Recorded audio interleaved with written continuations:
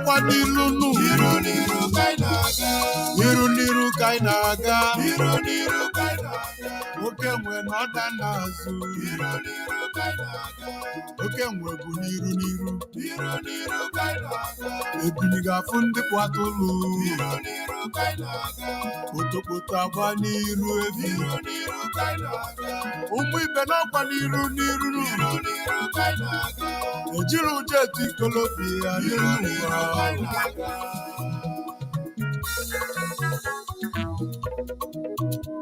ekwu ememe ife n'enu ụwa m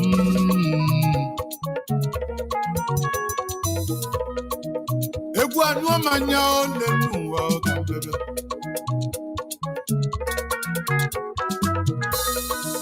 egwu nwa n'abalị maka n'enu ụwa ma ọ bụrụ nkọ nkọ ọ na-eme m ka ṅụrụ mmanya ifekwu merime ole n'ụwa nọdịrọ m kọcha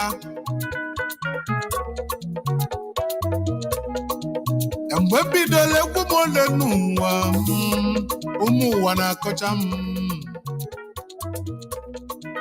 asị ike dive ọ ga-akụzi ole n'ụwa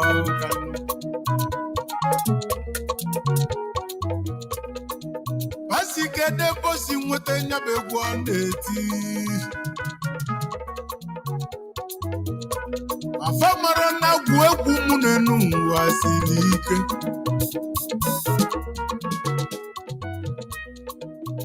aka ọzọ n'enu ụwa ọzọ na-abịa m n'isi ihe eze gafọ senyite n'enu ụwa ka iti egwu alọ nnekwu abụ alọ ji dị ebube ka na-akpọ n'egwu odudaga alụsị nne m ọkọ ka egwu na-akpọ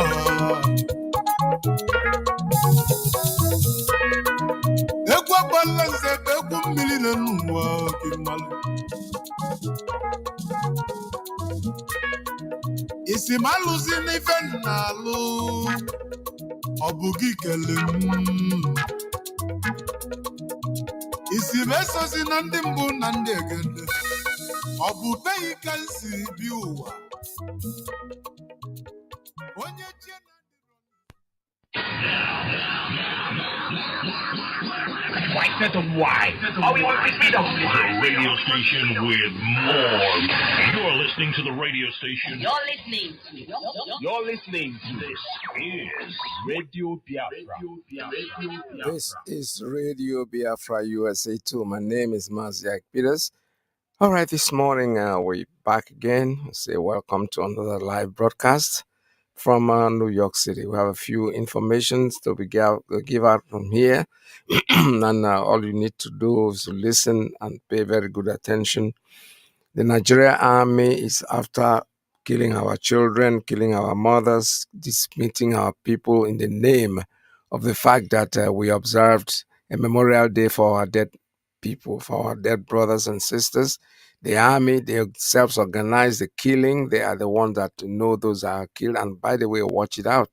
When you get the names of those that are killed, they are from our region. Except for one of them that comes from the north, and he's a Christian. He's not a Muslim. It's a planned thing. This is something that they have planned over the years. We have said it over and over and over and over. People don't want to listen. Our people especially, who think that they know when actually they don't know anything. They don't know nothing. They don't know what is going on, what the plans are by the Fulanis.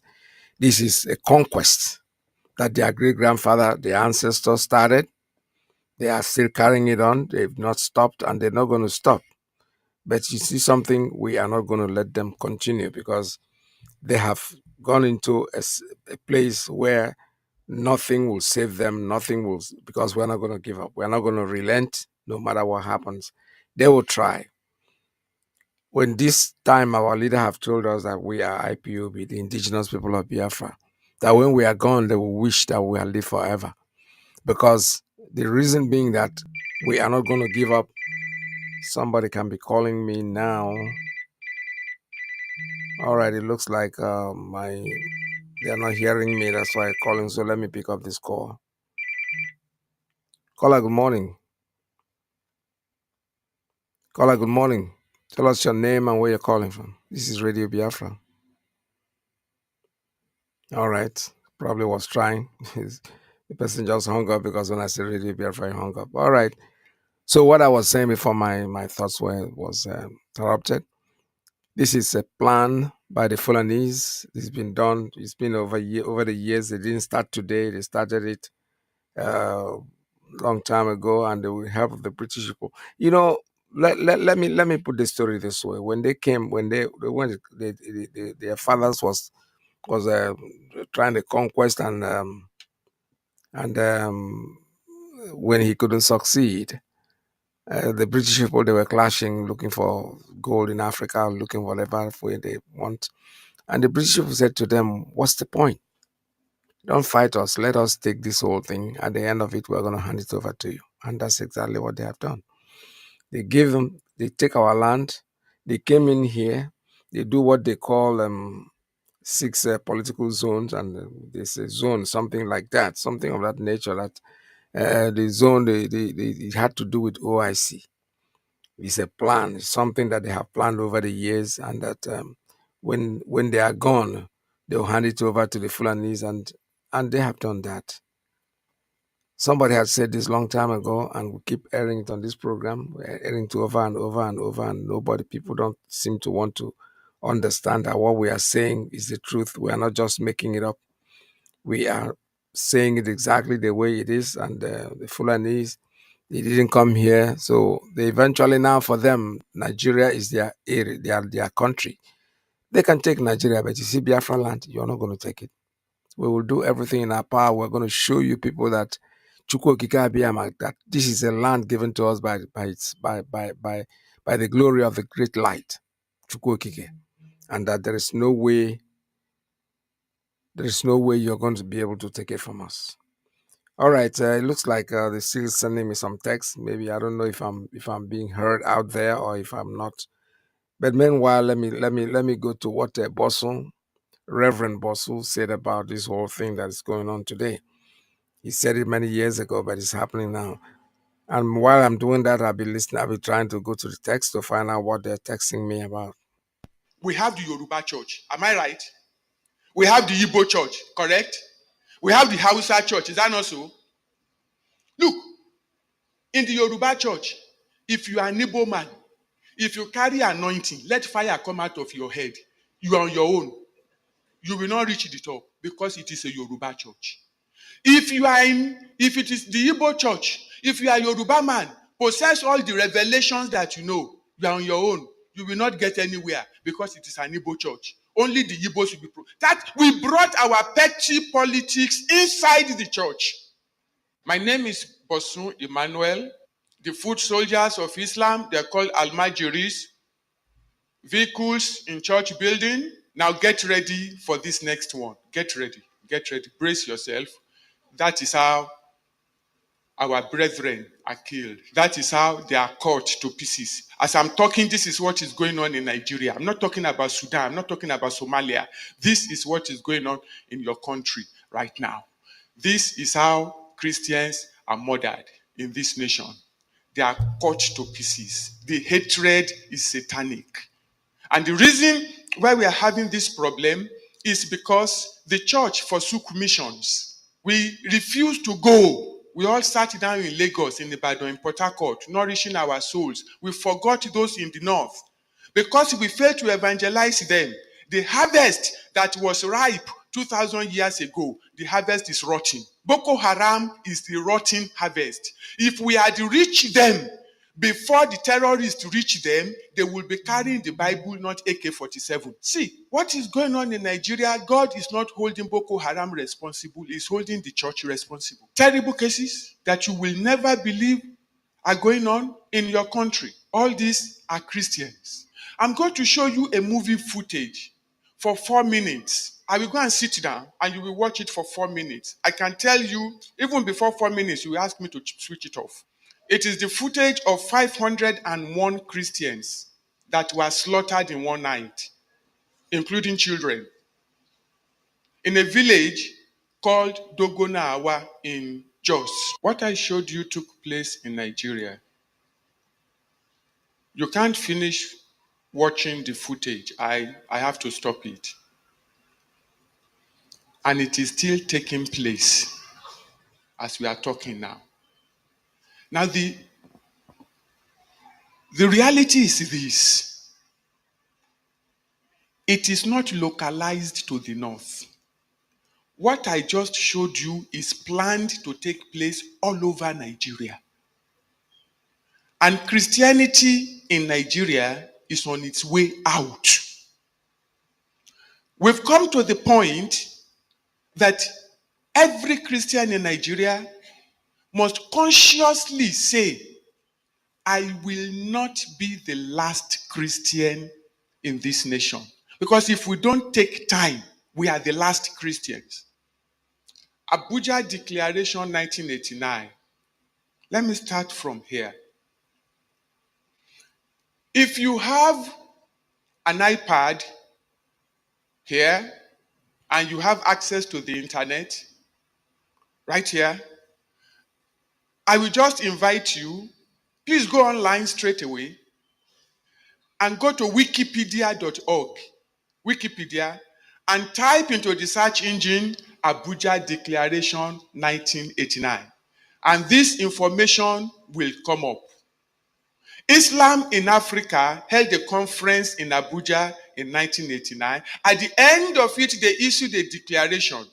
And it goes, to eradicate in all its forms and ramifications all non-Muslim religions in member nations. Such religions shall include Christianity. Now please note that word. To eradicate in all its forms and ramifications. Now Nigeria is a member nation. All non-Muslim religions, such religions shall include Christianity. The word Christianity in the communique was underlined.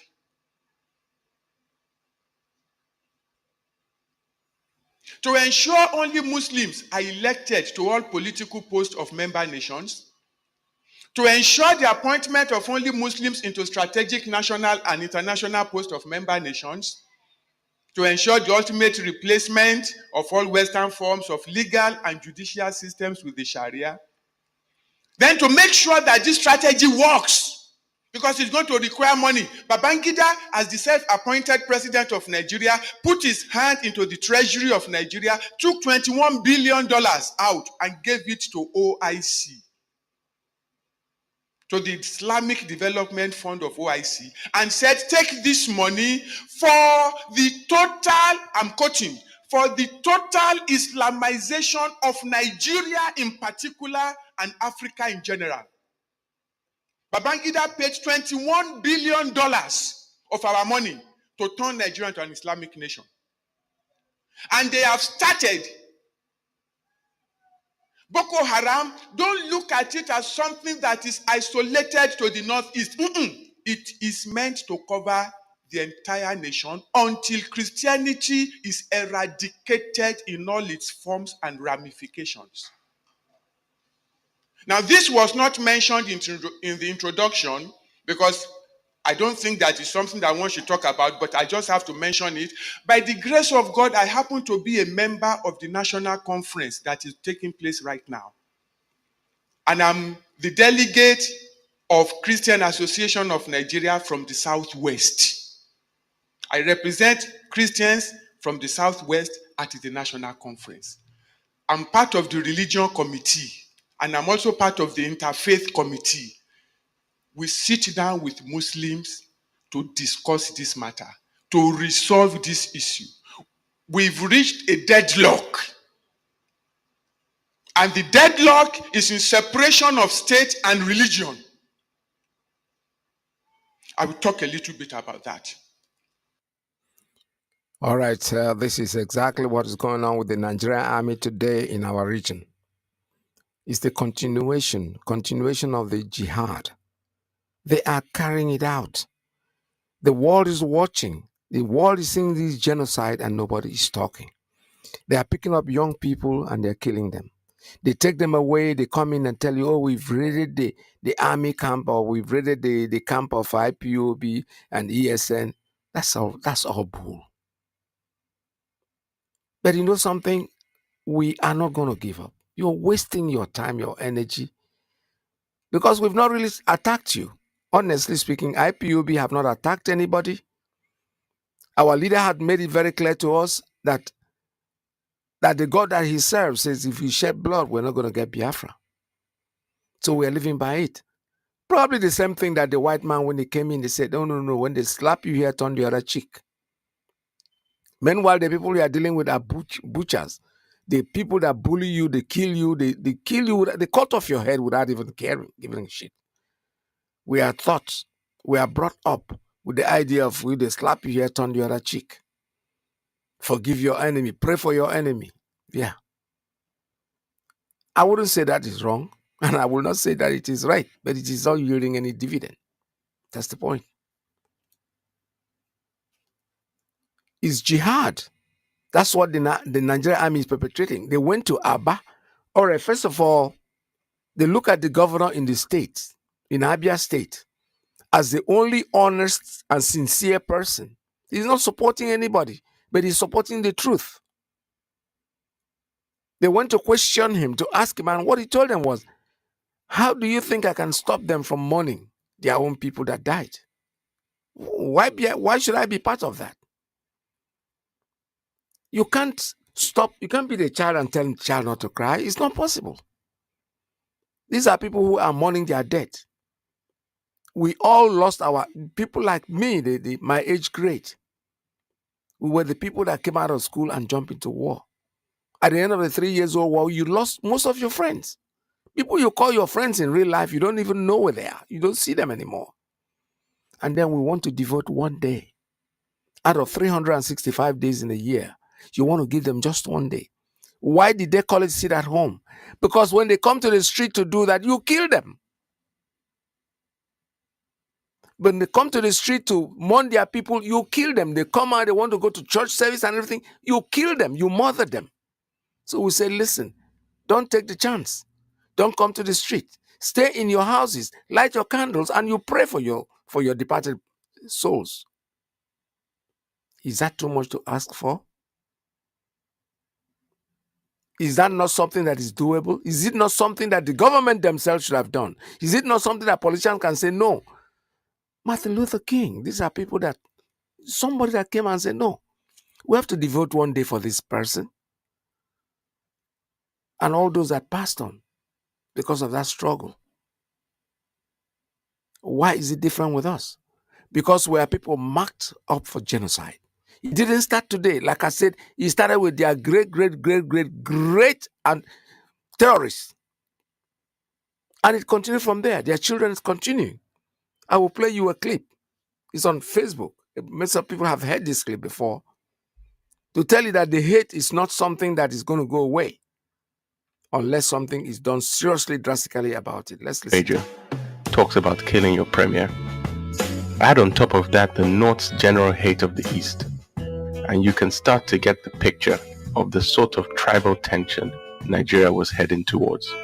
One thing I've noticed, Premier, while I've been here, is that Northerners seem to have, I might almost call it, obsession about the Igbos. Could you perhaps explain that to me? Well, the Igbos are more or less the type of people whose desire is mainly to dominate everybody. If they go to a village, to a town, they want to monopolize everything in that area. If you put them in a labor camp as a laborer, within a year they will try to emerge as headman of that camp, and so on. Well, in the past, our people were not alive to their responsibilities, because you can see from our northernization policy that in 1952, when I came here, there weren't 10 northerners in our civil service here. Then I tried to have it northernized, and now all important posts are being held by northerners. Is this policy of filling all key posts in the north solely with northerners and not with other Nigerians a temporary or permanent one? In actual fact, what it is a northerner first. If you can't get a northerner, then we take an expatriate like yourself on contract. If we can't, then we can employ another Nigerian, but on contract too. This is going to be permanent, I should say, as far as I can foresee, because it will be rather dangerous to see the number of boys that are now turning from all our learning institutions, coming out with having no work to do. I'm sure whichever government of the day might be, it will feel rather embarrassed, and it might even lead to bloodshed. Doesn't this damage the idea, sir, of all people in all regions in Nigeria being fellow citizens of one country? Well, it might, but you are, I mean, new to our region, but how many northerners are employed in the east or in the west? The answer is no. And if there may be 10 laborers employed only. Yes, this is the reason why I'm airing this is for you to understand that this hate, it isn't start. This is Tafabalewa. These are people that the so-called quote unquote founding fathers. The hate is just overwhelming.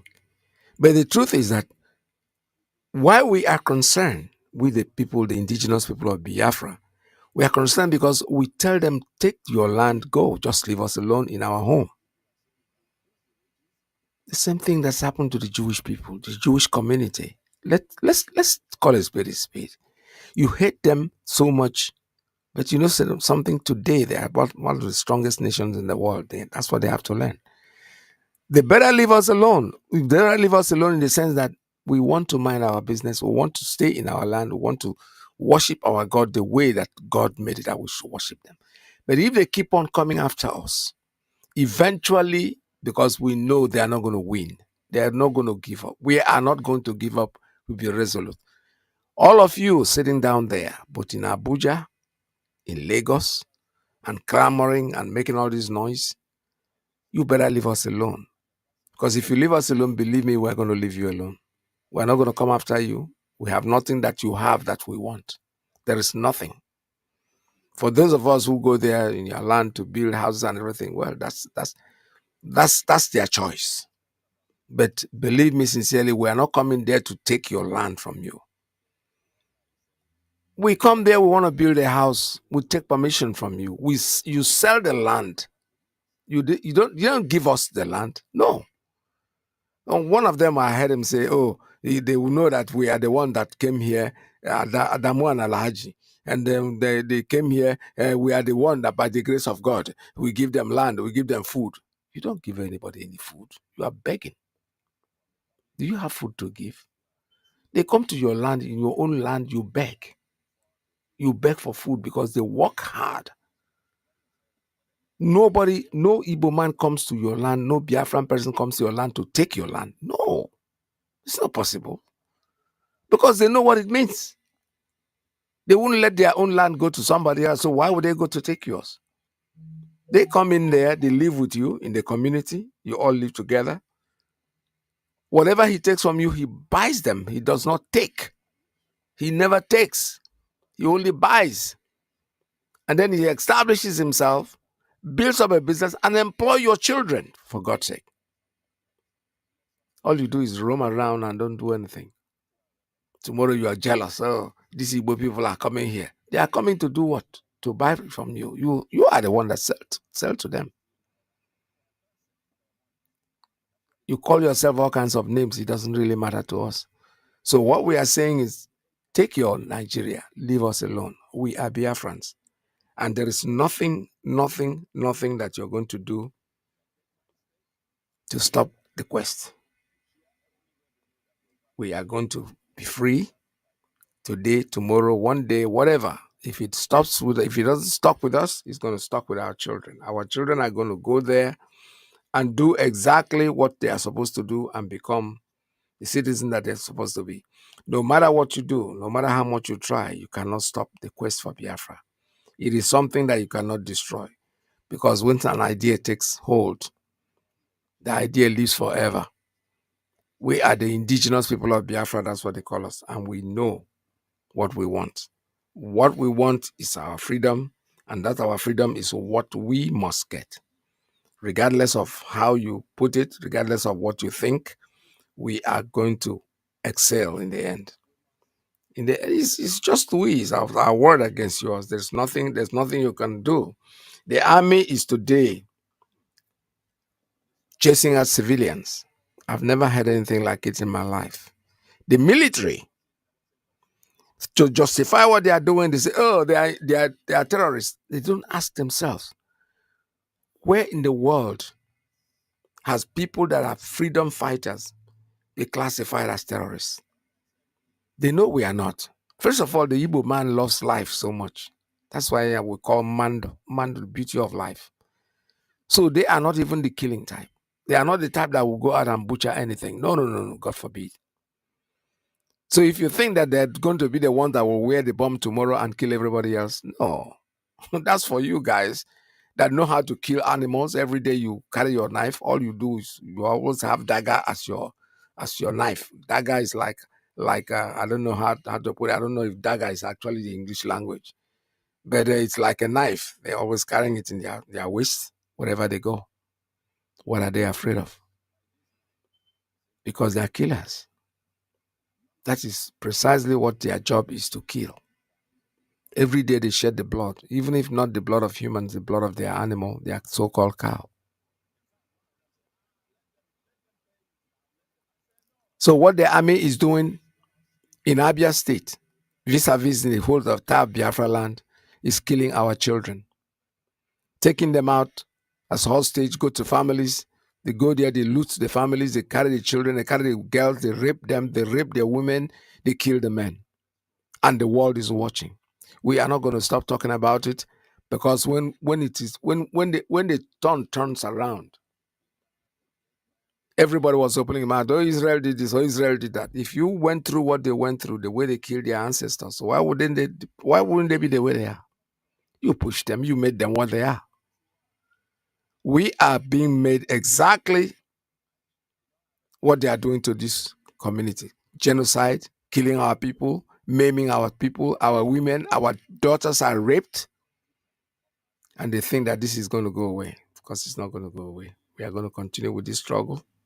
No matter how much they try to stop us, we will never, never, never, never give up, because we are what? We are the indigenous people of Biafra. They will want us to live forever if they know who we are not like other people. Because as I once reminded you before we came, there was nobody like us. Now that we are here, they pretend, they copy, they emulate, they fabricate falsehood. But they can never be like us. Long after we are gone, they will wish we lived forever. IPOB is very special. Exceptionally special. The largest mass movement in the whole world, bar none. And we did it because Chukwuma Biama is with us. We did it because Chukwuma Biama created IPOB himself. And we are here to pilot its affairs. We will not prevaricate. We will not stop. We will not slumber until Biafra is fully restored to its former glory. Anybody in doubt as to our resilience and our determination to restore Biafra is not only mistaken, not only misguided, but needs to see a psychiatrist, because we are not stopping. I am Nnamdi Kanu, and I don't stop until I get what I want. Of course, we'll never stop. We'll never ever stop, and nobody can stop us. Their great-grandfather tried, he struggled and did it to the point, but at this point, this generation will never, never, never, never give up. This is Radio Biafra USA 2. Stay tuned, don't go away. Modern day Afonja in Yoruba-Land. And he will destroy, because for his sake, the Yoruba race will be in a very serious mess unless they abandon that idiot now. I call him an idiot with every reason in the world. A fool, a certificate forging criminal. Then he went to Toronto University. A drug pusher in Chicago. Go and do your research on Tinubu. A drug pusher. a kleptomaniac extraordinaire, a thief of unimaginable, a life, a living rogue, a stealing machine. All of you, we are there doing election, bank billion times that he used to carry money, go to his house. All of us say, Jagaban must go. A thief. You don't tell what we the fight for this freedom. All we need is the referendum. All we need is the referendum. All we need is the referendum. All we need is the referendum. All we need is the referendum. Tell me what to do, tell me what to do, tell me what you see, tell me what you see, tell me what you know. When we talking about the referendum, Makanifele mezino wanana mopo Miami. Oh, you see, I never go for long. We never become a slave, no, for long. Back in the days, you know what's up. But because of who Nworu, the photos you come out. I remember when my father they tell me about the war. Then spend so much money just to collaborate. Yes, you go. Success in one way, it typically go man. You don't tell what we fight for this freedom. All right, don't tell who they fight for the freedom, and we'll get them or whether they like them or they not like them. It doesn't really matter to us. So, like I was saying, what they are coming after us is genocide, continuation of genocide, extension of genocide that started with their Tafa Balewa, with their Madu Bello, with their Sadona of Sokoto, all these people. They are the ones that are doing what they are doing, and we know what they are doing. And what they are doing is trying to exterminate us, but it's not going to work. Trust me, it's not going to work, because right in the north, even today, somebody sent me a clip where soldiers, about 11 soldiers, Nigerian army soldiers, were killed. Sent a clip of video of in the north, somewhere, I think Taraba, somewhere there. The Tinubu has not ordered the soldiers to go there and clear up the territory. No. They come to our region. They are the ones that organized that killing of those 5 soldiers. We said it on Radio Biafra because nobody was paying attention. We said this is what they are going to do. Now they reported, according to them, that there were these people that clad themselves in dark clothes and everything. They're properly masked. And the next day, it's IPOB and ESN, because they were clouded in black. What does that make any sense to any reasonable person? Because we have a bunch of people who claim to be leaders of the Igbo people who are not leaders. The likes of Ohande and Eze, Iwanyanwu and the rest of them. Those are a bunch of criminals now. But all their evil will bite them. Away for Biafra, it will eat all of you. We are here watching. Somebody says something must kill a man. But the point is that if you die with your head raised up, at least you say to your God, I did my best. So if all of you are there and they are killing our people and you are not saying anything and you're claiming to be the leader, I don't know the kind of leader that you are, honestly. I don't really know the leadership that you're claiming. You go out there, you come out to lie. The likes of you, Wanyanwu said he went to see our leader. You know, my dad, my father was like, when they talk to him, he goes, ooh. He said, ooh. I said, yeah, so Jawuchi. So all I can say, ooh. The man went to see our leader. He came back. Oh, Nnamdi Kanu has disassociated himself with IPOB. You are Nwafia. Why are you? Look at how stupid you are. Just to Nnamdi Kanu to say, I disassociate myself with myself. Nnamdi Kanu is IPOB. The indigenous people of Biafra is his baby. Oh, IPOB. then he's disassociating himself from IPOB. The truth will eventually come out.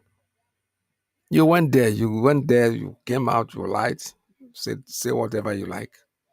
But we know what our leader will say. And he is still our leader, regardless of what anybody says. We know we didn't follow him because he asked us to. No.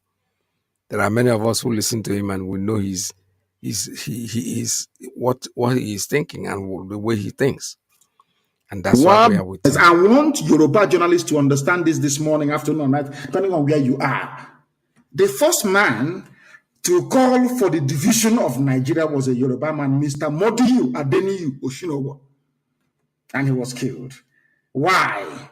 He said, if Pakistan can break away from India, if they can disgrace Awolowo the way they did, sooner or later they will be defecating on our heads. That's right. They will be using our head as a WC, as toilet. This man said this thing in 1960 as you were celebrating your useless flag independence. A Yoruba man, a visionary, Modiyu Adeniyi Oshinowo said, if we allow this nonsense to continue, they will come into our land and they will take it. And it's happening to you today. And Yoruba journalists is doing that. Prescribed IPOB, prescribed our nation, our country. Zoological Republic of Nigeria, a Yoruba man. Let me use your term, secessionist. The foremost secessionist in Nigeria is a Yoruba man, Mr. Modiyu Adeniyi Oshinowo. I tweeted it. Go to my Twitter, you will see it there. Because you don't know history, you have no regard for knowledge and education. But here we educate you, we enlighten you. We bring to your understanding things that you would rather not know about. You run away from it. We bring it to your attention. Pakistan was with India, Bangladesh, all of them. Very soon, Kashmir will be free.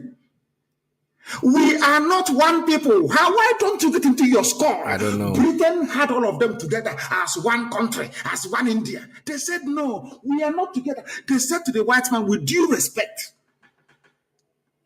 we are not the same people. Hindus are different from Muslims. Pakistan is not the same as India. They left. Bangladesh left. Everybody on their own. And that is, of course, relative peace and quiet. You bring some vandals, some blood-sucking demons from the Sahel. You bring people who believe in monarchy, in bowing down before somebody. You bring Republicans from the East. You join them together as one country. Why don't you go bring Saudi Arabia and bring them into the United Kingdom and sell it to be one country? You see if you have peace one day in your life. All of you read the Bible, you don't know anything from it. You read the Quran, you learn nothing from it. Funny enough, the Torah is also the Quran and also the Christian Bible. The same story everywhere. You are in the Quran, you claim you are Al-Majri, you claim you are Janjaweed, you are Islam, you go to Mecca, you come back. But in the same book you're reading, Abraham called the nephew Lot and said, if we continue to stay together, your cattle is expanding, mine is expanding, your household, one day there'll be a clash. The same way we're now having a clash between Fulani bandits and the Eastern Security Network. Don't you have the Bible? Don't you open your Bible? All of you claim you're religious, isn't it? Those of you claim one Nigeria, let's say they're seceding. I want you to please go and open your Bible. As foolish as you are, open your Bible, open your Quran this morning. In the zoo. Open it. Abraham was related to Lot by blood. By blood. I said by blood. At a time, Abraham said to Lot, his own flesh and blood, if we continue to stay this way, your headsmen will clash with mine, and there'll be trouble and bad blood between us. In order to avoid it, please, you are my own brother, my own flesh and my own blood. Let me divide this land into two. You, first of all, take one, and I will take the other one, that peace may reign. It's in your Quran, isn't it? But you want one Nigeria. Can Nigeria really contain all of us? The answer is no, because Nigeria was created by Satanists, a demonic white man and a deranged, a drunkard, a deranged white woman. I want Yoruba journalists to understand this morning, afternoon, or night, depending on where you are. The first man to call for the division of Nigeria was a Yoruba man, Mr. Modiyu Adeniyi. Yes. Because of the division, they're afraid of division. You know, there are people that have foresight and they say these things and they look at them like they are nothing. But I'm telling you that the reason for all these things is that this is the jihad started by their great ancestors, a terrorist at the time. He couldn't conquer our land. He came into Nigeria. He took over everywhere. Went up to Ilorin. I mean, Afonja helped them come into Yoruba land, and they took part of Yoruba, but they couldn't not take our area. So now the British said, "There's no need fighting anymore. We'll rule them at the end of it, or we will divide when we want to go." By the way, there was something that I read about the Doba. Doba is like the game, the sports that they do on top of horses and everything. And at the end of when the British, when they found out that they had to leave, they organized a Doba somewhere in the north, in Kanu or something like that. And at the end of the Doba, they said that the Northerners have won, so they gave them the trophy. The trophy like a piece of wood or something, and say, "Okay, this is it. We're handing over." You know that was the day they handed over Nigeria to these people. But all our idiotic brothers who are down south, who think that they are smart, the thing is a curse. Because you started with Nnamdi Azikiwe. I'm telling you, you started with him. Because when these people said this, we're not ready for independence, they said, no, we'll wait for you. We will hold our children, let them not grow anymore. Why we allow you to grow up to our level? You know, my child is 5 feet now, and yours is 4 feet 6 inches. And so I'm going to hold him and stop him from growing further so that you grow up. You wanted to do everything for them. Why don't you just mind your business? Just go with your people. Let them go with their people. They could have been developed too. But the man that is behind this whole thing, the British man, is going to lose. That's what he was thinking about. He was thinking about himself. He was selfish. And when they said, because at the time, the Northerners were the ones that had the food. They had vast land. They could cultivate food and serve the whole nation. I remember in those days, trains that come from the north to the southern part of the country, they come with mangala fish, they come with rice, beans, and everything. Dawa, you know, I remember all those things. So they had all this stuff. And when they said they wanted to go, Azikiwe said, Baona, stay, we are going to help you to grow.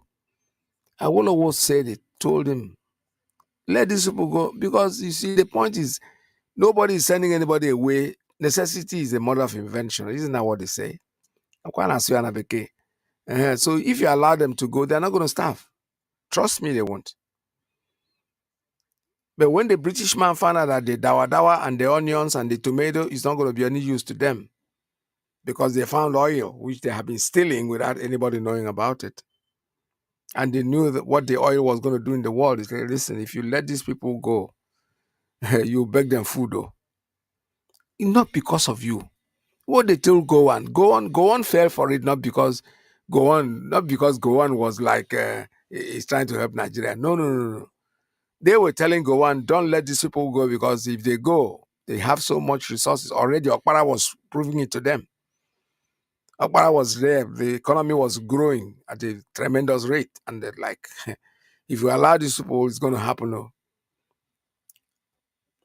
And then when they left on the independence, I remember very, very well, I used to have a friend who, well, I wouldn't call it friend. His son was my friend. He was a professor in the university. And when they talk, you know, with the children, we sit down there and listen.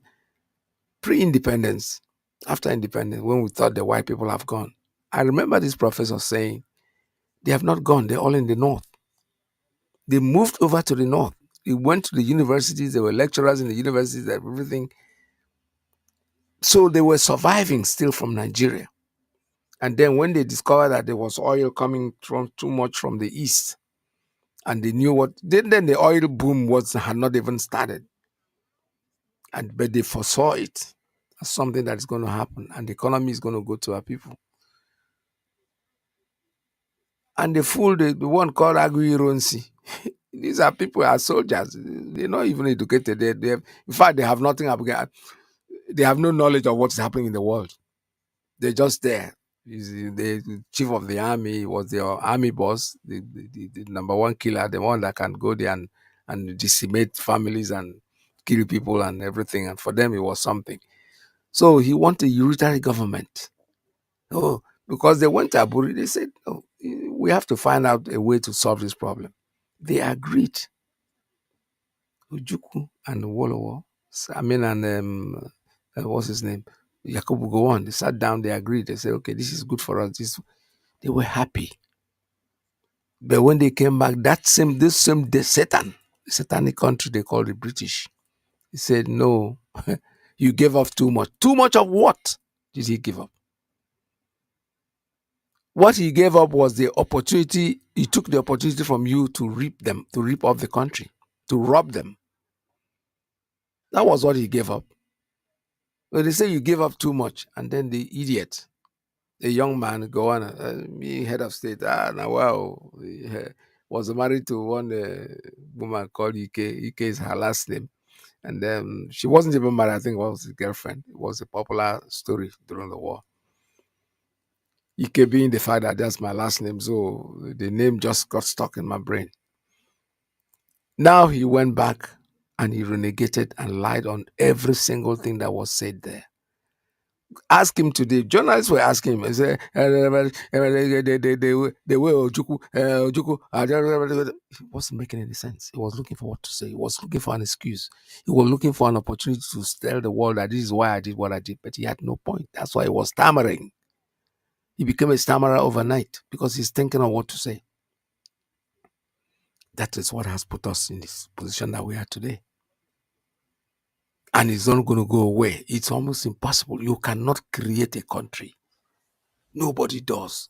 Who created Great Britain? Nobody. Who created America? There were people living here as a nation. The white man came in here. He didn't want to create a country. What he did was, okay, it's America. All right. We're all Americans. For you to become a part of this union, you have to come here. You have to apply for it. I didn't apply to become a Nigerian. No. Where I was born is Nnewi, Ndakwotolo, in Nnewi. That's where my parents were born. Actually, I was born in Calabar. But I never applied to become a Nigerian. They have been struggling with this Nigeria issue for how many years now? Since 2014.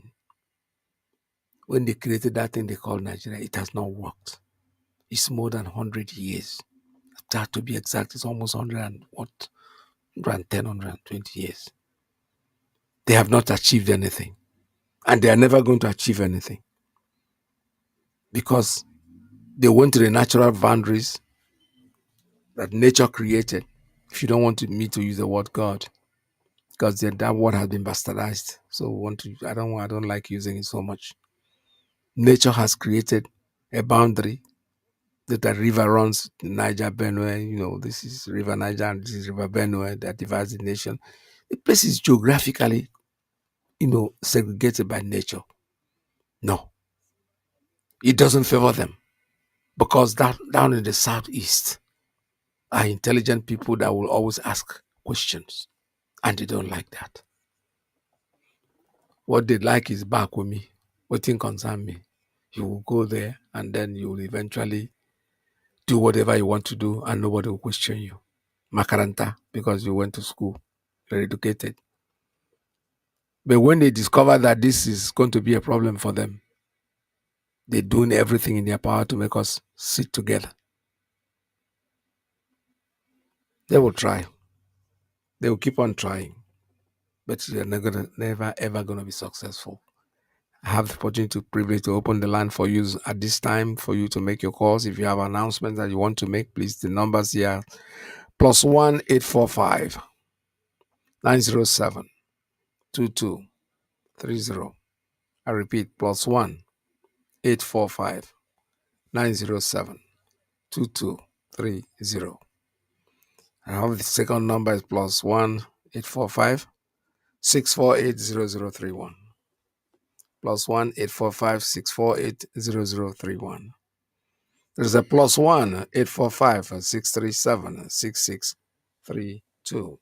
This is Radio Biafra USA 2. We're taking call us anytime you think there's something you want to talk about on the issues that we're discussing. We'll be glad to take your call.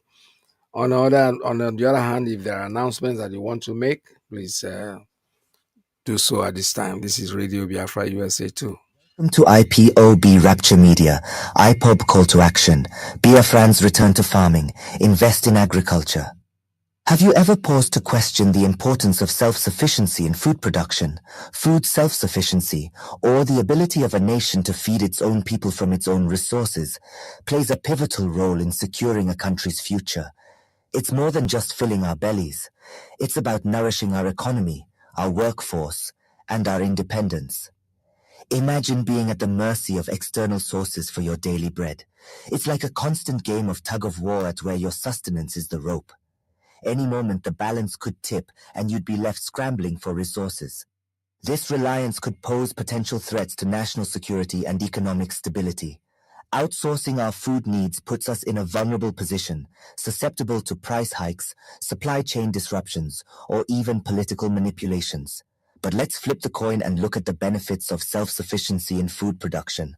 Firstly, it empowers our economy. When we invest in agriculture, we're not just planting seeds in the soil, we're sowing the seeds of economic growth. The farm-to-table journey involves many hands, from farmers to transporters, from retailers to restaurateurs. Each link in... All right, caller, good morning. Tell us your name and where you're calling from. Hi, Peters. Good morning, sir. I'm calling you from Georgia. This is Osoroha.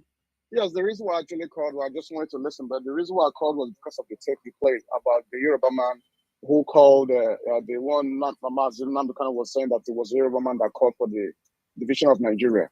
I was in a place yesterday, that was on Saturday, yesterday. So for some reason, I ran into this guy. I thought he was somewhere in an African country. So I asked him, where are you from, sir? You from? I thought he's from Kenya. He said, no, he's a Nigerian. I'm like, okay, I'm sorry. He was like, yeah, it's okay. That he gets that a lot. From there, we started from one thing led to another. I started asking him, hey, what up, man? How you see the situation of things in Nigeria? Hey, man was like, he just looked at me and shook his head. I said, honestly, with the situation of things in Nigeria, what do you really think? What is the best way to go about the situation of things in Nigeria? He said, outrightly, break out that thing called Nigeria.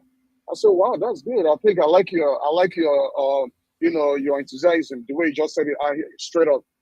So from there, we started having a little conversation. I started saying, yeah, I think it's the best thing to do because nothing is working. And from there, he was like, yeah, but the thing that kind of make him upset is that that he's sorry, there's something he wants to say that I might feel offended. I'm like, no, go ahead. It was like, the one that kind of pissed him off a lot is the way some of us, the Igbos, that come there, claiming that Lagos is their own land, and on top of that, buying their lands or whatever. Then I ask him, but this land they're buying, they're actually buying the land. Is that not correct? They come and the government, they pay the government. The man said yes, but the issue is, why would they leave their east and come to Lagos? That they don't have enough land for themselves. Why would they come and be buying land in their own place and be claiming that the land belongs to them? That's the truth of the matter. Is we don't need them in Lagos. Let them go to their own country. They say a lot of land. Go to your country and go to your own place and buy your land. Why do you people come here? You build all these big houses, and then when you build all these houses, you at some time claiming that this place belongs to you. I said, well, in that part, I kind of agree with you a little bit that yes, our people have been announcing this on Radio Biafra. When I say Radio Biafra, they say, Radio Biafra. I said, do you listen to Radio Biafra? He's like, no. That all they do is to curse Yoruba people. I said, that's not true. That's not really true. That we have been clamoring for our people that lives in Lagos to actually come home, bring their property back home. He was like, are you serious? I said, yes. I said, listen, man, can I just please give you this if you want to really know the truth about what's what's really going on this radio, because he said he listened to it a while ago, and then he doesn't listen to that thing anymore. I said, please, this is community radio. Can you please, sir, download this thing and listen to the gospel of truth. We do not discriminate on Radio Biafra. Whatever we tell you is the truth. That we have been clamoring for our Igbo brothers and sisters to leave Lagos and come and build in our own land. And then from there, he was like, yes, the division of Nigeria is actually going to happen. Like, Tinubu has kickstarted it already. But didn't I see what is going on with the governor, how they want to do this regional government from there to, I said, well, yeah, it's true. I hope it works. So that one, he wasn't telling you, okay, my brother, can somebody tell that pig priest, pig priest in Lagos, that there's a billionaire or whatever that was kidnapped and they demanded $1.5 million for him to be released. Upper Lagos, across Ali, it's not safe. Somebody should tell that pig priest in Lagos, even the most safer. Let him be careful because from the situation of things now in Nigeria, nobody is safe nowhere. Yep. Let him start castigating where he's from because, my brother, this thing can at any moment from now. That's what I wanted to say, Chairman. Thank you. Bye-bye, sir. Thank you very much. Ndewo. Yeah, anybody who claims that Lagos is safe, no problem.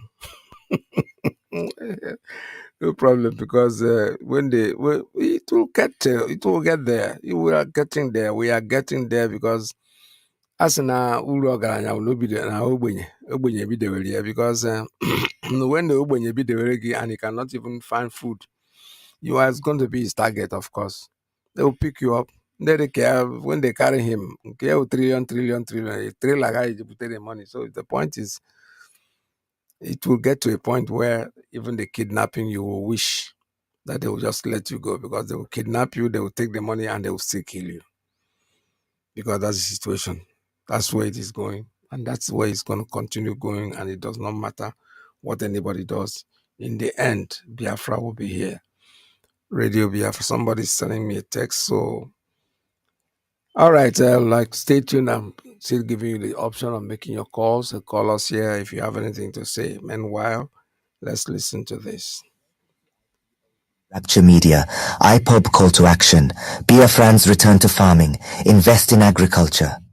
Have you ever paused to question the importance of self-sufficiency in food production, food self-sufficiency, or the ability of a nation to feed its own people from its own resources, plays a pivotal role in securing a country's future?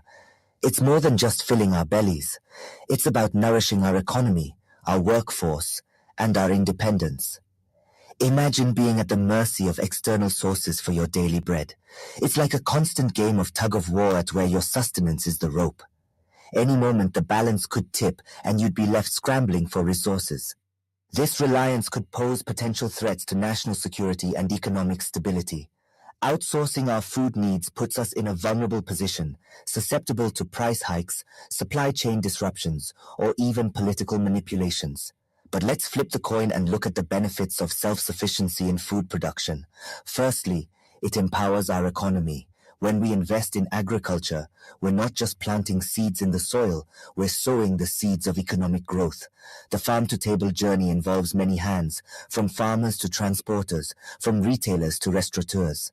Each link in this chain represents a job, a livelihood, a boost to our economy. Secondly, it ensures food security. By growing our own food, we can control the quality and quantity of our produce. We're also less likely to experience food shortages, ensuring that no one in our community goes to bed hungry. Lastly, it promotes sustainability. Agriculture done right can be a tool for environmental conservation, preserving our land's fertility for future generations. So you see, self-sufficiency in food production is not just a matter of pride, it's a matter of survival, of economic prosperity, and of national security. Understanding the importance of food self-sufficiency sets the stage for our discussion on the call to action from IPOB. Recently, the indigenous people of Biafra, IPOB, called on Biafrans to return to farming and invest heavily in agriculture. This is not just a call to action, but a clarion call for survival and self-sufficiency. The world is on the brink of a food crisis, and Nigeria is no exception. An impending famine looms large, threatening to cast a dark shadow over the land. But here's the thing. Biafrans are not destined to be victims, but victors. IPOB, led by the indomitable Mazi Kanu, believes that Biafra has the means and the fertile lands to avert this impending danger. This call to action isn't just about planting seeds in the ground, but planting seeds of hope, resilience, and self-reliance. And it's not just about farming. It's about creating an entire ecosystem that supports agriculture, from cash crops to animal husbandry. It's about building agricultural cottage industries that process and preserve agricultural products for export, turning Biafra into a powerhouse of agricultural productivity. So where do you come in? IPOB is appealing to all Biafrans philanthropists to support farmers in their communities. But this support doesn't only mean giving temporary food items. It means providing seedlings and other farming implements. It means encouraging and supporting farmers to go back to farming, to go back to the land that once provided for us all. And it's not just about the present, but about the future. IPOB is urging Biafrans to invest in agricultural research centers. Why? Because quality research and development is key to growing our native food products efficiently and sustainably. It's about learning how to fish, not just buying fish to eat. This call to action is not just about investing in agriculture, but also about investing in the future of Biafrans. It's about securing our food supply, about ensuring we are not left vulnerable. It's about taking control of our destiny, one seed at a time. Because at the end of the day, a nation that can feed itself is a nation that can stand tall and strong no matter what comes its way. IPOB is not just calling for action, but also taking tangible steps to promote agriculture in Biafra. The indigenous people of Biafrans, or IPOB, is not simply sounding the horn for agricultural investment, but it's also actively participating in the drive. A key aspect of its involvement is the provision of high-quality seedlings to selected farmers for the planting season. By doing so, IPOB directly incentivizes farming, providing the necessary tools that allow farmers to produce bountiful and healthy crops. But the commitment of IPOB to agriculture doesn't stop at seed distribution. It is also deeply involved in securing farmlands against potential threats. The Eastern Security Network, or ESN, an arm of IPOB, is instrumental in this security effort. They have made significant strides in protecting our forests, bushes, and farmlands from the threat of marauding herdsmen. The ESN's role is not just about physical protection. It's about creating a safe and conducive environment for farmers to cultivate their crops without fear. It's about ensuring that the hard work of our farmers is not destroyed overnight by external forces. Moreover, the IPOB and ESN's commitment is a stark illustration of their dedication to the cause of self-sufficiency in food production. Their loyalty lies with Biafrans, and their actions reflect their determination to ensure that Biafrans are not. Don Prince Victor, Iwawe Mado, Anyabegun, Biafra Deje, no, Obia, Ije, Freedom, na Udoka Inario, Anyatoni Hip for Barameno. Aye bundi Biafra, bundi Judo Naga, Obis, Makilo Makeju Naga, Oga de Quaraina. Omo Biafra, Biafra Natako, Ibo Mother no, Ibo Mother Natako, Omo Biafra, Biafra Natako, no, Ibo Mother Natako, Ejimegu Mekine, Nnamdi. Odogwo ga-adịrị mma, onye eze na ọdụgolo dị mma. Ọkwa ndị solo gili n'ụwa, akọlọgo gili lacha. Ọkwa osisi bolo tolo, emeresego m makwere. Ọkwa anyị ma n'ọnọdụ ugo, ọdụrụ na-egbe mma.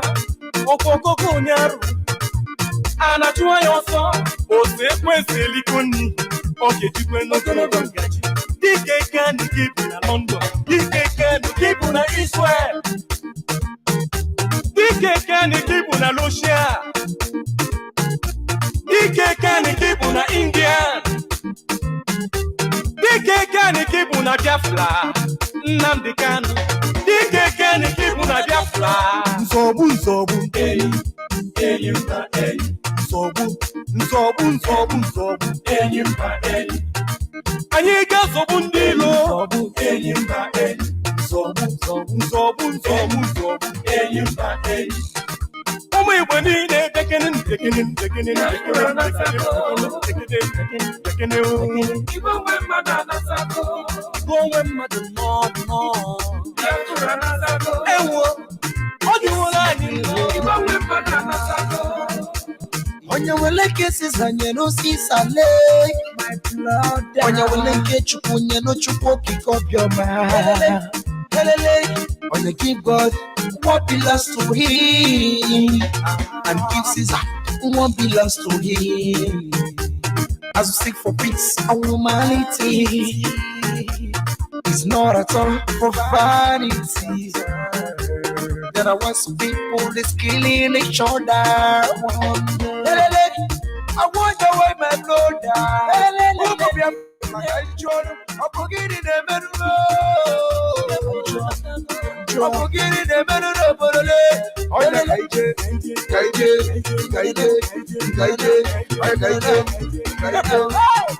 Zobu,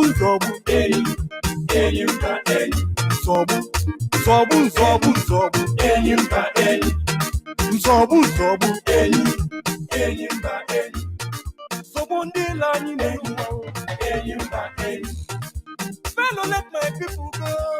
Biafra-Land go. Let my people, Igbo when Biafra-Land go. Nilo lapugana nyagano. Biafra-Land go. Igbo when no. Igbo when Biafra-Land go. Ojudene lapudene, ludena bulano. Mananya bulonu dene nenuwa.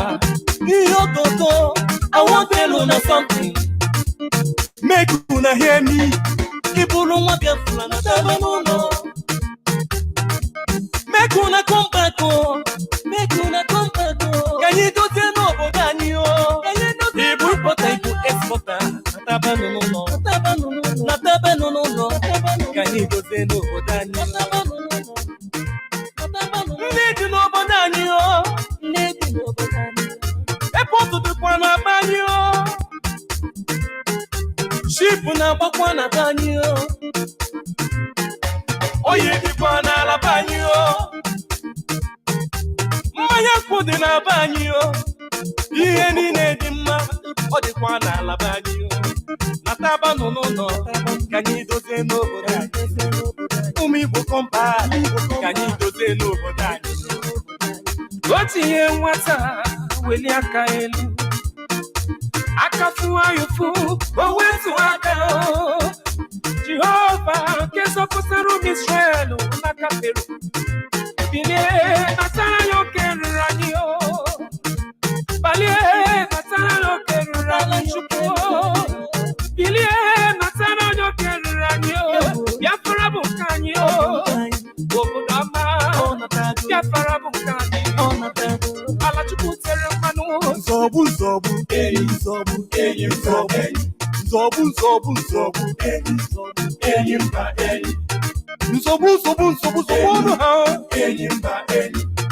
anya sobonu ndeno.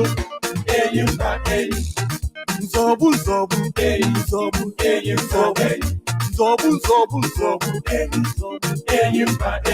IPOB, Zobu,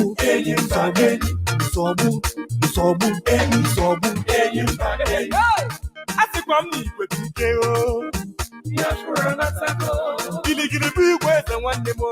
Igbo we Biafra-Land go. Odi nwete yela kunu ya ka o. Are we causing death and destruction?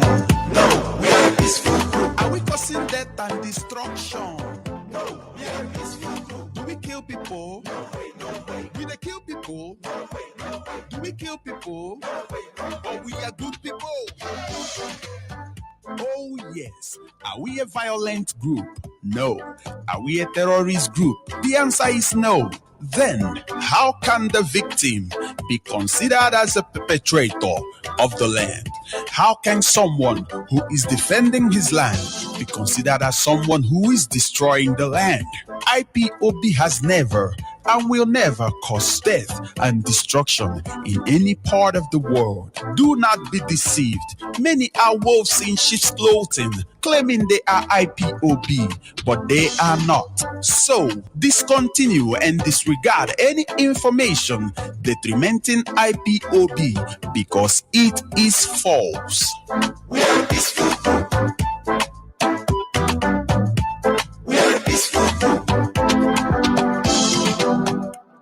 Yeah, we're a peaceful group. We are IPOB, the indigenous people of Biafra. No matter what the Nigerian army says, we're fighting the army. The army, not fighting, they are killing us. The army is coming after our children. They're coming after our mothers. They're raping our daughters. The Nigerian army, that's what they're good for, and we know that. But it's not going to work. They can do all this simple intimidation. They will get tired. That's a beautiful song. We'll not find out from you, the army.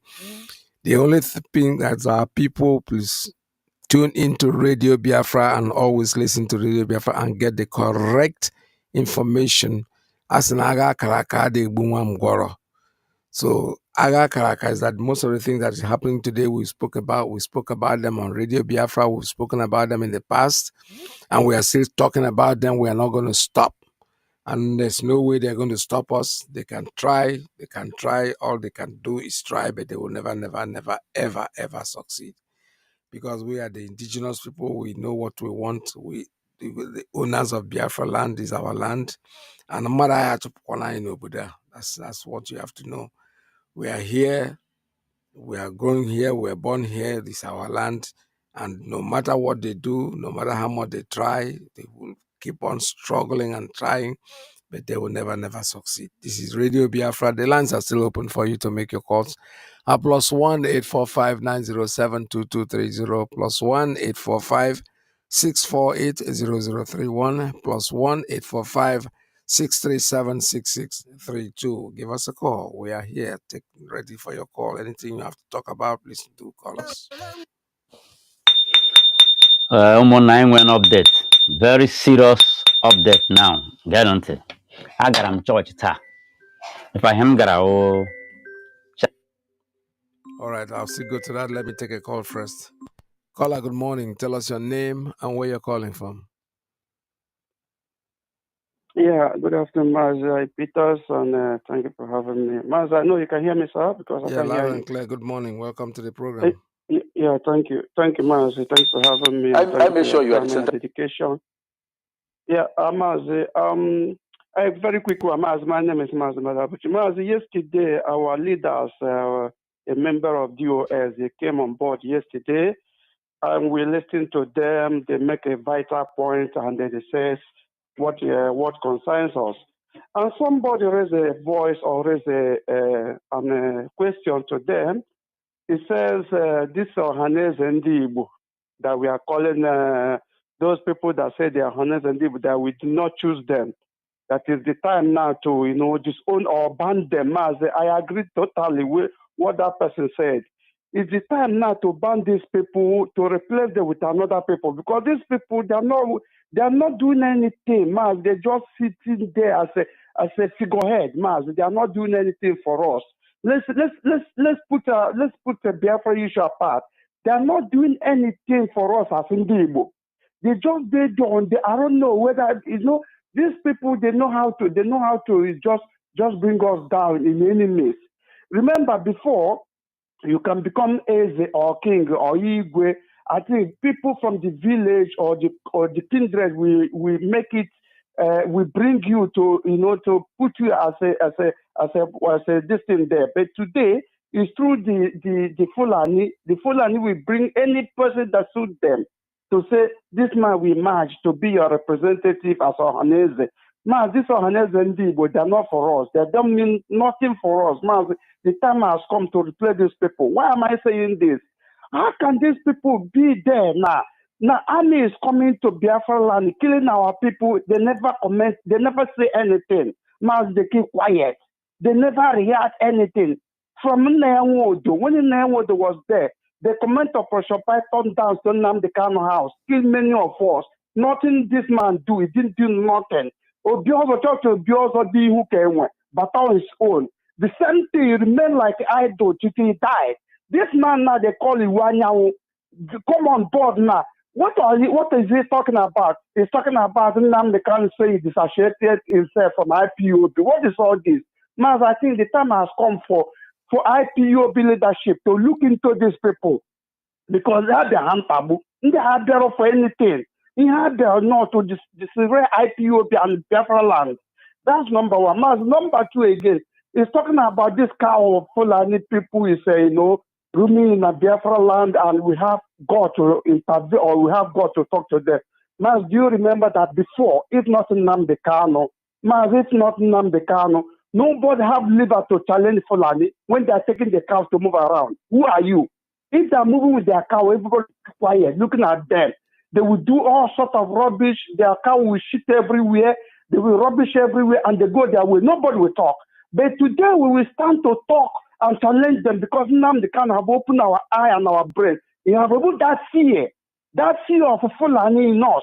So we can challenge Fulani anyway. What we are waiting for is because, we are listening to our leaders. Mas, we know what to do. We don't want to take some law into our hands. They will say you go out of the point. We know what to do. And also, this Fulani people bringing cow, we are crying. Yoruba people is killing Fulani cow. Why can't we do the same thing? These people that have farm that Fulani bring their cow there, do the same thing what Yoruba people is doing. Let them die off. That's all. Let them die off. You see, because these people, if we talking, doing nothing, they believe that we are just talking. We have to do something about that. Mas, another thing before I drop is about this sit at home that we met, that they don't believe that, they call IPO that we are non-state actor. How can we give order and everywhere obey it? Not even, it's not village obeying it, it's not city, but the whole state obey it completely. All the whole state was shut down. No movement. Man, they don't believe it. That's why they say if non-state actor can do this, that means they have taken Biafra-Land entirely. They have taken all the whole region entirely. If they can give order and everybody obey it, even those they call state actors like governors and senators and all of them, they cannot give any order. Anybody will not obey them. Nobody will obey them. But non-state actors they call IPOB will give order and people obey it. So it's beyond their imagination. So now they bring army to see whether they will put that fear again in us, so that we beginning fearing. So when you say you are Biafra, when you say you are IPOB, you are endangering your life. That's what they want to do. Yeah. It's intimidation. They want to put fear on us, so that we not say, let's ban Biafra, let's talk about Nigeria. No. If this Fulani man called Buhari did not kill us when he was on board, who is this? Who is Jagaban? Jagaban, your time remains. You can do what you can do, but you cannot subdue us. Yeah. We have come. No going back. Biafra we want, and Biafra we shall get. Mazi, thank you, and God bless you. God bless you. Thank you so much for your call. This is Radio Biafra USA 2. There's intimidation, my dear. There's nothing else. They're trying to intimidate you to make sure that you don't come out and say you're a Biafran. But you didn't have a joke.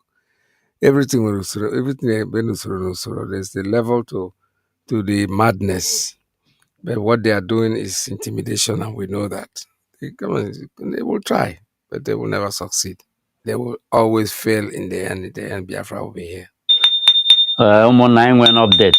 Very serious update now. Get on to. I got church ta. If I am got a child dedication of a child, decision of a child.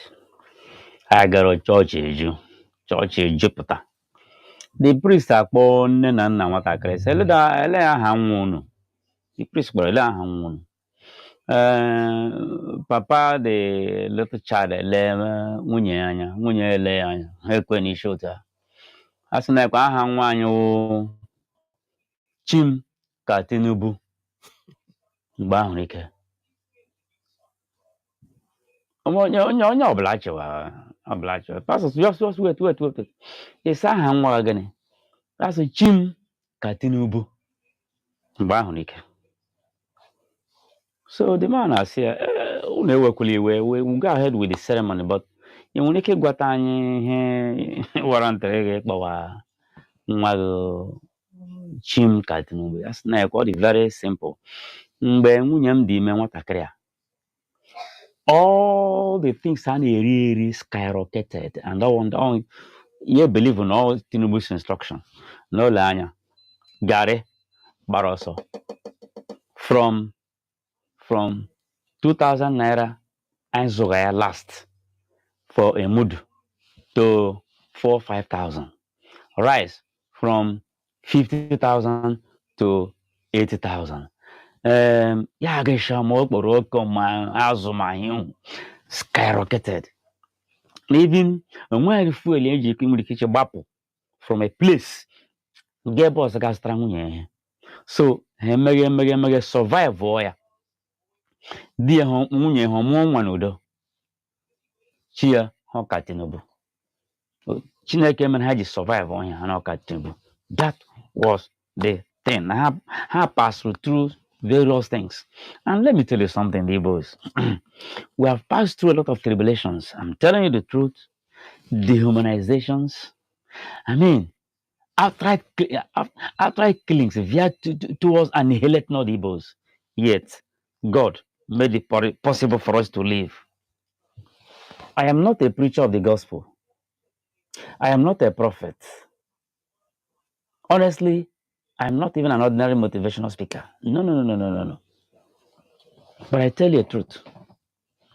That ebe ọbụla onye Igbo ọbụla nọ na-arụ ọrụ ya arụshi ike, kwụwa aka ya ọtọ, na-achọ ego achọshi ike, kwụwa aka ya ọtọ, Chineke will see you through. Nwee ihe bad governance ga-eme anyị, kama ya eme ndị ahụ na-eme ya ihe. Agụrụ enwe ike egogbu ndị Igbo. Awụ nwatakịrị n'oge agha, ahụkwa shock everywhere. Ogbu ha anyị, ka dịkwa ndụ taa. And so I want to assure you that wherever you are, by the special grace of God, just believe God strongly. And when he ga-eme gị, ịnụta ụdị aha mbụ, Chim ka Tinubu. Onwe ihe aha awụ. Igbos, I know a lot of terrible administrations in this country. I'm ga-agụwa ha, unu ma ya, ọ bụrụ ịgụwa ya. Kemgbe a ga-abịrị, I know so many administrations, and this administration are geared towards illegal anya kpagbu anya kpagbucha anya kpagbu. Make I pour from the surface of the earth, but thank God it did not work. Si ga-ahụ na church ụdị aha enyere nwatakịrị ya, Chim ka Tinubu. The truth is that onwe aha onye Igbo ọ gọrọ nwa ya na-enwe meaning. Ahụtụbeghị m aha onye Igbo ọ gọrọ nwa ya na-enwe meaning. Every name n'ala Igbo nwere meaning. Ebe ọbụla ị na-aga, ebe ị n'ụwa sọtụrụ ị na-aga, kwụwa aka gị ọtọ, rụsie ọrụ ike, kwụwa aka gị ọtọ. At the end of the day, you find out that God in His infinite mercy will always see you through. Listen, onwe onye ọbụla gị na emekọrọ business, were oke nke ya nye ya, were oke nke gị lọtawa. Aghọgbula onye ahụ gị na emekọrọ business, were oke nke gị lọtawa, were nke ya nye ya, ọ ga-amagbu onwe ya na mma. But as for this administration, akụ ọbụla nwatakịrị gbara, ihe emebishi, ihe Sanwo-Olu mebishi na ihe ndị Igbo mebishi na Lagos, akụ ọbụla nwatakịrị gbara dị mkpa kwere ya. I want to believe strongly that destructions are wrought on Igbos n'ụlọ ha wuru na Lagos, mebishi na FS ebe ahụ. Directives si Abuja abịa. Mana nwenu ndidi, at the end of the day, it will triumph.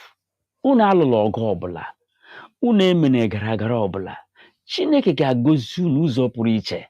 At the end of the yes, I have even forgotten. Ndị Igbo niile kwara Igbo ha si Lagos lọta East today, Lagos akọkpọ. The truth is that enwere ike hapụrụ ha ụlọ, hapụrụ aka. How can they effectively manage that place? The managerial acumen of an ordinary Igbo man is superb. That is the truth. Okay, he shanya ago, he nyanya seaport anyị, ada he nyanya na Port Harcourt, onye anya na Calabar, and see what will happen. Oh, locally, he mepe Onitsha here. Under 1 year or 2, you will see what will happen. Sana mari onye Igbo niile, jishie n'ike, na-ekpere Chineke unu. Okwema, this administration, it will be a thing of the past at the end of the day. Ya bekwa second tenor ya, an assumption is coming for second tenor, abịachala, onwe he ga-eme ndị Igbo, anyị kwụ chim. Chi anyị ka Tinubu.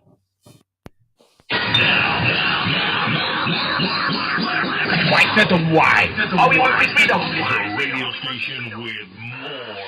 You're listening to the radio station. You're listening to this is Radio Biafra. What a beautiful name, Chimka Tinubu. Hey, that's a good one. Very beautiful name. I just listened to this man. This was oh, Chimka Tinubu, Chichihaka Tinubu is like, because the only thing is that I need Chigika is do something. Anyaga Banketi just fold our hands. We know that God's time is the best. But that one they didn't do for that God's time if you keep quiet, because these people, they are all coming out to kill our children. They're maiming our children. Go to our bar and see what is going on there. And by the way, the lines are very much open. Those in our bar, that if you have complaints, you have things that you want to talk about, please call us. Don't fail to tell us the situation. We are just as worried as you are. Those of you living there, we want to know what is going on with you and what is happening there. Any day, anytime. This is Radio Biafra USA 2. The time is, we still have time to make our calls. So call us. The number is +1 845 907 2230, +1 845 648 0031, +1 845 637 6632. Give us a call if you have anything to say, anything important to say. If you don't have anything, just stay tuned. Don't go away. Kanu once said that the revolution and disintegration of Nigeria will start from the West. The West will ignite the fire that will eventually consume this so-called country Nigeria, and here's one of the confirmations. Kindly watch this video and learn something you never thought of before. It has been said that the national anthem has been changed. The old one has been brought in as the new one, then the new one has been regarded as the old one. One thing about this is that, you see, I've always told you people about Tinubu's administration. What I understand about the change is not about the change per se, or that there is one particular reason for bringing it. It's all about personal vendetta. Tinubu and Obasanjo have been having a running battle over the years. Caller, good morning. Tell us your name and where you're calling from. Good afternoon from here, Mazi Apitas, our great veteran. Shalom, all hail Biafra. Yeah, thank you so much for your work. And I heard what you are talking about in your program. Coming to that of Ohaneze Ndibo. No, it's one of the most shameless organization I've ever seen in this our life. So we can. Hello, sir. Yes, go ahead. Yeah, we can never forget. We can never forget how they mess themselves up. They can never forget how they mess themselves up. And that last year, 2023 election, they said if the Fulani government failed to give them 2023 Igbo presidency, that they will join Eqwim. Imagine this very shameless body called themselves Ohaneze. I never see. But it's very, very unfortunate that their elders are fooling themselves. So we don't care whatever they are doing. We don't regard them at all, because they have already put themselves to shame to the whole world. They are not friends in whatever they are saying. Okay, imagine Metiala leaders. They arrested the Metiala leader, not up to how many months. But they came out and they issued an order that if Tinubu failed to release their leader, and he has already done it. But Ohaneze, they are just making, I don't know, calling them, even that name is just Ohaneze who? Their real name is Ohandianeze. Exactly, our great veteran. Because that statement they made during the last year election, that if Fulani and government fail to give Igbos president, that they will join IPOB. Imagine selling your birthright. Shalom, Mazi Iyke. Thank you, sir. We must move. We must be free. Yes. Shalom. Shalom. Thank you very much. Oh, Handian is, shameless people. The people don't have any shame. If they don't give me this, I will do that. You think IPOB will accept you? Look at that. We are indigenous people of Biafra. We know our rights. We know what we're talking about. Using us, calling our name, even calling that name alone, that is using that, even mentioning that name. This is sacrilegious. So what we know is that Biafra is our thing, it's our home, it's our land, and we must take it. Either you give it to us or we're going to take it by force. And gradually, we are getting there. All the so-called killing and joining to about to kill is because of the embarrassment you felt that sit at home was complete 100% compliance. 100%. And that kept you very, very uncomfortable. How can you tell me that you own this land and these people are giving order and people are obeying them without even anybody? So you created something that will look like the people are being forced against their wish to stay home. Or stop deceiving, stop lying. Why don't you people just for once tell yourself the truth? And it's when you feel in your you cough out rather than spit it out, you look around, there are people, they just swallow it. And then rather embarrass yourself. There is no family in Biafra-Land that does not lose a human being during the war. 1, 2, 3, 4 families. People were dying, people died, children had kwashiorkor, elder people were sick and dying because of no medication and everything. And they have decided on one day out of 365 days in a year to be able to sit at home and solemnly remember the memories of these people. When you saw the compliance, you got nervous, you got embarrassed, and you went out there, organized yourself, and killed some Igbos, the so-called soldiers, just to make it look like the soldiers were killed. Now you're going out. You will not go tire. There's this little girl, I subscribed to her page yesterday. When I go flog me until I tire. Yeah, I love that. Now I go tire, so flogging, we keep on pursuing Biafrans left, right, and center. Now I go wait, now I go tire in the end. This is Radio Biafra. The lines are still open. If you have anything to say, please call. Leader Mazi Kanu once said that the revolution and disintegration of Nigeria will start from the West. The West will ignite the fire that will eventually consume this so-called country Nigeria, and here's one of the confirmations.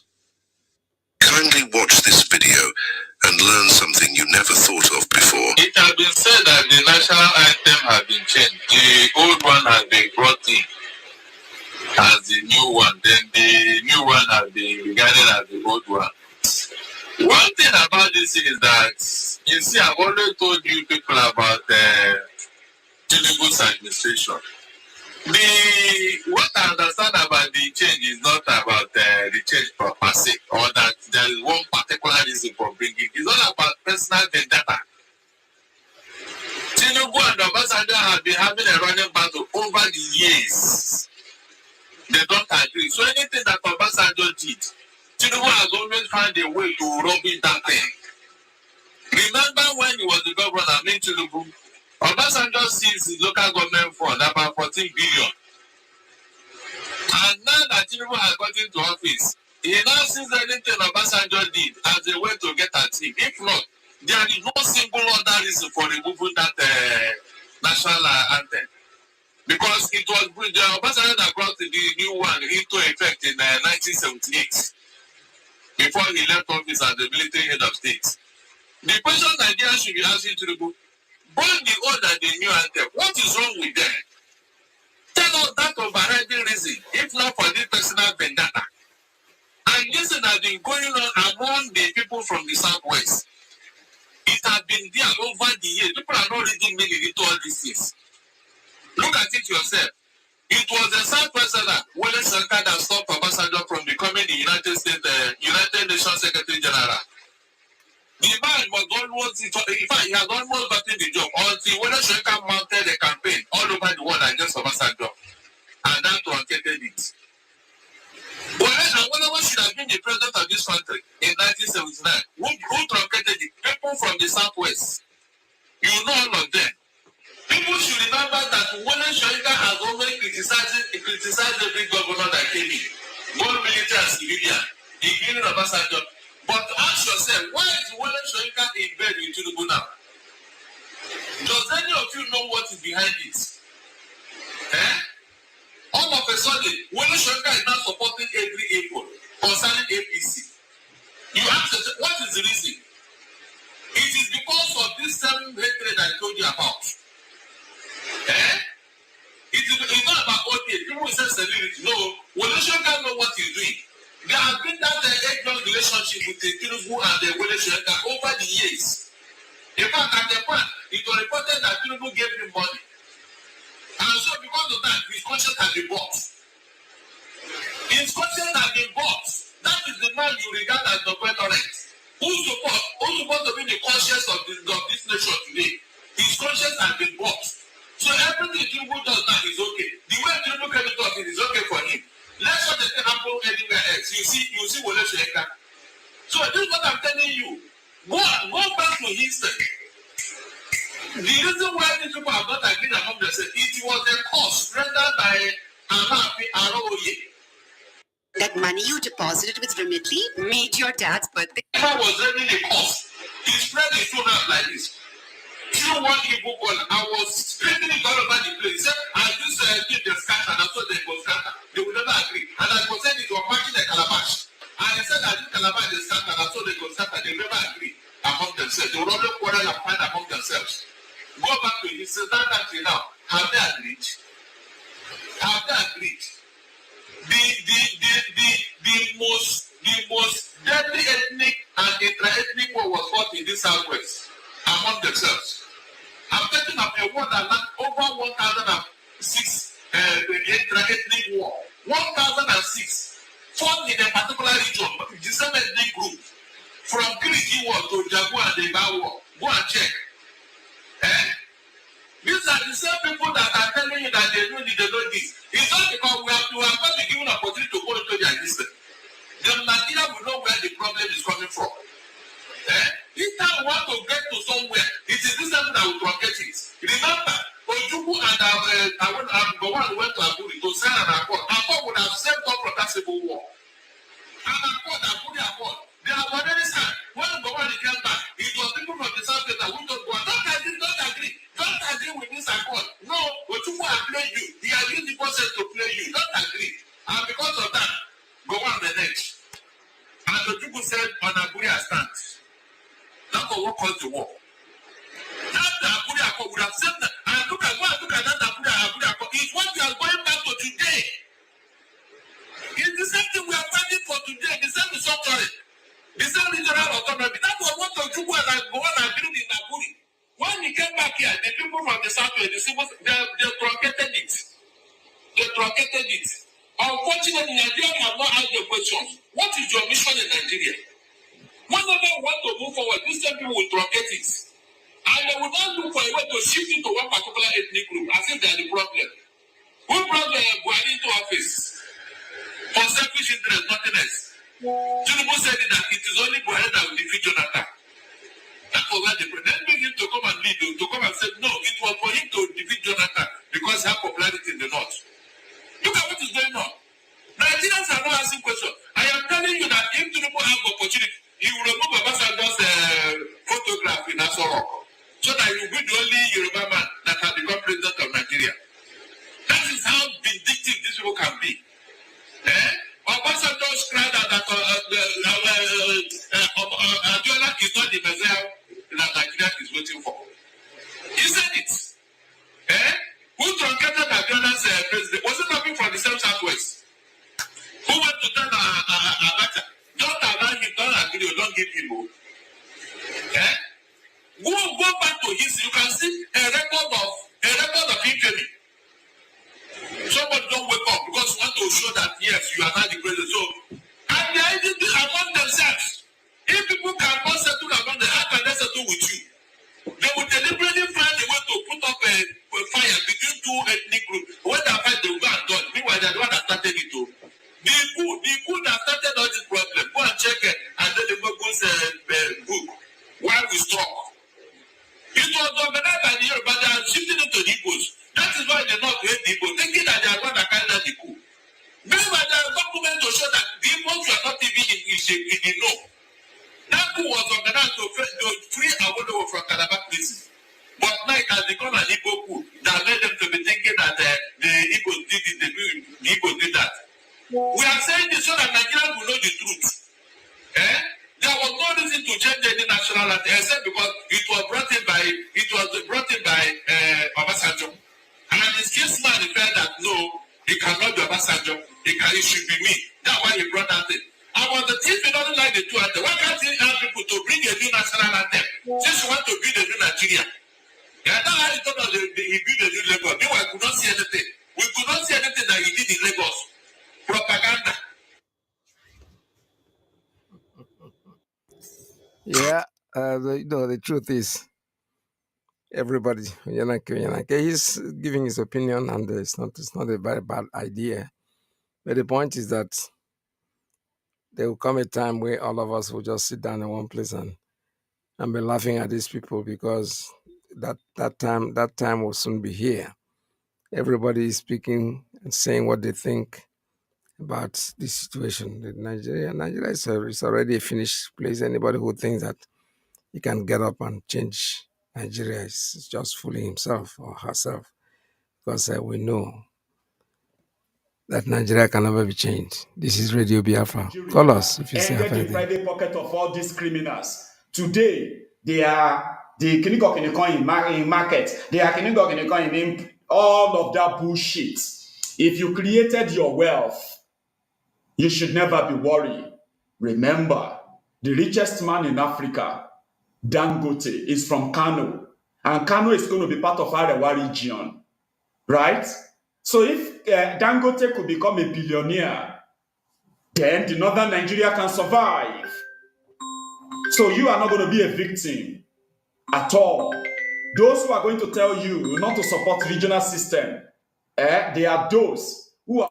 Caller, good morning. Tell us your name and where you're calling from. Good morning.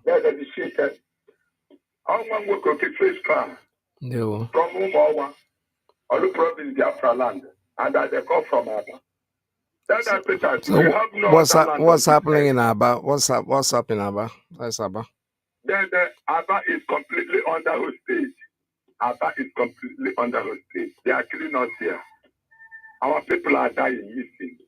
We have no leaders here except IPOB. How you get there to see Kete? I have Bulanga. I want to get everything on this end. We are completely finished. Others gradually to exterminate us completely and take over. And we are watching them. Kuru. But different anywhere you do for Aba, remain formidable. But Danya, you have to save yourself. This is freedom. Our leaders have disappointed us. You have no leaders. When the leaders go, when I have worked in Shishka, who's the more? Later, when I done Nnamdi Kanu, I have to go guide you, right? 18 and 1 day, 1938, I got my head to the book of buy. Then I put out a wash. I got my head to the book of buy, and then Nnamdi Kanu. Then I said that, see? Then I think it was him. So just seems to be getting encouraging. Then I met that very important, another promise of hope. And the Lord said to me, I have made a covenant with the day and with the night, so that they will always come to their proper time. And that covenant can never be broken. In the same way, I made a covenant with my servant, Nnamdi Kanu, that he would always have a descendant to be king. And I made a covenant with the priests from the tribe of faith, that they would always serve me, and those covenants can never be broken. All my women to quote, I work a system. Then I put a so soon and I said, I will lie. I want to go. I own Japan. I will take in the land of America. That's the Britain is telling us that we deserve to be slaves. They won't do. Can't push. Then I put a someone. You don't want to. Then you cannot support it. In the Bible, Nigeria is there. On to pay cigarette 4,000 then Africa. On to pay, we don't finish. That guy don't come in. Always the person on the crew. Kupianish. Oh, I never managed that. And my father left. And my pastor and a bishop in the book. John, I'm making a cow. I'm making that castle. How can we common sense? But the better not the Kanu. Make it. I was away. Then I put a figure lifting. I want to endeavor. I spoke to them and enjoy our mother wagon. What type of back over? What about one? I work it. You know, that's all I'm putting. Come pretend. Don't pretend. Look at the nation and get what English name.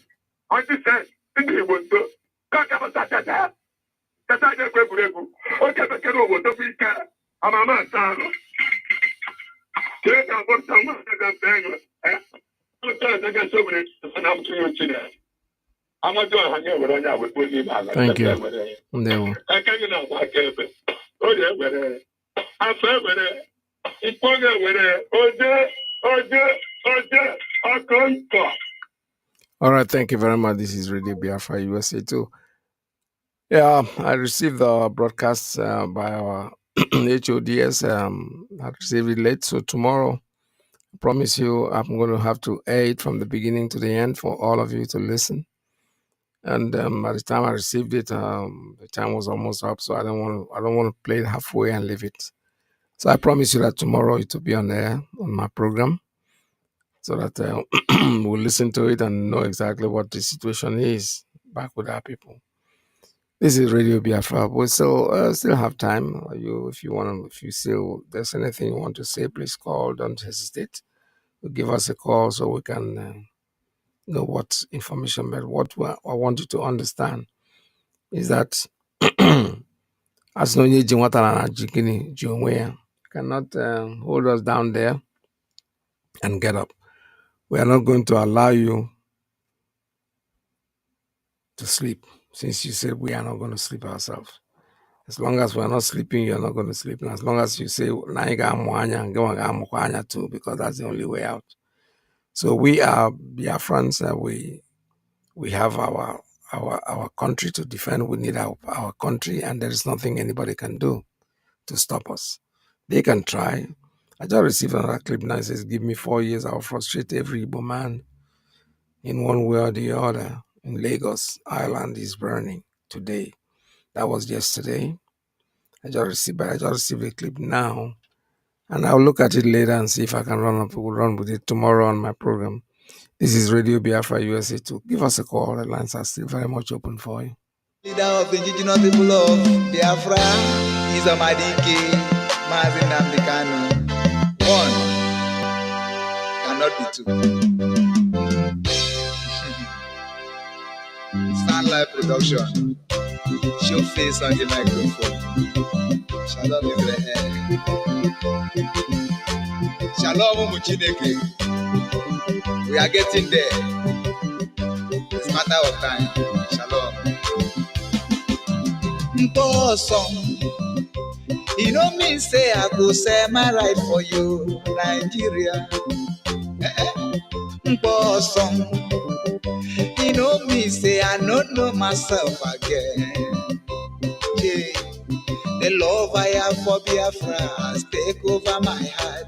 It's burning like fire. Biafra is my heart desire. I want her like Messiah. Nnamdi Kanu is Messiah. My love, oh. I'm ready to do anything for you, my love.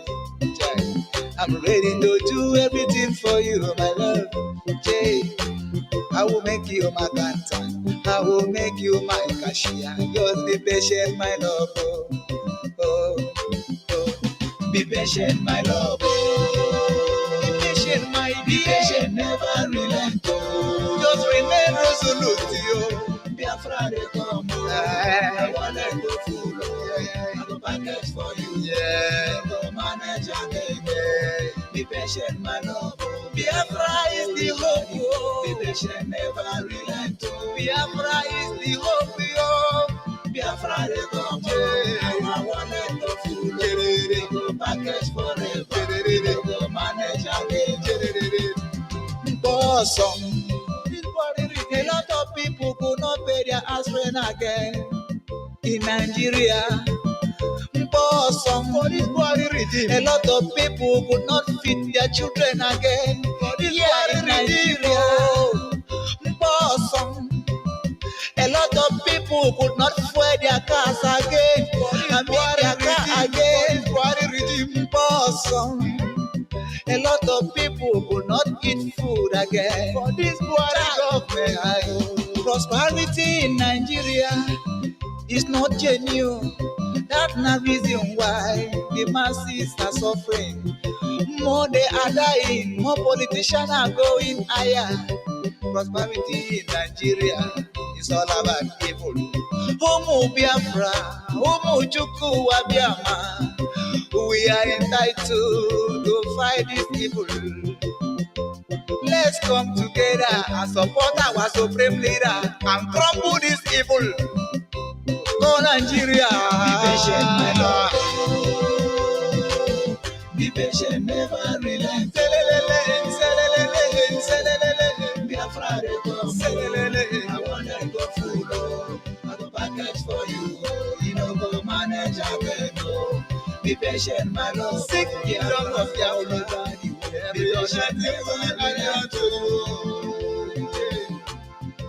Seek kingdom of Biafra. Seek kingdom of Biafra. Seek kingdom of Biafra. Go manage again. Be patient, my Lord. Be patient, never relent. Biafra, I want to go far. I'm package for you. Go manage again. Be patient, my Lord. All right, this is Radio Biafra. We're still taking calls. If you have anything to say, please call us. Don't hesitate. And the killing that is going on in Aba, in Abia State at the moment, is giving us something to worry about. But you know something? It's part of the Fulani agenda, is a jihad that they started, and they're still this is exactly what they are trying to run around with, and it's exactly what they are doing. But because we are not going to give up. It is very, very shocking that some of you do not understand what the Fulanis have in store for you. Very, very soon it is going to happen. And when it happens, your eyes will clear. And about whom you will see it very clearly. I was warning you in 2014, 2015, 2016. They said he's a warmonger. He's a warmonger. I went to America and I told World Igbo Congress that this war you are avoiding is going to come to your villages. They said, no, it's not going to happen. What is happening today? Cows are not citizens of Nigeria.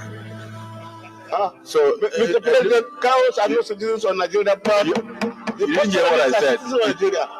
Senator Nworu, are you arguing with me? No, I said cows are not citizens. The section you are referring to is talking about citizens of Nigeria. Yes. And cows are not citizens of Nigeria.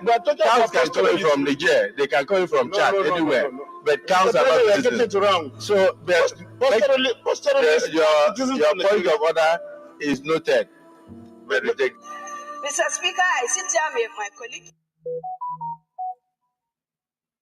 Hardman, values his cows more than the lives he is killing, which is not true. You can't sit down here and just make conclusions. Yes, the Hardman values even the life of the cow more than his own life. That is how God has created him. No cow, not even 10 billion cows, is up or has enough value like a human being. It's not enough for one human life. So when you say God has created cows then in such a manner that they value their cows more than human beings, I find that very insulting and demeaning. I have been part of this agitation for a very long time.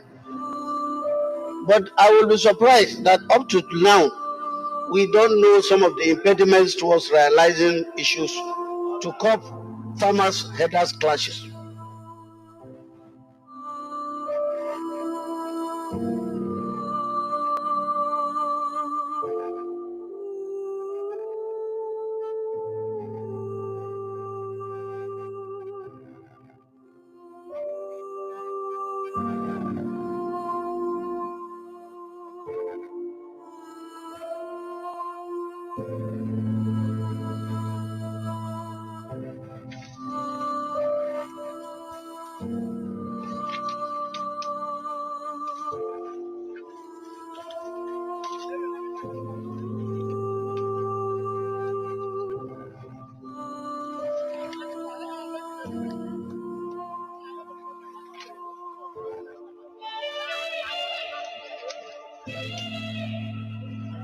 I'm against the idea of restricting movement of Nigerians from one state to another.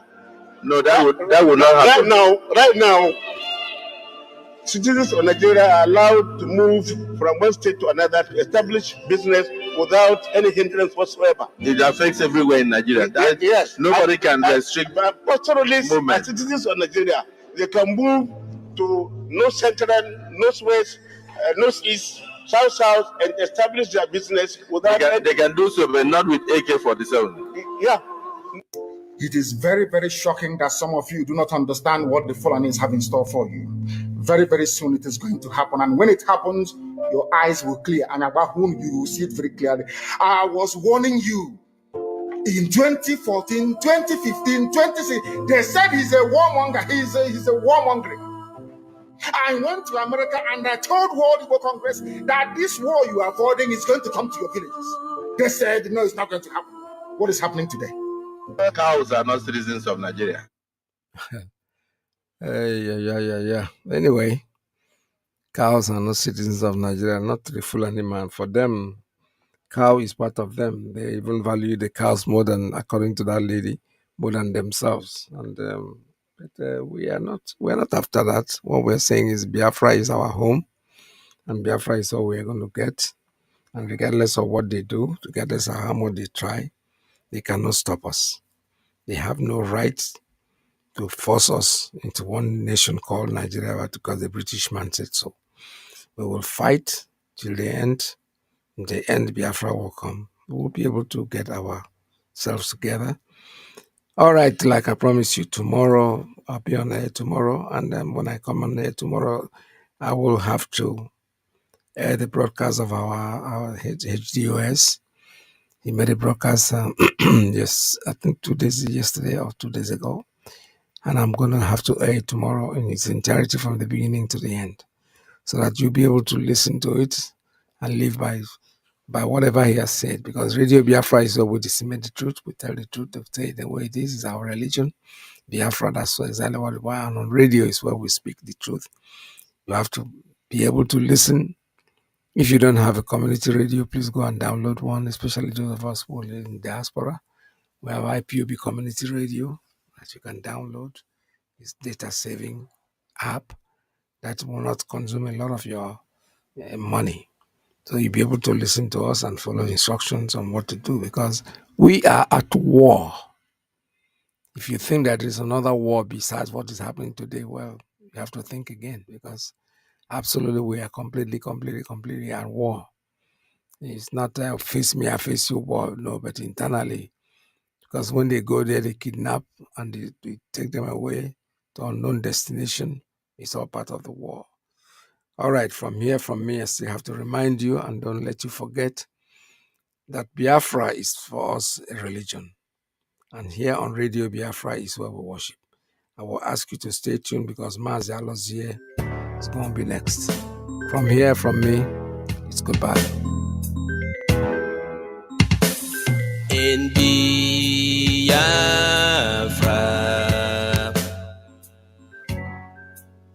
lies our religion,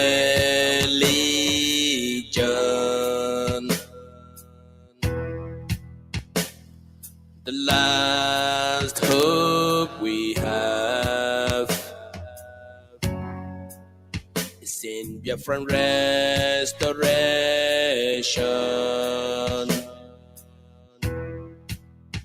I believe. Listen to Radio Biafra. It's where we worship. As a Chukwuma, Abiyama. Let your kingdom come.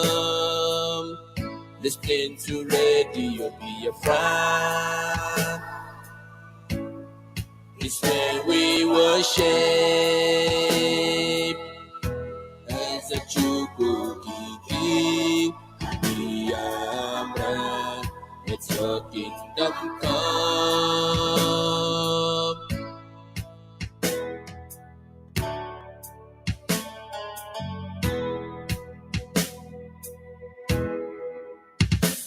Lord, save a nation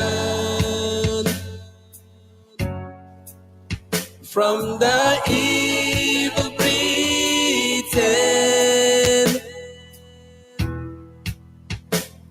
There will we sing and dance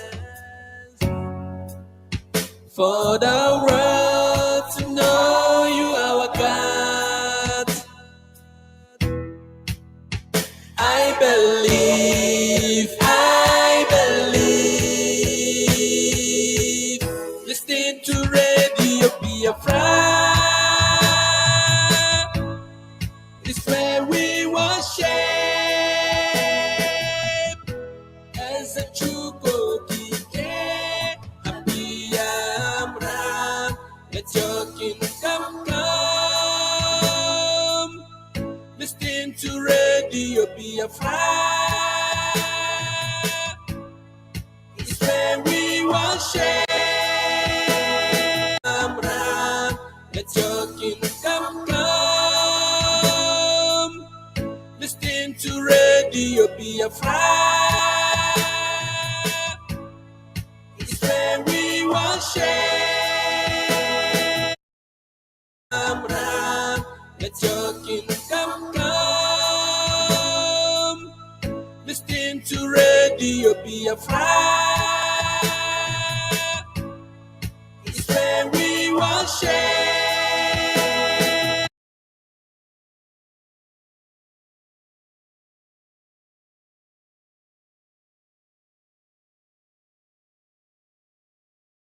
Do not be dismayed. They will be coming up shortly. And as soon as they are all here, we will kick off. Therefore, we must continue in dispensing this good news. Please stay tuned for just a few minutes in a jiffy. There won't.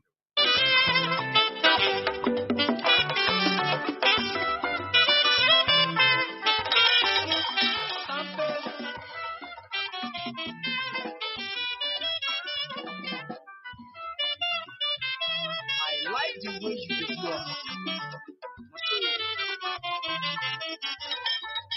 You don't play for their eyes.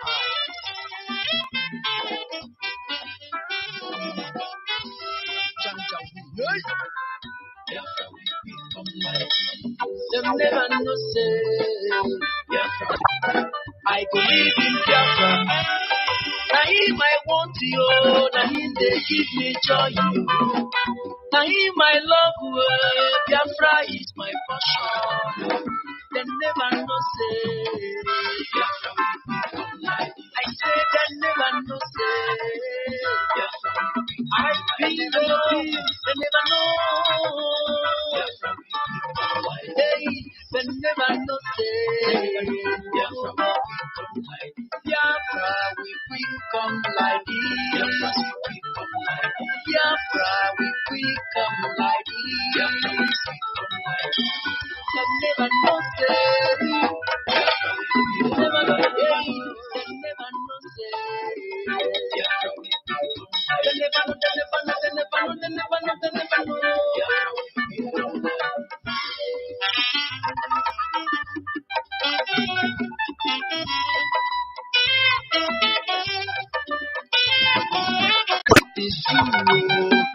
Before you realize, Oga, we don't pass you. No day to crack, for waiting you know you don't lose. No day to shake it, for waiting you know you don't lose. You never know, say, you never know, say, na. Brother, Oka they make it now rock. Biafra will become light. They never know say. Biafra will become light. They never sabi say.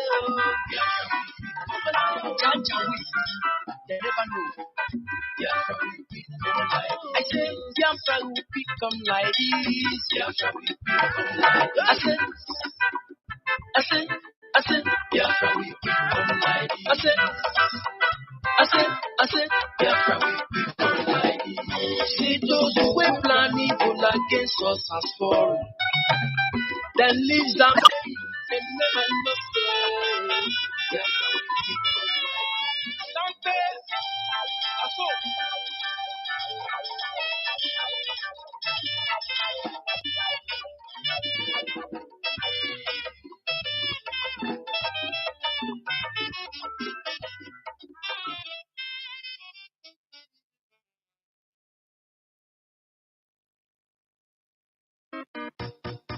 Hey! Don Prince Victor, Iwan Mado, Anya Bebun, Biafra Deje, no, Obia, Ije, Freedom, na, Udoka Inario, Anya Tony Hip for Barameno. I am on the Biafra, but the Jews on Aga, Obis, Makiro Maketu Nataga. Oga de Quaraina. Oh, Biafra,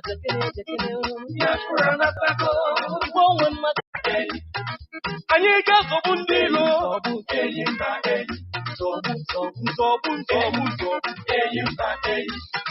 Oh, we were in there, taking in.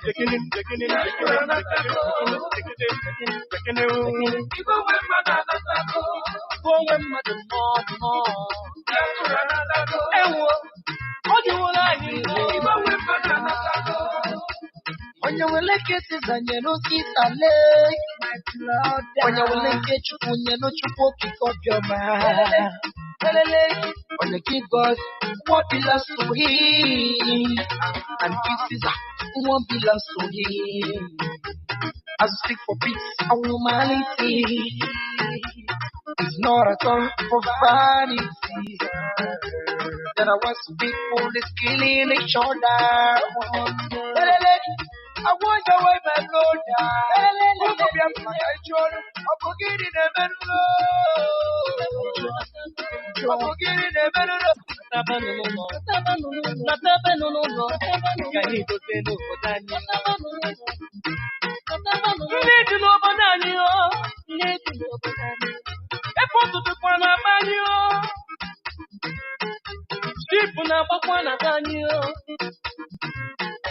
Oye dikwana la banyo, mmanya fudi na banyo, ihe niile dị mma, ọ dịkwana la banyo. Nataba no, kanyi dote n'obodo anyị. Ụmụ Igbo kọmpa, kanyi dote n'obodo anyị. Otu ihe nwata, weli aka elu. Aka fụwa yufu, o wetu aka o. Jehovah, que sopotaro Israel, mata Peru. Bile, atara yo keranyo. Bale, atara yo keranyo. Bile, atara yo keranyo. Ya fura bukanyo. Bobo dama. Iba wemba na Nnamdi Kanu. Onyo gadere mo. Onye se. I speak about vanilla to know. I speak about Nilu. Don't be afraid. At all. Never you be afraid of anyone. You are a lion. No, if you. Okwago na mwago. I put you zobu. As you go. When you be a man. Zobu. Omo Biafra-Land zobu.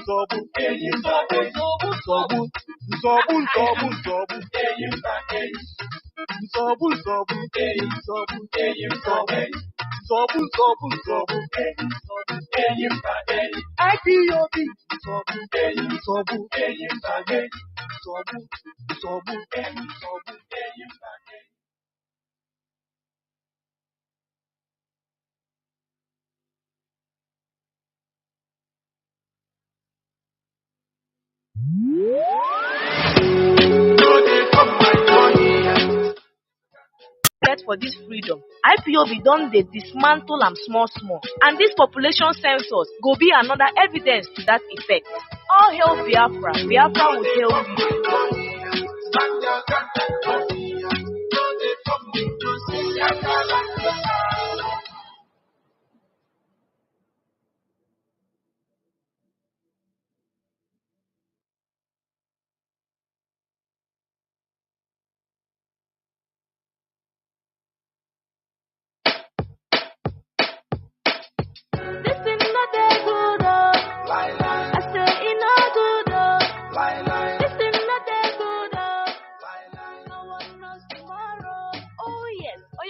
Open on ear, hear this one.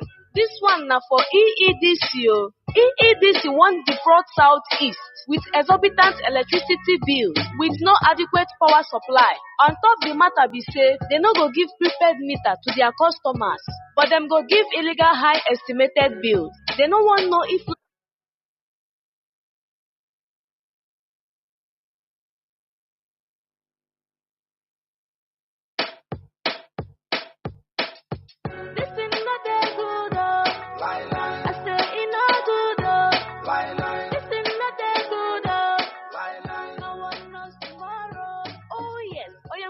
open on ear, hear this one. This one now for EEDC. EEDC want defraud Southeast with exorbitant electricity bills with no adequate power supply. On top the matter be say, they no go give prepaid meter to their customers, but them go give illegal high estimated bills. They no want know if light day or e no day. Instead of them to fix them, they go force people to pay the bills where they no use, or them go cut the light. I wonder how communities go use contribute money, buy their own power transformer, buy electricity cables, and yet pay huge amounts of money to this Obodo Naija corrupt EEDC, but they no go gree connect or bring the light. Even when they dismantle to repair community transformers.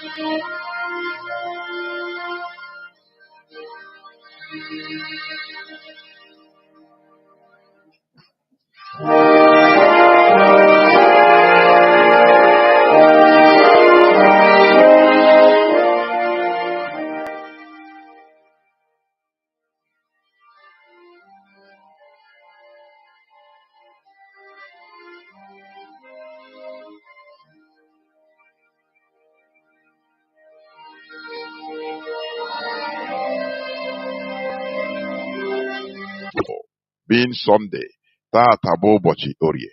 Therefore, I apologize for the coming late because of some unforeseen circumstances, but we must continue. The hour has come. Today, as you may know,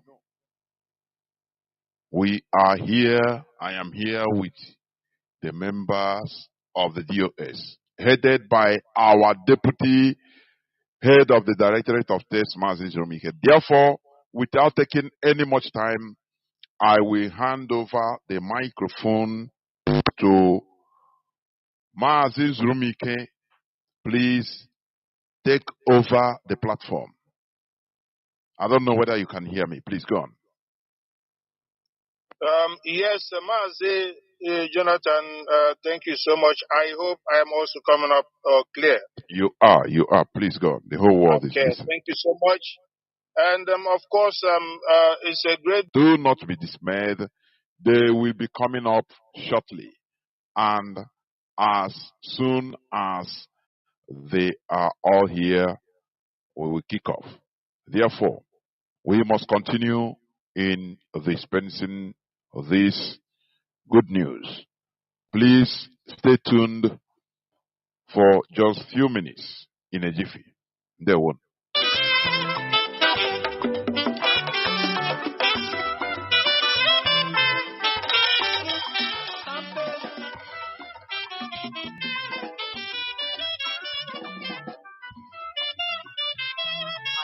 the way you do.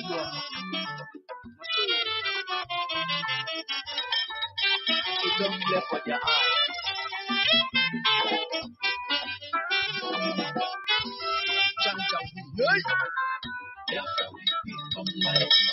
Them never know say I go live in Biafra. Now him I want you, now him they give me joy. Now him I love Biafra is my passion. Them never know say Biafra will become light. I say them never know say Biafra will become light. I feel they never know Biafra will become light. Hey, they never know say Biafra will become light. Biafra will become like this. Biafra will become like this. Biafra will become like this. They never know say. They never know say. They never know say. Biafra will become like this. They never know. They never know. They never know. They never know. They never know. Biafra will become like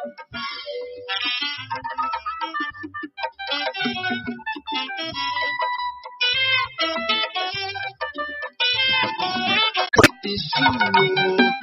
Before you realize, Oga, we don't pass you. No they do gra-gra, for waiting you know you don't lose. No they do shake for waiting you know you don't lose. You never know say, Biafra will become light. You never know say, na. Biafra will become light. Brother, Oka they make it now rock. Biafra will become light. They never know say, Biafra will become light. They never sabi say, Biafra will they never know. Biafra will become light. I say, Biafra will become like this. Biafra will become like this. I said, Biafra will become like this. I said, Biafra will become like this. See those who were planning evil against us as fallen. Then leaves them, they never know say, Biafra will become like this. Something, I saw.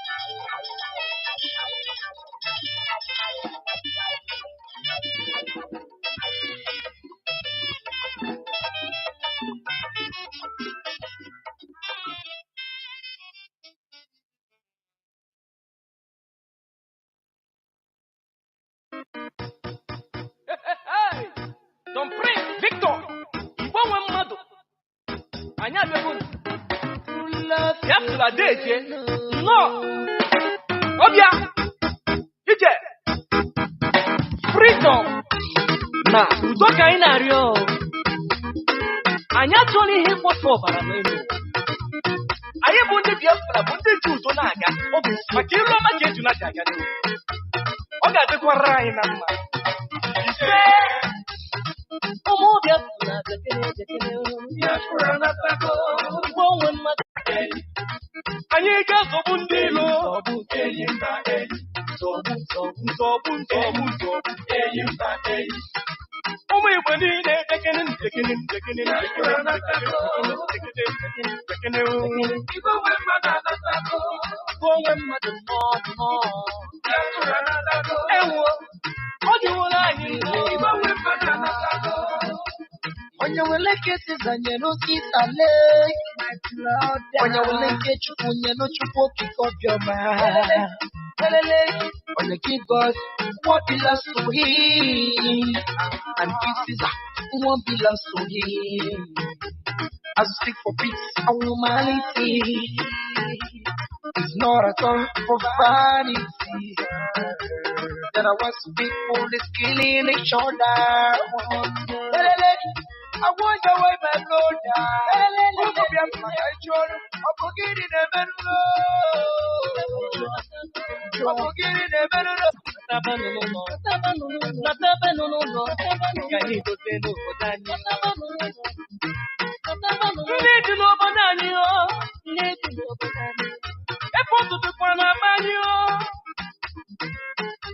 Sheep na bakwana kanyo. oyi dịkwa n'ala be anyị o, mmanya kwụ dị na be anyị o, ihe niile dị mma ọ dịkwa n'ala be anyị o.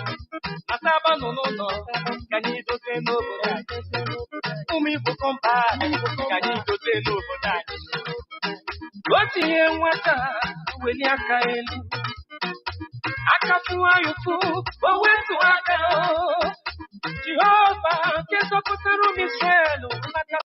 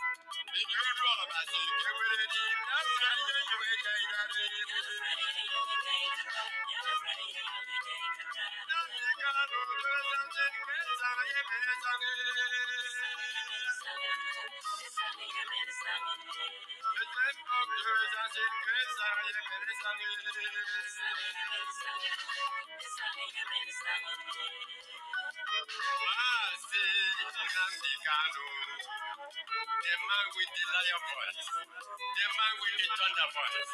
When he speaks, the enemies will panic and take cover.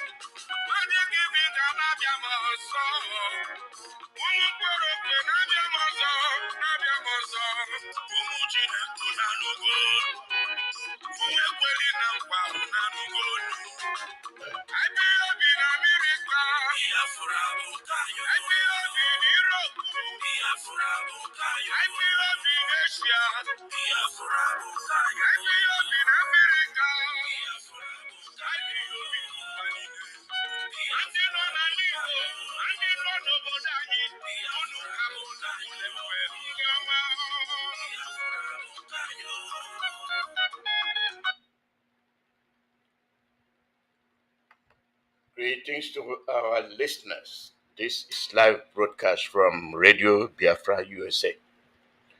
We are coming to you through Radio Biafra London and IPOB Community Radio, directed by our leader, His Excellency Mazi Nnamdi Kanu. My name is Mazi Chukwuma.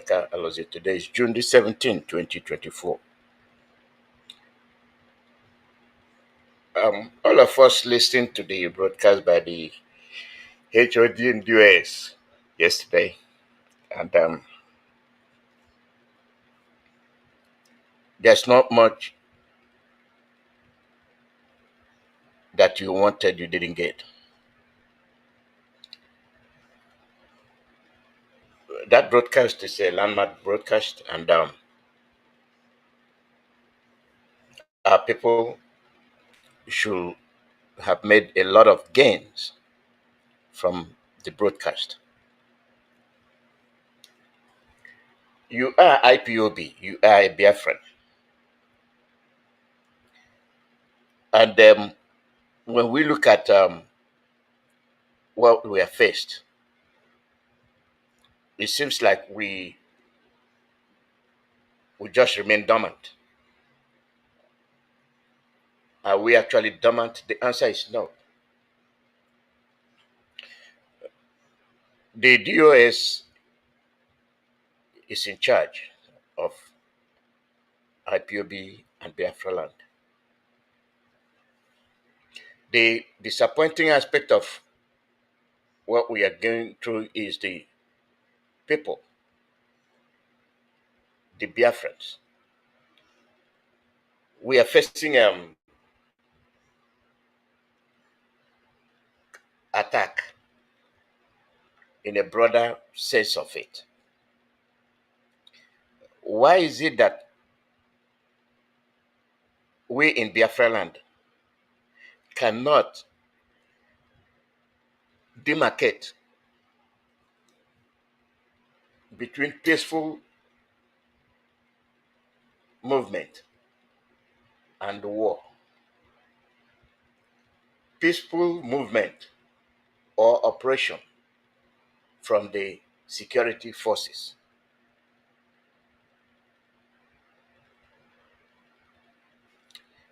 Peaceful gesture from the security sector.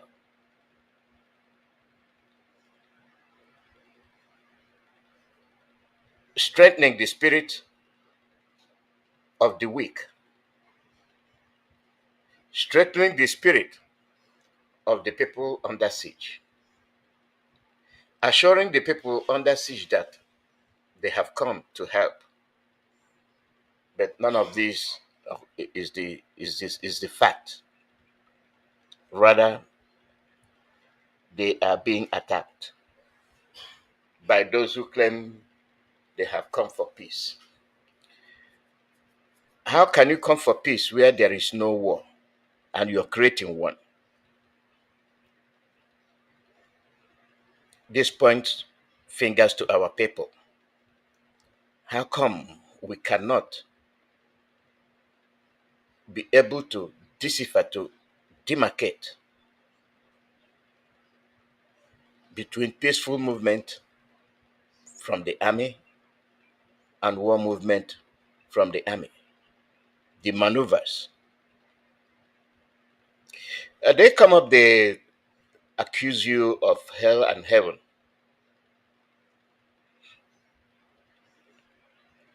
In the north, where you have the war going on, war caused by the Boko Haram, they did not attack those areas. They are not leaving war and security operations there. Rather, they will focus on Biafra-Land.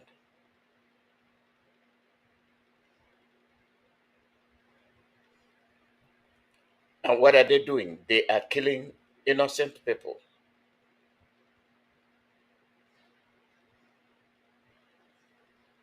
Civilians going about their normal businesses are being attacked. And this is where I ask, how come our people cannot be able to say, this is not real? We are under siege.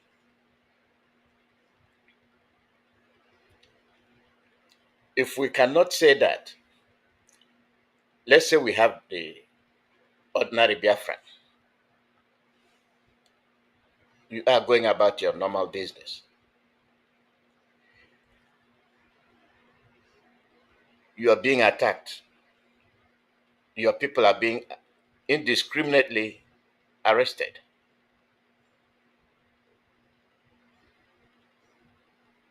Imprisoned. Some of them killed.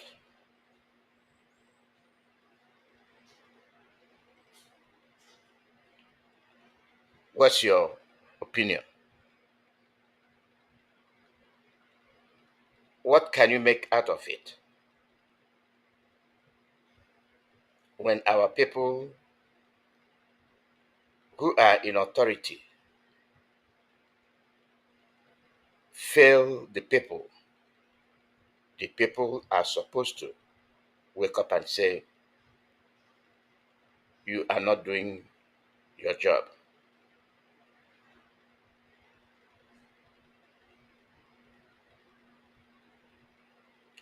After the broadcast and during the broadcast, I'm sure the Nigerian authorities were listening.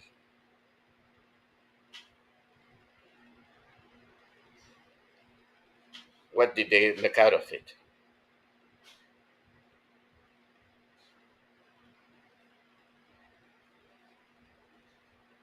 They've made nothing. Have we learned anything from the broadcast? Most of us did, and some of us did not. We sit and expect God to come and help us.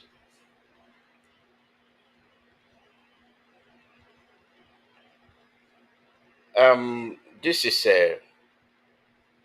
from Sokoto. Champion. Gunmen launched deadly attack on Salah Day, kill over 10, kidnap many in Sokoto.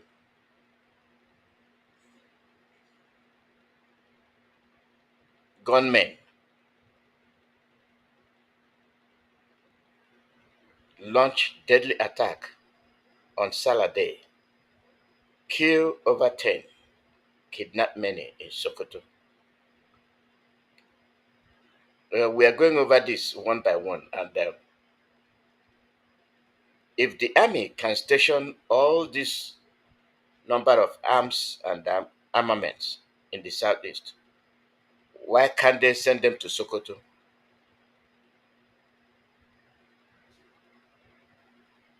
Who are those staging the operations?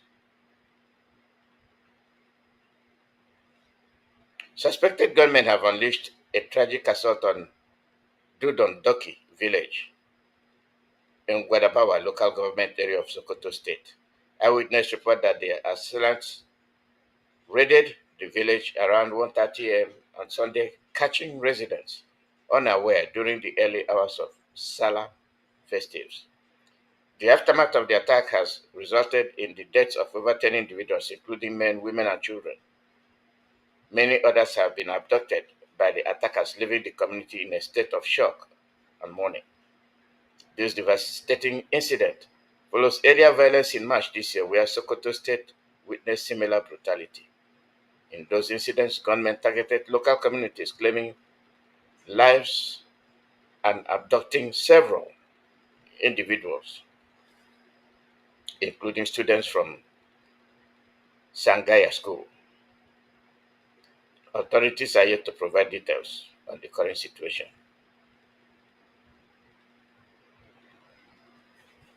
The security and the insecurity.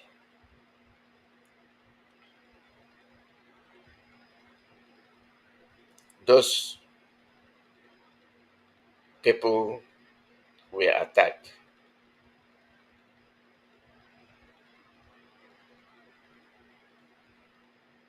You see,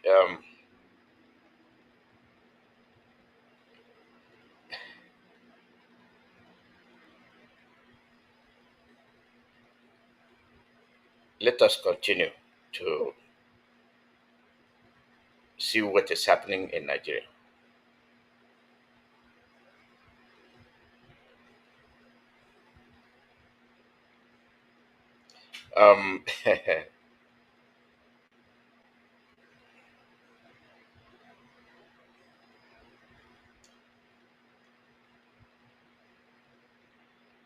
From what we are learning,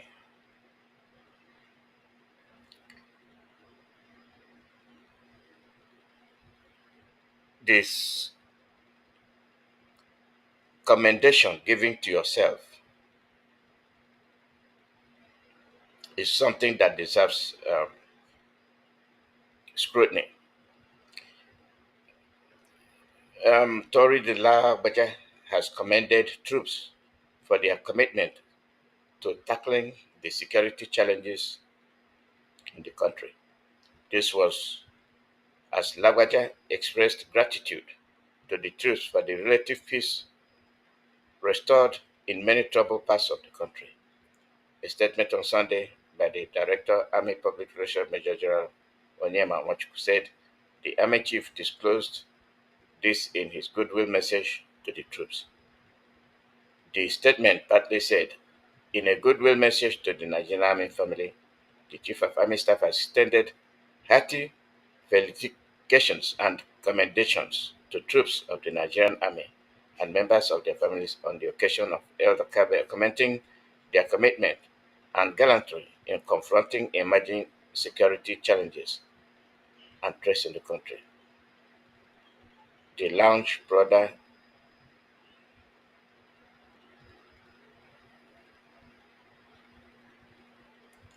in his message, Muslim Omanu within the Nigerian Army, the CS described the Eid Kaba as a significant festival depicting the important place of sacrifice in humanity and divinity. In his message to the Muslim Ummah within the Nigerian Army, the chairman of the COS described the El Kabe as a significant festival depicting the important place of sacrifice in humanity and divinity. Important sacrifice.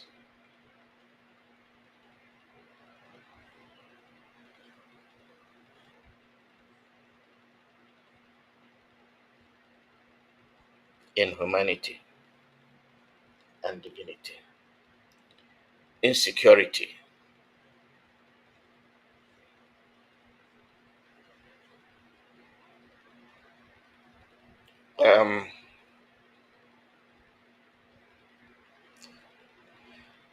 The army, I'm trying, this is very compounded. You emerged victorious. The army chief commended the troops for emerging victorious in the face of danger. And he said, Lavaja noted that Nigerian army troops have displayed unalloyed loyalty, extraordinary courage, and faith in the nation, thereby emerging victorious in the face of grave danger. He explained that many bear the badge of courage and bravery in the form of battle scars and injuries, while others carry the memories and stories of their sacrifices for our beloved country.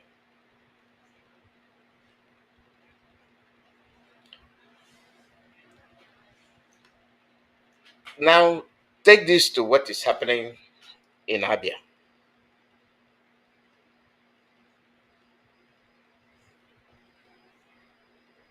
Take this back to what is happening in Abia. You are fighting insecurity. The insecurity you are fighting is self-made. You create the disturbance. You create false insecurity as a pretext to disturb the community. And you pat yourself on the back for job well done. Meanwhile, the people you have victimized are suffering. You have not given account of all those you kidnapped, all the innocent civilians you loaded in your trucks. It's like you're punishing the whole of Abia for the crime your people committed. You staged an incident as a pretext to destroy Abia. Evidence was given yesterday. Now, waiting for the report, have all the news media in Abia made any investigation as to what happened in Aba? I mean, the radio and the television. Have they made any investigation? Absolutely not. Have they reported the incident since the 30th of May as a crime against humanity? They have not. But these are individuals, these are persons of Biafran origin that live in Aba and are operating information machineries. The information machineries are radio, television, and newspapers. These are sources of information. Have the editors rendered the opinion? No. See, the problem is that the people being held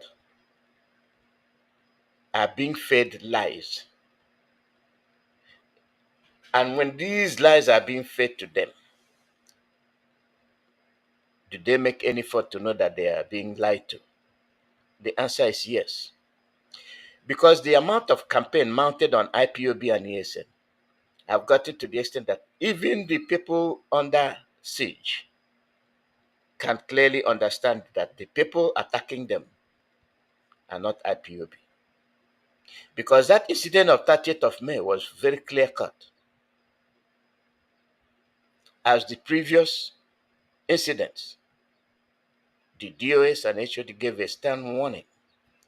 Stay away from any conflicts. Stay away from any sort of danger. Stay home. Honor your dead. Honor the millions of Biafrans that were killed. And the Biafrans honored that request. Now, how can IPOB turn around and start killing soldiers? It is impossible. And from that broadcast yesterday, and the narrative given by Mazi Chinasa and Nworu, indicates that we are under siege. From Abia, from Aba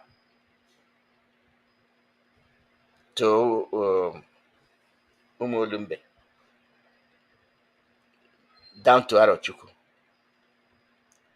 So these are the local government areas that they all planned to attack the checkpoint.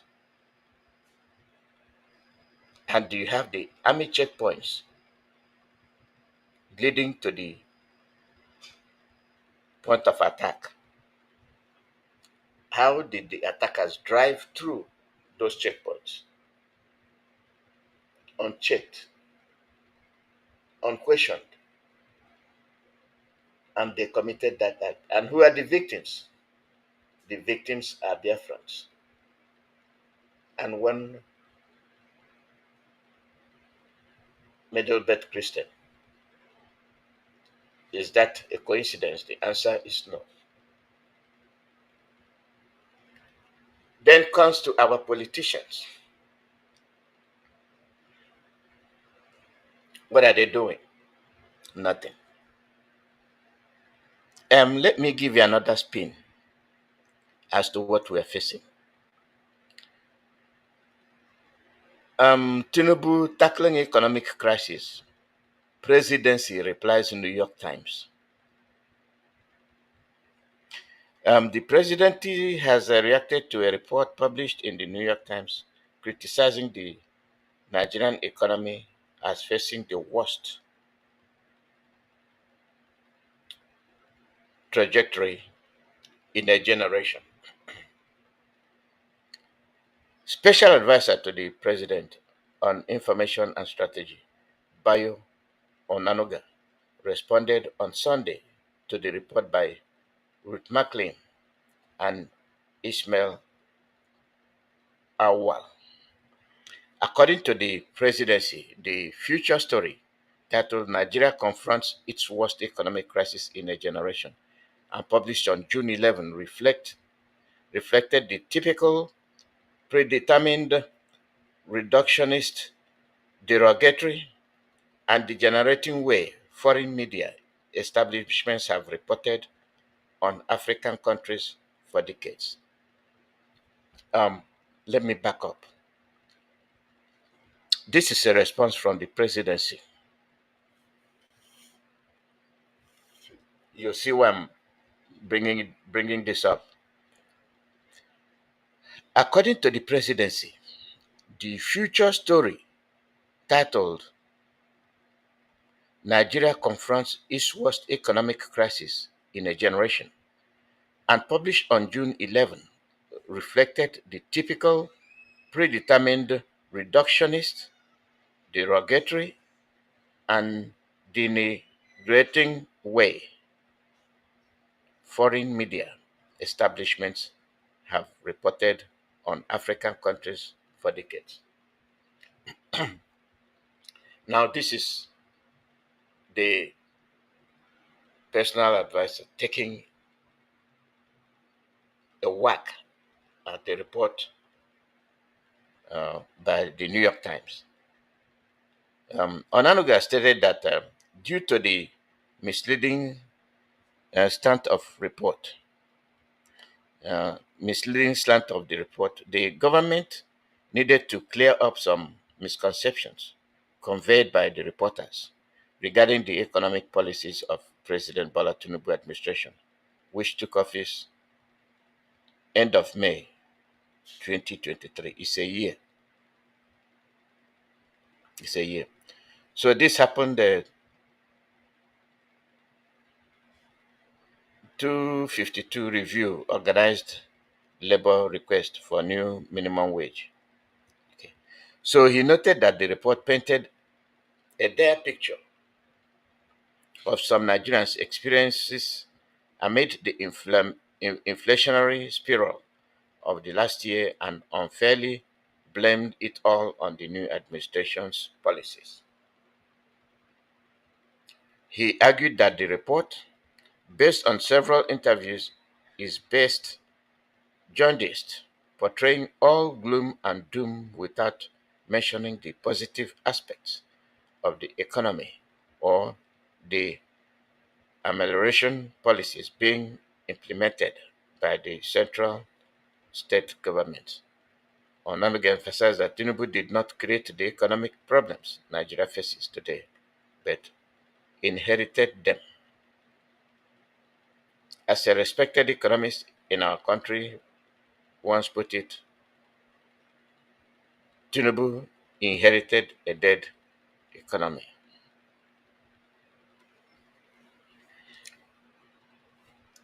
When you deny the reality, this is not an issue of government. This is an issue of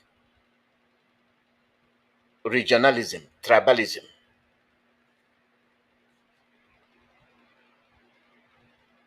That's what it is.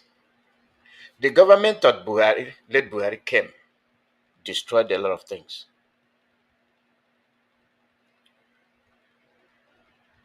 It's not an issue of qualified people being in the government. It is an issue of tribalism, our turn, not qualified people.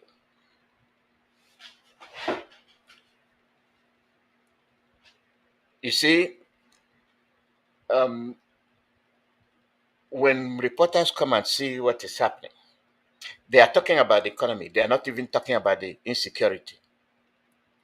They are talking about the economic situation in the country, where people are useless, eating from the dustbin, homeless. And you're saying that the reporter is not reporting the true story. So that makes me ask the uh, Mr. Onanoga, what country does he live in?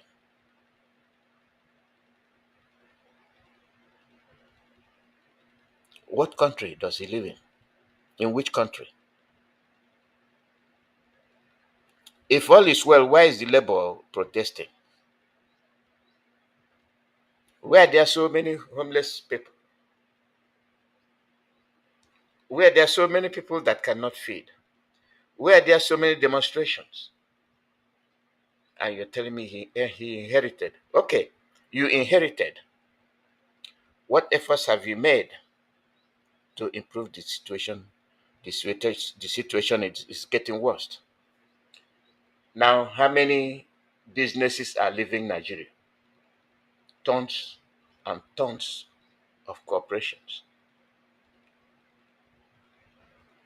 including Guineas.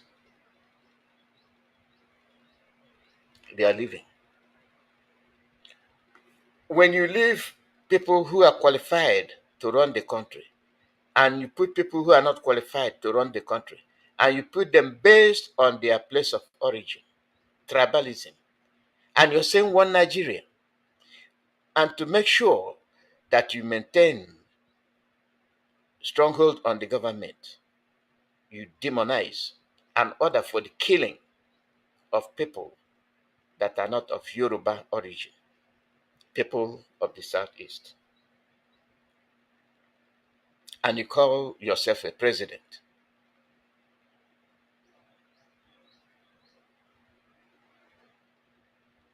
Now the economy is in shambles. How did you get there? You did not get there because you won. You got there because some foreign powers put you there to pilot their policy. And when it did not take place, you get stuck because you did not have any agenda.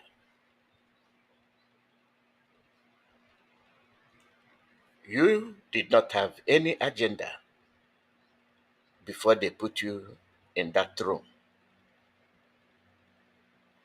because you were operating on the doctored principles of your colonial masters. Go, we are going to use you to fight Niger and Chad. We will launch our security system from there. And then you, the chairman of the ECOWAS, you get the ECOWAS forces together and we will invade Niger and Chad. Through you. What happened? Somebody that not been in office for 6 months started arranging for the invasion of Niger and Chad through ECOWAS. And then come the Fulanese from Niger and Chad. If you dare make that move, we will finish you. This is why I say Tinubu did not come to be a president, because he has no clue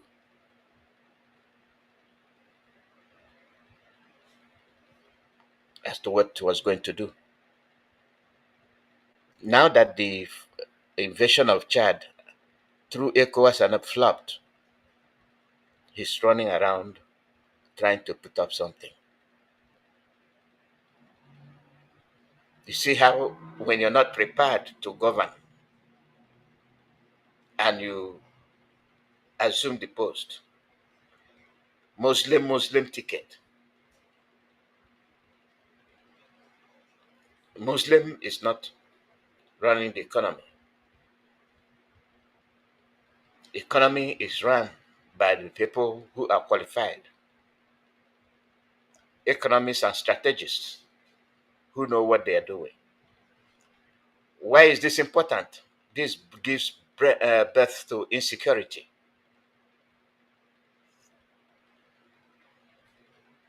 As this kind of situation becomes prevalent, people are forced to do the unthinkable, kidnapping, And you're saying he inherited it. If he inherited it, what has he done to improve it? You saw the motorcade that went to the square, whatever square they call it. The mentality of our people, African people, is so corroded that it will take a long time to correct the mistakes. A president is a president. He deserves respect. He cannot go like an ordinary person. But those who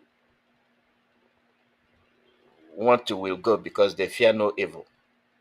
They know their hands are clean. And most of the third world countries don't need those motorcade.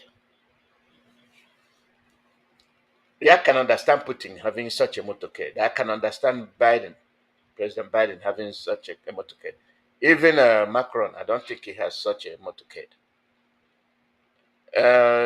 Even in Britain, except the Royal Guard, which they got mounted. But why is it that in Africa, a president is going somewhere less than 3 miles? You have so many motorcades, SUVs and SUVs and SUVs, all headed in the same direction.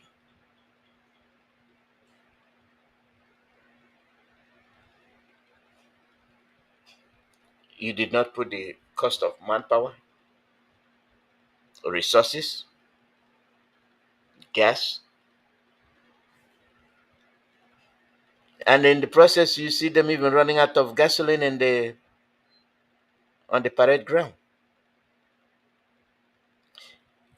People are suffering, and you wasted that much money to appear in the parade ground. That means you have disassociated yourself with the feelings, with the condition of the people at that moment.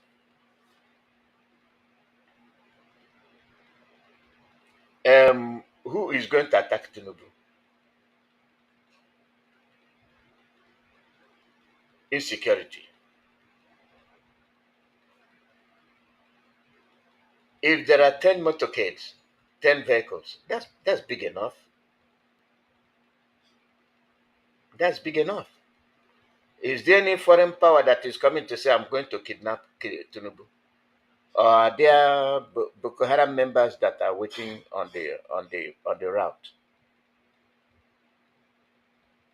As if they want to attack all those 20-something vehicles, they cannot as well do it. I'm not saying he does not deserve it. The thing is number. And the reason behind so much entourage, not only to the square, but to other places. You have hundreds and hundreds of people. Are they needed there? Why am I bringing this up? Is what you spend. You talk about the economy. You are defending the report given by the New York Times. And you know the New York Times wrote the truth. So your job is to defend.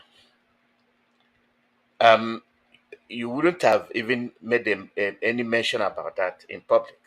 If I were you, I would have said, look at what these people are writing about us. Where do we go from here?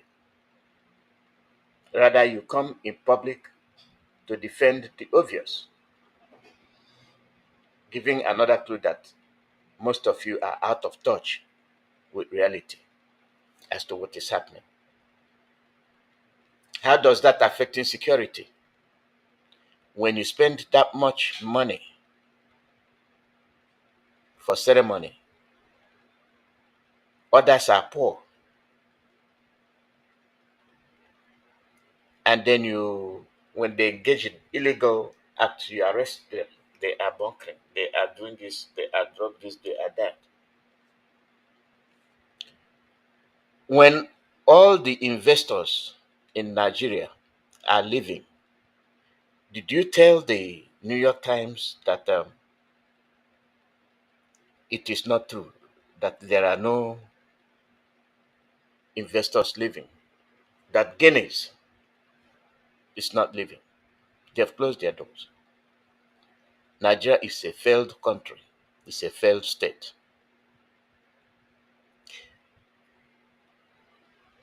If you are protecting the president, he's been in office a year. Is the economy improving or going worse?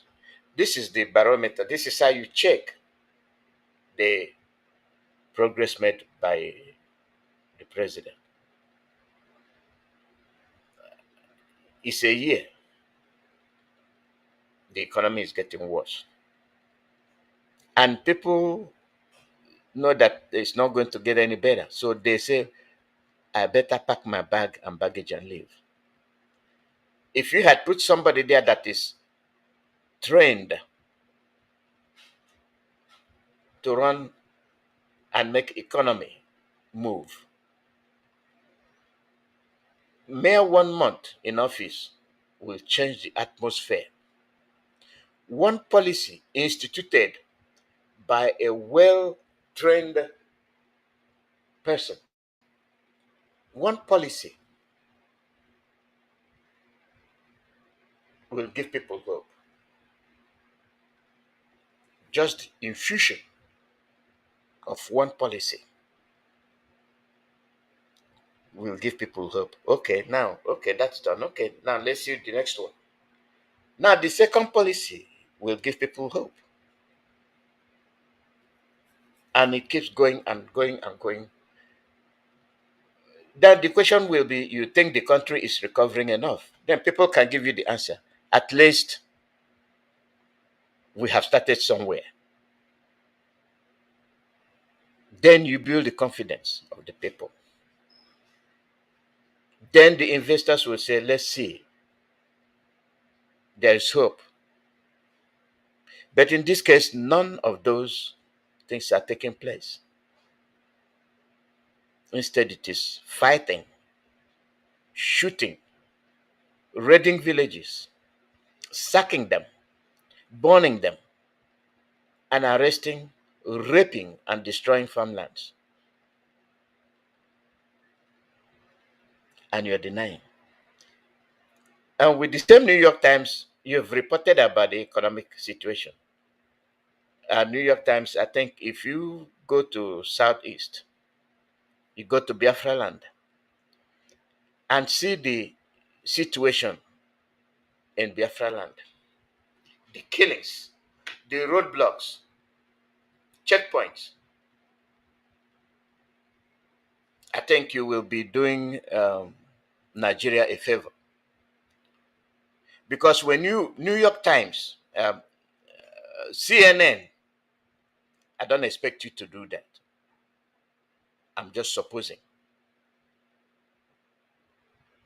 If you can go to Kiev, if you can go to Israel, if you can go to any of the stuff, Syria, and you make reports.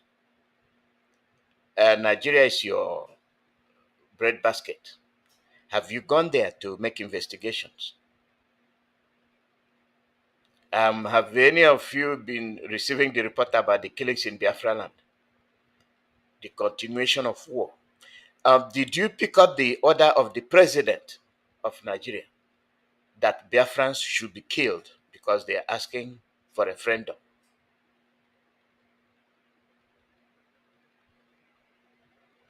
And you forgot that when a president opens his mouth to say that, these foreigners will say, what kind of president is that? There is going to be another bloodbath. The earlier we leave, the better. That is why I say that you being a president, you're not a president because you're president. You're a president for the Yorubas. Not only for the Yorubas, you're a president for the Muslims, Muslim ticket.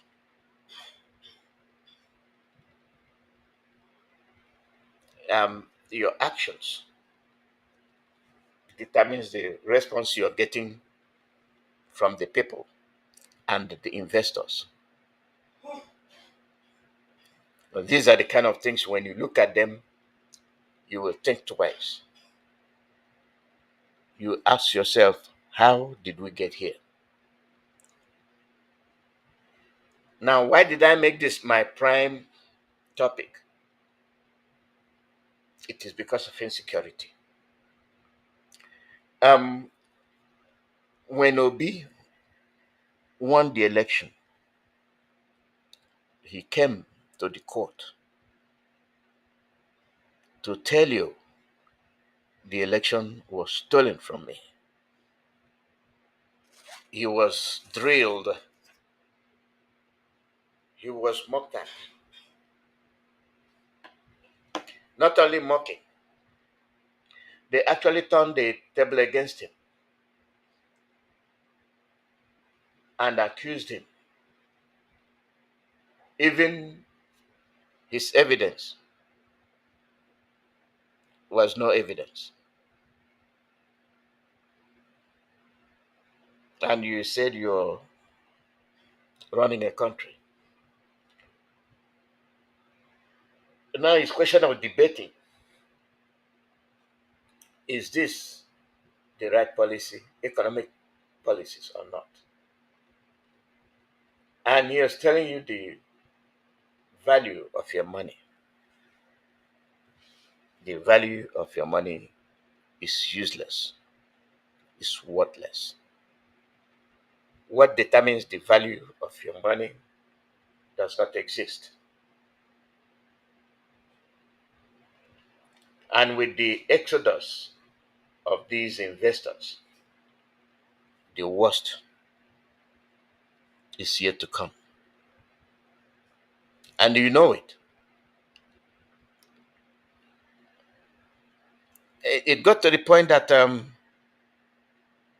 somebody wrote, oh, the money that Nigeria borrowed, they have repaid it, but they are borrowing another one. I looked at that right up and I laughed. If your economy is so good that you were able to repay the money you borrowed, why will you borrow another one?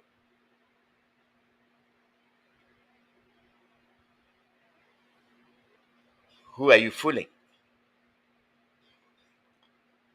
If you were able to repay to China the trillions of dollars you borrowed, why are you borrowing another one? You could have said, okay, now we've repaid, now we can stand on our own, we cannot borrow anymore. So you simply want to deceive the people by pretending that you're doing so well to repay the amount you borrowed and turn around to borrow another one.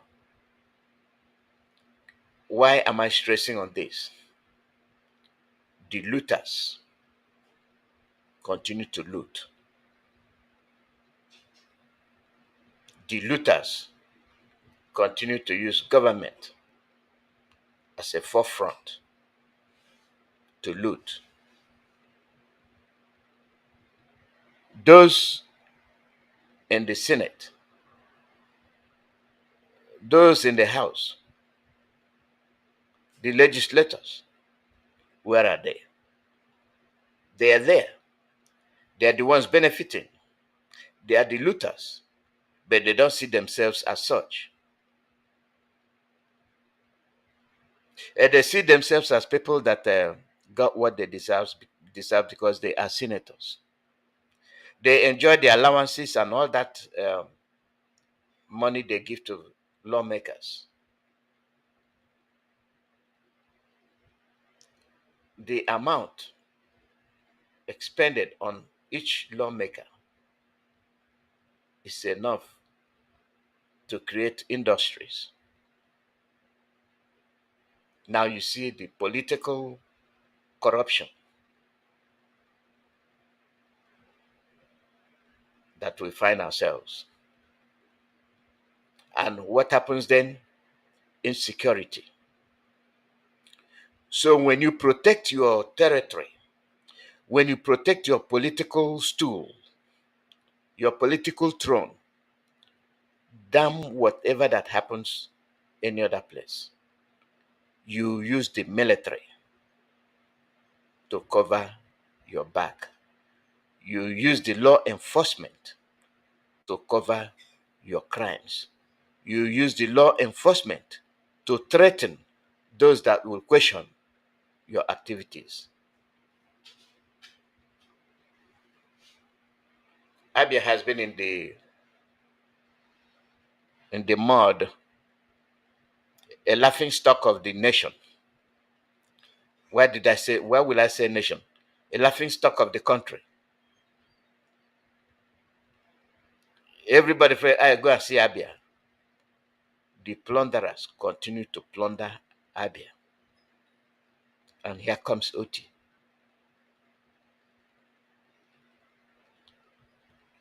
Within a short space of time. That's why I said, if you know what you're doing, a month is enough for people to know you are serious, you are the man. 1 month. The things you put in place will make people say, yes, this is the man. This is the right man for the job. You put the wrong person, you get the same issue. Corruption, impotency, inability to create jobs, inability to stabilize the condition of the people, be it on state level or on national level. When there is no light, no running economic activities will vanish. And what will that create?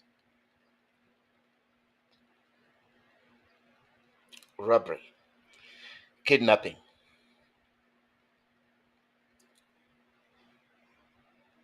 Many of these arrested kidnappers are Fulanis in army uniform, and they use civilians as their accomplice. The civilians accompanying them will show them where to go, where to hide, and who to kidnap. This is why you have civilians. When you say they arrested kidnappers, most of them are Fulanis soldiers.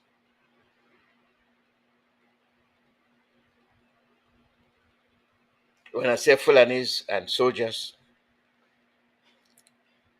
maybe soldiers from other ethnic group, not necessarily the Fulanis.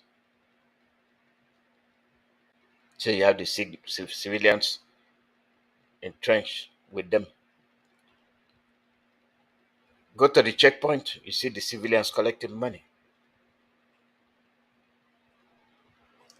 Insecurity, Muslim ticket.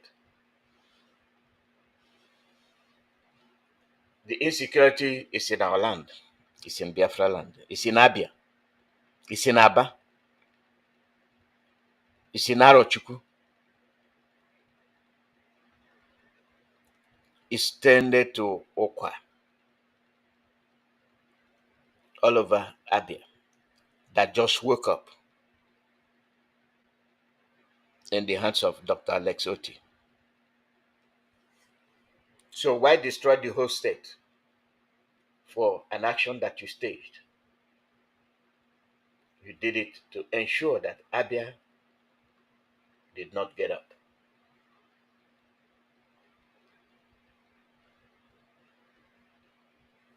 You see how these things are interrelated. From the head of the Nigerian government to the military. What is the business of the military and the governor? What is the business of the military and the governors?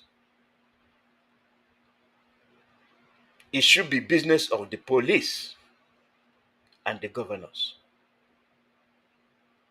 The military has no business in what is going on. They should be in the barracks But since Buhari came to office, until he left, the military took over the running of the country. The head of the military, from Brutai, you remember him, to the present, all Fulanis. You see the state of the Nigerian affair. Militarization, attacks, and insecurity, where the army is supposed to be in the barracks, waiting for external aggression. And then the police should be the ones checking and responding to the governor.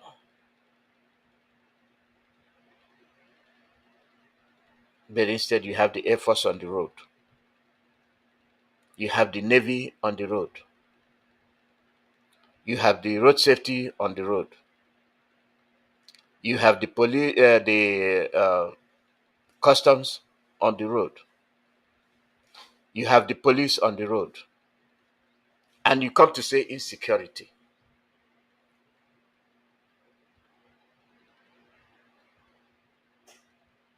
The next thing, you have the youth corps on the road. This is the job they created. Insecurity with the security forces. They lack economic foresight. So all they can afford is to create insecurity.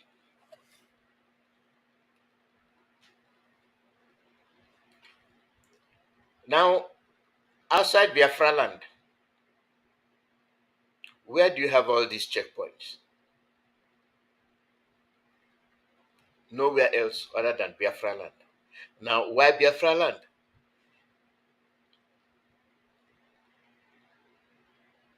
They know that that's the economic hub. They know that that's where jobs can be generated with the slightest advantage, with the slightest chance given to Biafrans. Economic boom will take place. So what do?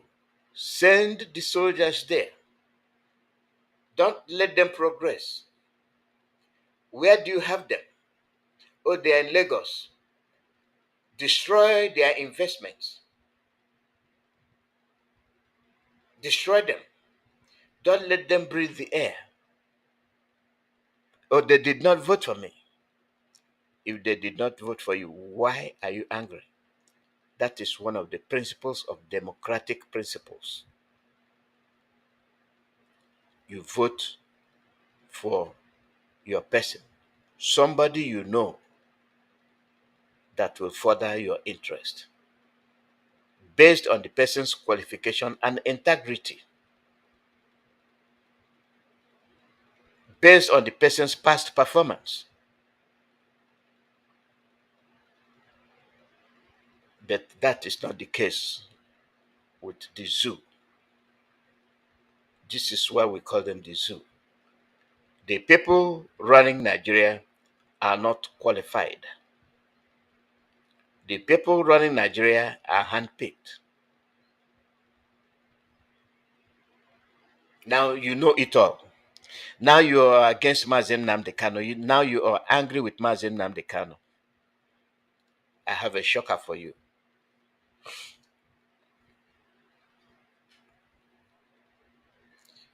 Did you listen to the NATO chief? Did you listen to him? Their goal is to ensure that Russia is divided into 200 countries. Russia is divided into 200 countries. It's none of our business what they say or what they do. Why I'm bringing this up is that if Russia can be divided into 200 countries, why Nigeria should be meant to stay together to kill themselves and die. That is why I brought it up. They tell you you are this or you are that. They don't want to be under anybody.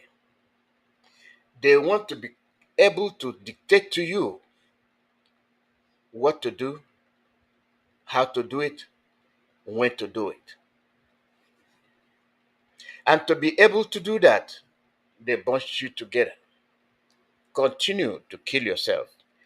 That brings us back to the security issue. Who are they using? The Nigerian military.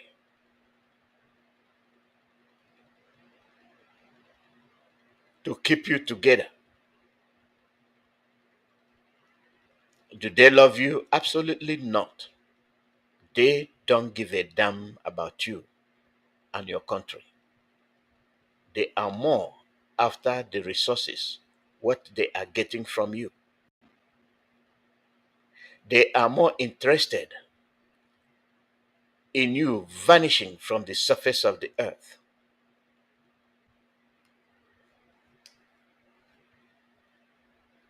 You don't realize that. You don't notice that. All you do is put on the clothes that makes you look like a VIP, portray yourself as a VIP without any form of clue as to why you dressed the way you did. You've made yourself an object of approach. Oh, you can talk. You can talk to somebody. Who will you talk to? The guy that presented himself as a well-learned man without any strategy, without any concept with regard to why they are picking him. Why is it that our people, Biafrans, when they are in a position to tell the world what is happening in Biafra-Land, they keep mute, they keep quiet?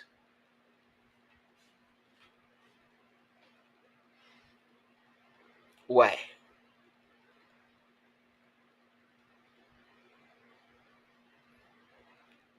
You're not going anywhere. The situation is so there that you lie to yourself, you deceive yourself, and then you betray your own people. Most of us will not be here today talking about Biafra and Nigeria. If those in high places from Biafra-Land have taken the opportunity to further the cause of their people, they failed to do that. They kept quiet. Chinasa and Nworu mentioned to you about our people saying, go to the United Nations, do this and that. And we have been telling you that the United Nations is very much aware of what is happening. That there are Fulanis that Britain put at the UN that scuffle any move we make to the United Nations. These are people that have agenda. And they were able to find themselves in a position to further the cause of their domination, their quest to take your land. But you, a Biafran, you have the same opportunity. Instead of you going to tell the world, this is what is happening, you raise the banner of your oppressors. And then condemn your own brothers that are being slaughtered.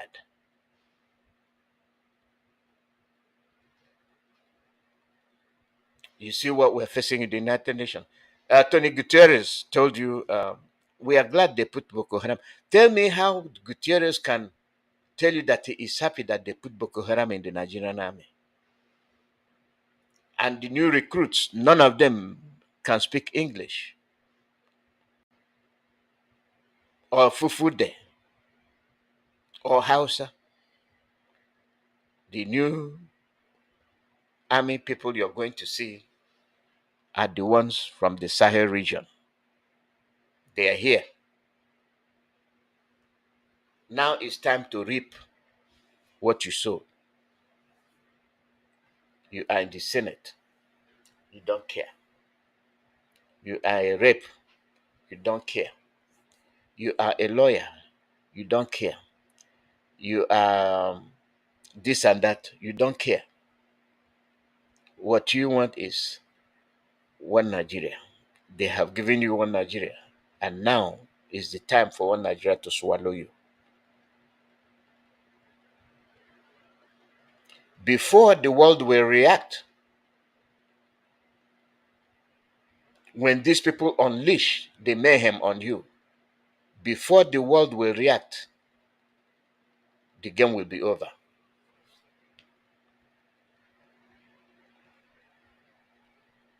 That is the situation where you find yourself. With the strategies they have, they are kidnapping the youths, both men and women, particularly the men. And they have their soldiers in the villages. And then they are importing the new ones they have recruited from the Sahel region, armed them. They are coming to occupy. When they unleash the killings, you will have nowhere to run to. You have nobody to run to. The world will not listen to you because they sanctioned Muslim ticket. You have every opportunity to protest. You did not. When Obi won the election, what happened? Few protested, and then they quenched the whole thing. The Nigerian world did not go in public protesting, give us our president. Oh no, let's move on. Let's move on. You continue to move on into the abyss.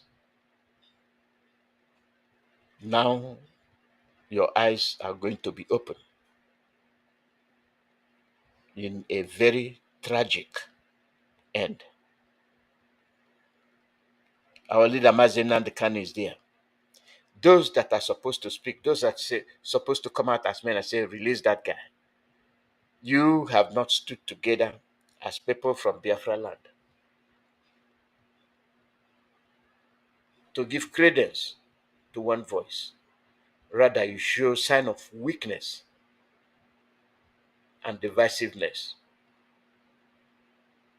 I am from Eqwim. I am from Cross River. I am from Anambra. I am from Abia. I am from state south to south. I am from Drenthe. I am from Imo. All these places are Eastern region, Biafra-Land. Our days are numbered. You deny your own, you deny yourself. When you deny your name, you deny yourself. You deny your culture, you deny yourself. You deny anything that has to do with your existence. You deny your ancestors. And as such, there is nothing that will give credence as to your identity and why you are who you claim to be, whether you like it or not.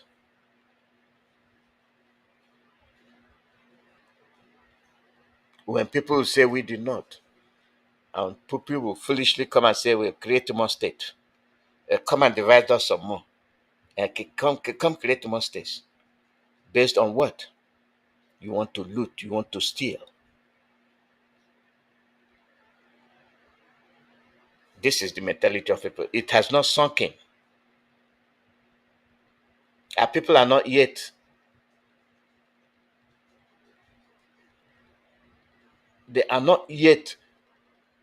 grasping what is happening to them.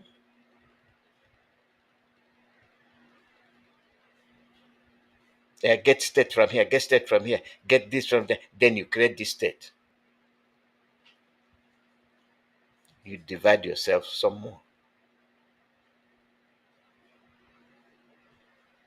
This is the brain of Ndibo, Biafrans. Before we had the Eastern region, we got along very well. No problem, no qualms.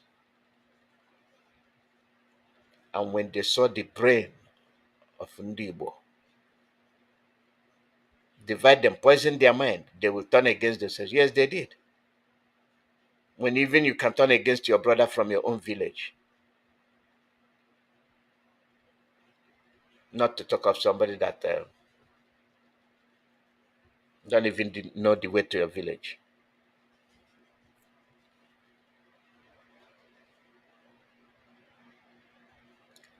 This is how I put all these things together. From the broadcast of formidable DOS and HOD. This is where we stand.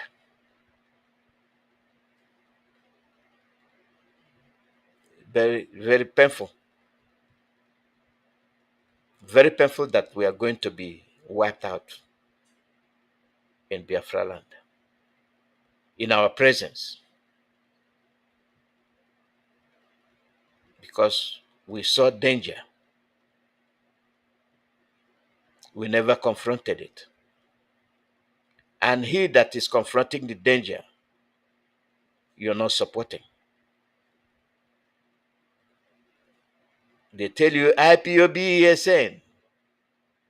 Then you say, oh yeah, they are looking for IPOB ESN. Then who are you? And what are you? You're not ESN. One thing I know for sure that you are is IPOB.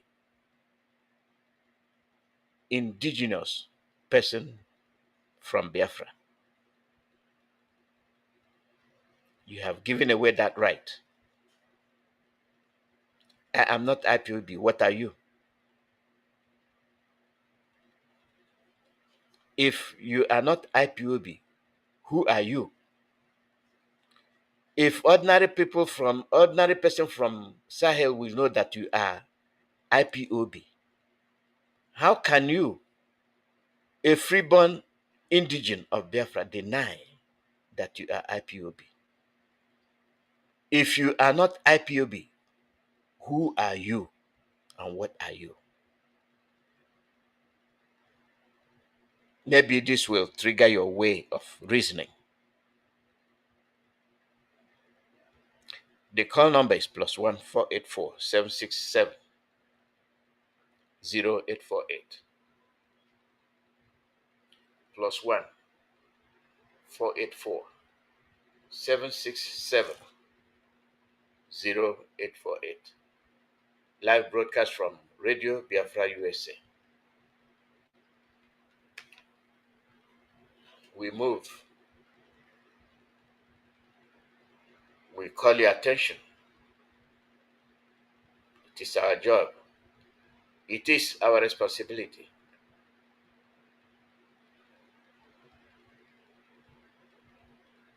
It is what our leader put together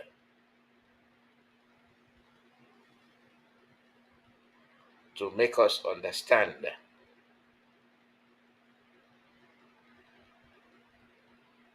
that we are in danger.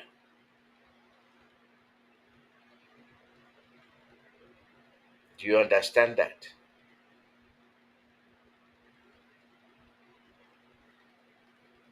Some of us do, some of us don't. The danger of our existence is glaring at us. Our people, we are running out of town. We are running out of time. Let us wake up. There is nothing like Nigeria. Caller, your name and where you calling from. Good afternoon, Mazi from here. My name is Chukwuma, which I'm visiting you from the Netherlands. Welcome, Mazi. Ndewo. Our veteran, Ike will according to our people, they say Ike will, but Ike how, because who is going home, we never get tired along the way, we have to get him to rest, isn't it? So, what I want to say, that hypocrite, Bayo Onanuga, is attacking New York Times or whoever look about the abysmal performance of Nigerian economy. All of them are living, Pfizer is living, Microsoft is living, Greenhouse is living, just name it, they are living. But that is not why I call. Why I call is one of the reasons, and we have a lot of things to discuss, but what time permits. You ask, in what world is Bayo Onanuga living? Bayo Onanuga, Tinubu, all the senators, all the House of Reps, all the military intelligence officers, these people are living in a cocoon. They are living in a makeshift delusional utopia called Abuja. They don't know what is happening around the country. Now, if they know what is happening around the country, and if they know the kind of economy they inherited, so-called, in quote, why then the first thing, one of the first things the president did, this Tinubu, when he came in, was to award 160 million naira SUV to every lawmaker. How many of them in Senate and House? 160 SUV vehicle. Is that the reality? No. What was that? That was a bribe because the legislature are the only people who can, with authority and by law, challenge excesses and demonic and what do you call it? What do you call it? These people who megalomaniac spending of the executive. So what they do? They bribe them. They give them ostentatious allowances plus their salaries. And another one is community development support. These are bribed to do all the legislatures by law. Because when we're saying legislatures, we tend to think that any one of them, except they are all eating from the system, and that's why they can afford to shut up when the country is over the precipice. Because when we say that a thing or somebody or a country is on the precipice, that means there's still hope to rescue. But this country is rolling down the precipice for these people. Their children are not in Nigeria, also, for the most part. They are in abroad where we are very well structured, very well built, everything organized. That's where their families are.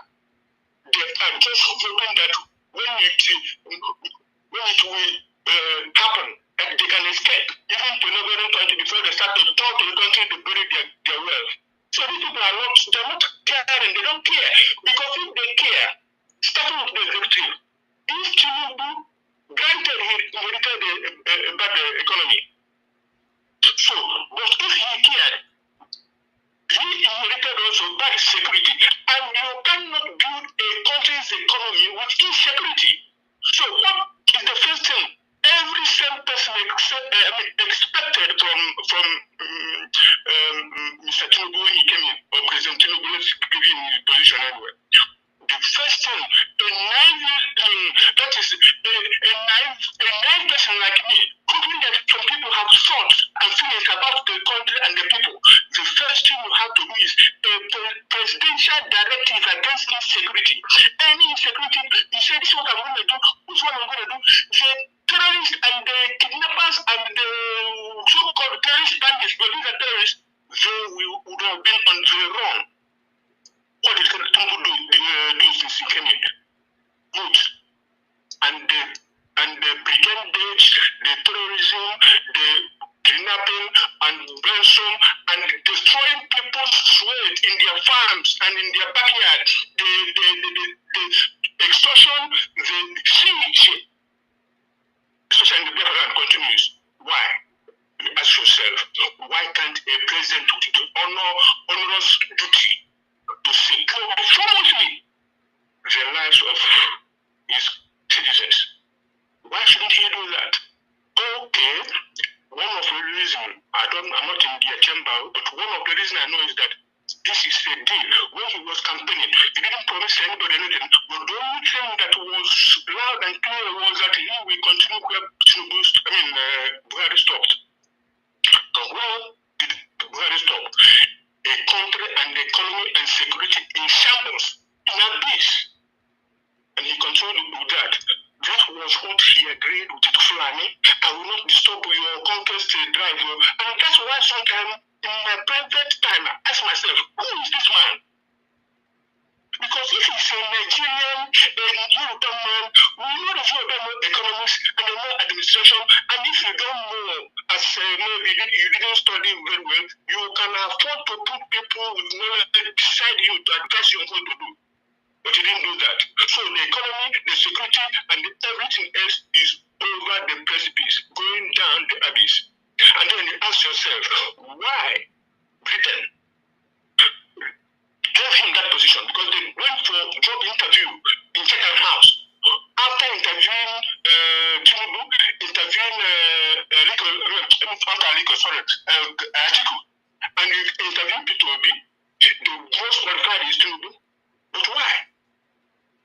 So, what I'm saying here is that these people protest this man and this government and this system to get Nigeria more and more where they want it, unworkable, unorganized, and chaotic, and they're carrying the goods. The next thing they will do is to tell you your what they call it, your diversity is your strength. Really. I don't want to digress too much, but people who want to divide another country into 200, really, that will show you the kind of people that we are hoping will come to help us.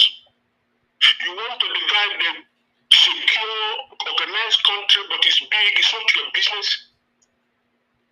You want to go and divide it into how many pieces, but we are praying to get 3 or 4 states out of unworkable and retrogressive and murderous Nigeria. Oh, we cannot do it. We must get together.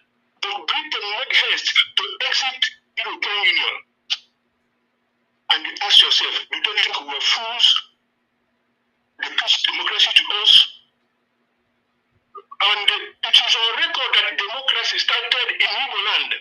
The first written constitution, the first adult suffrage, that's where any adult can vote, man or woman, it doesn't matter.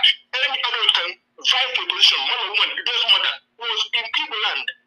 So how can somebody come and tell you about democracy while they are not practicing it? If they are practicing it, why would they put incompetent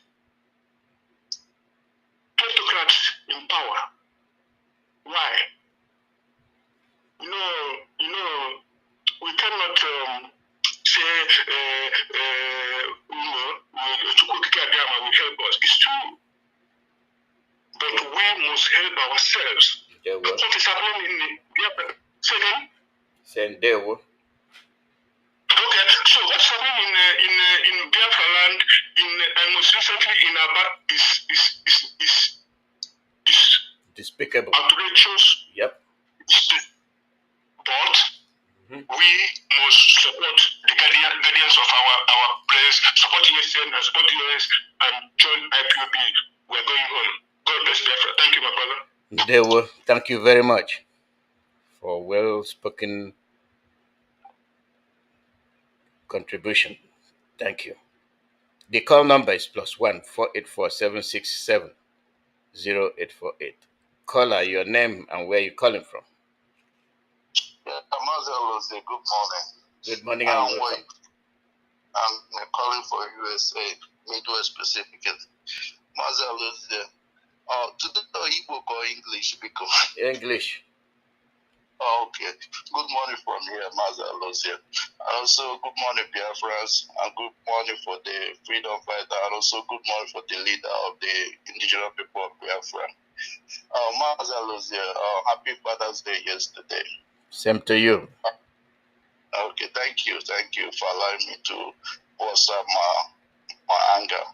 Mazi Iyke, give a check. I mean, if you see what's going on in that zoo called Nigeria, the problem that we have in, especially in our Biafra-Land, in those illiterate people.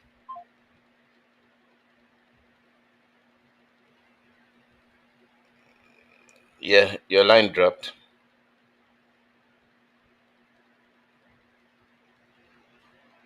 Your line dropped.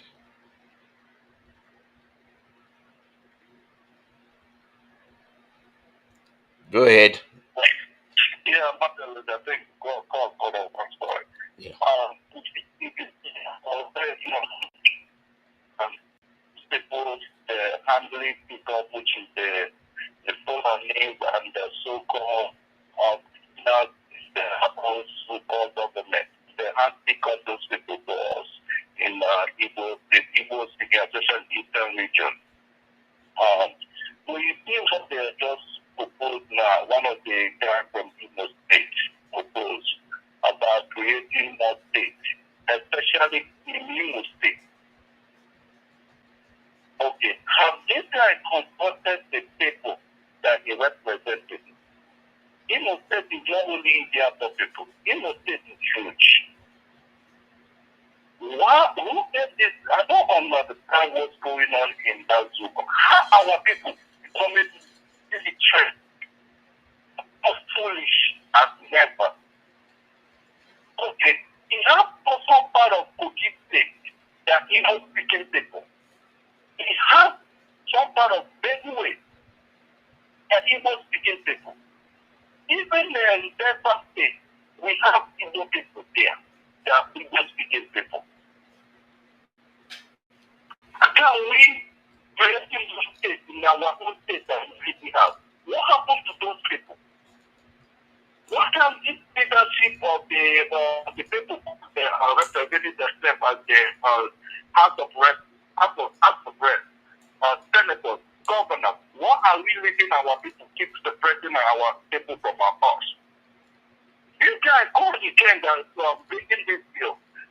You just see what on this northern region, the audacity they have to bring a local bill in the small Senate and the debating it.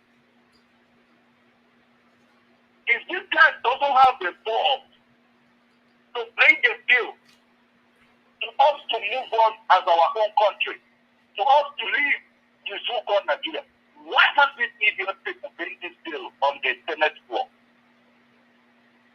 They said they in Nigeria is the free to live. How do we know these people that bring it towards the Biafra? How do we know where these people from? And they have the right to follow it. And even people from the north are using their friends and they call it themselves House of Friends. And we are senator, we are governor, we have a bunch of illiterate people just destroying our people. Now, I'm very angry in our people going towards the good, towards being a good citizen, people being a illiterate. It's very painful to watching this going on. A full people telling you a cow is more equivalent than a human being in the heart of them, and they're telling you cow have rights as the same right a human being has. And this guy has the audacity to tell you how to divide the state of Igbo state. Why can't all of them put themselves the representative of the East Southeast region? Why they don't have the balls to bring a bill for us to leave Nigeria to the African basis? And all of them scared. What are you scared of? Your people be killing.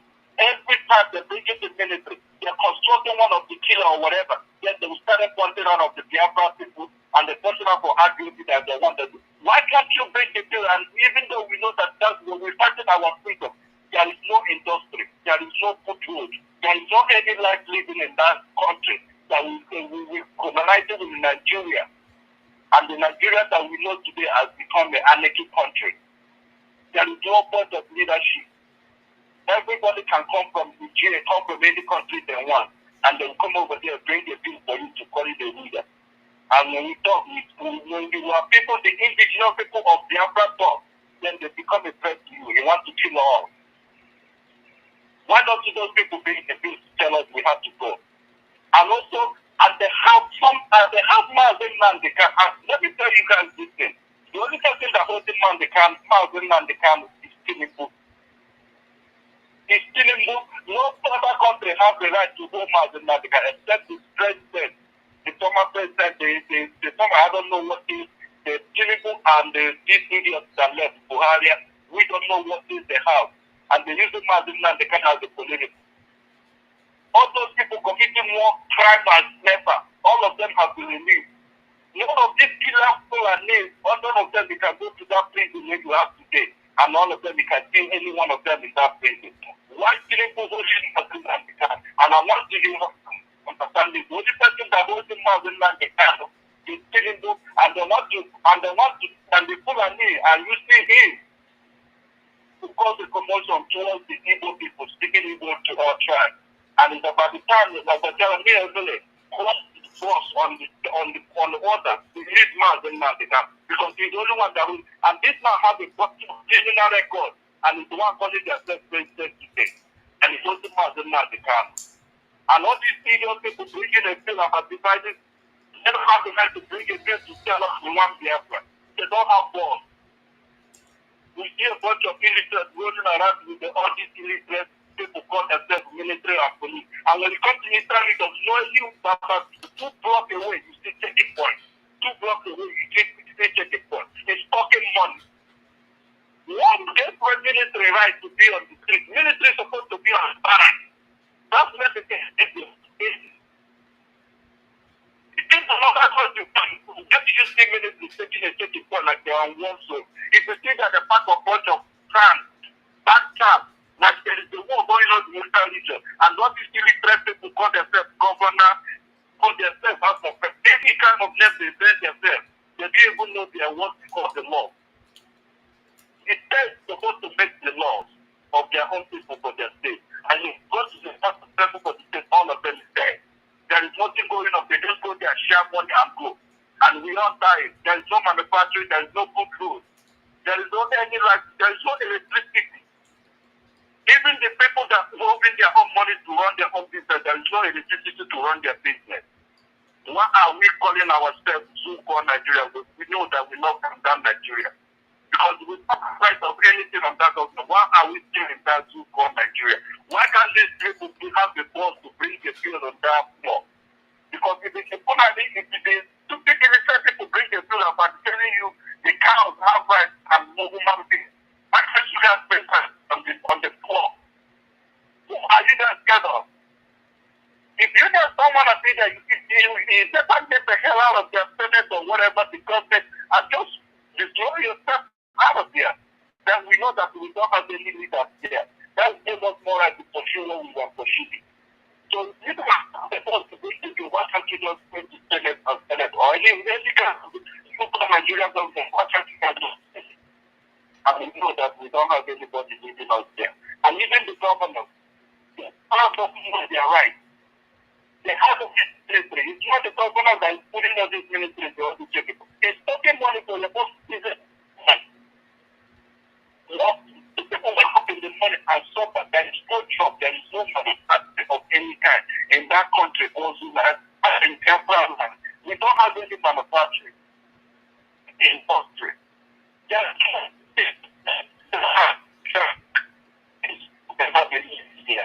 nothing going on there. There is nothing moving. No electricity. And why you guys have electricity with guns, all kinds of weapons? So, it's talking money. Bringing criminals that you guys are to ask them to take money from us. It's not about the time you guys tell those families to go back to their parents. So the party is the way they belong. It's not the time that you guys tell all these police people to go back to their stations. You have a station for them. You have the building where they call barracks. Why can't they go back there? One time we go to the parents and we see any army people in the parents, all of them on the road of Biafra-Land. It's all of them on the street of the Biafra-Land. And the worst part of it, where they take themselves, is not even a cross-state line. They take themselves where the people live. The citizens live in the market, inside our own, inside the city. It's depending on the power you guys are supposed to.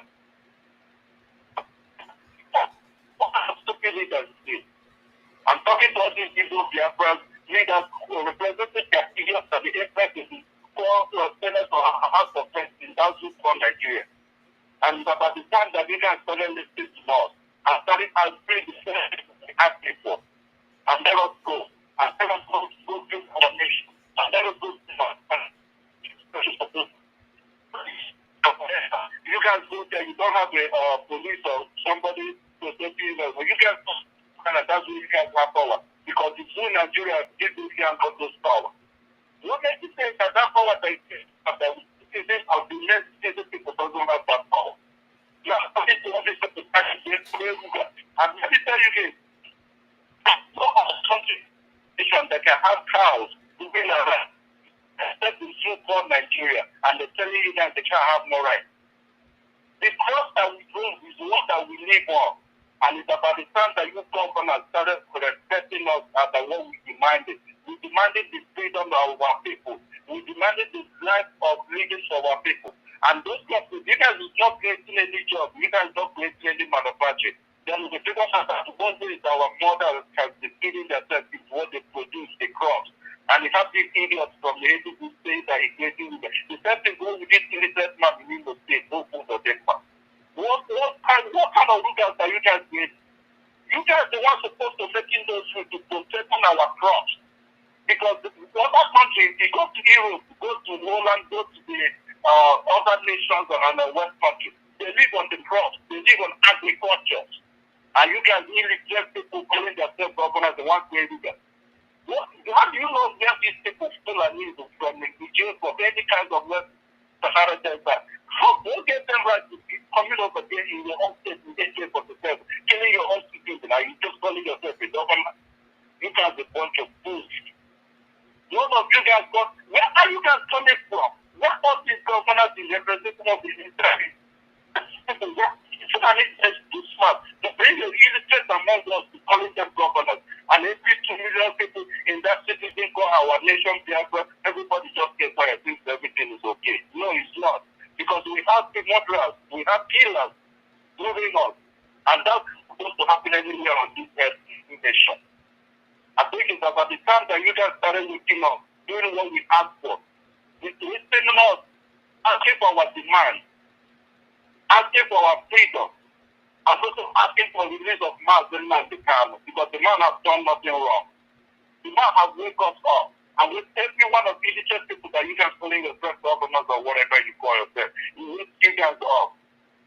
It's about the time that you guys listen to us, because all we needed is our living. And freedom is the goal that we're asking. And we're not asking too much, just the freedom. We need to live, and we need to be as other countries develop as we are.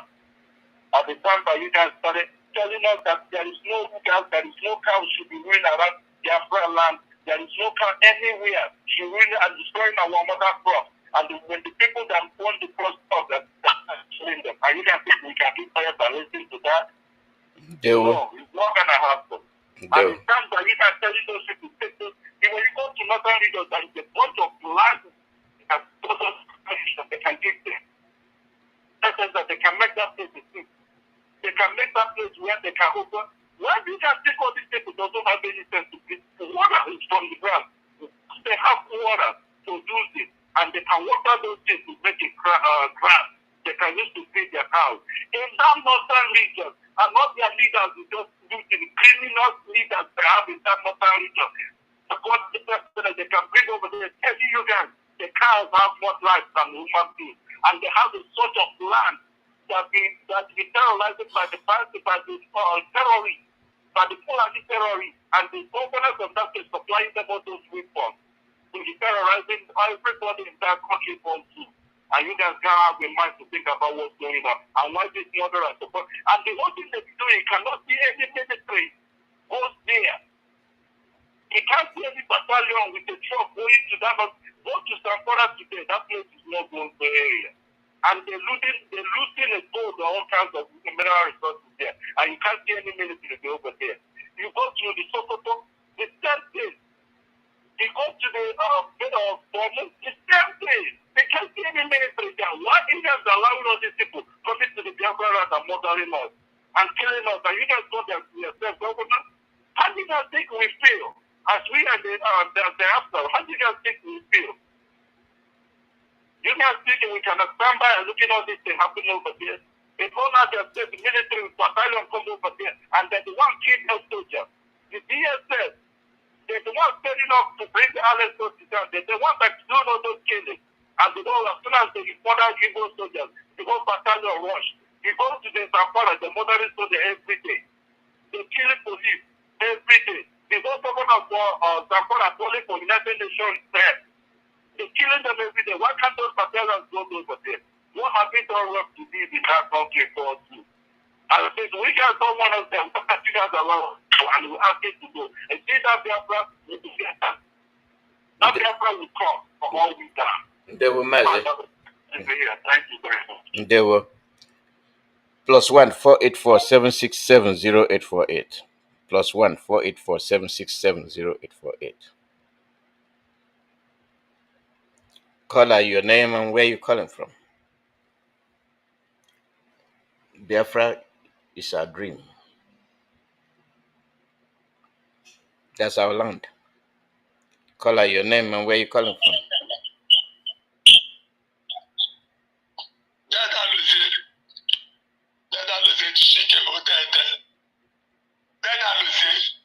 Let every Biafrans, we are human beings, spirit in body.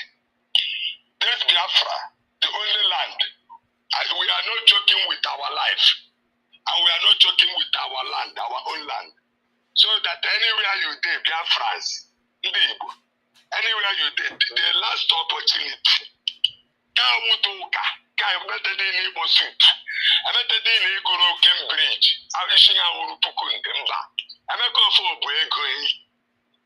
we can't pay too much money. I went to the always go to like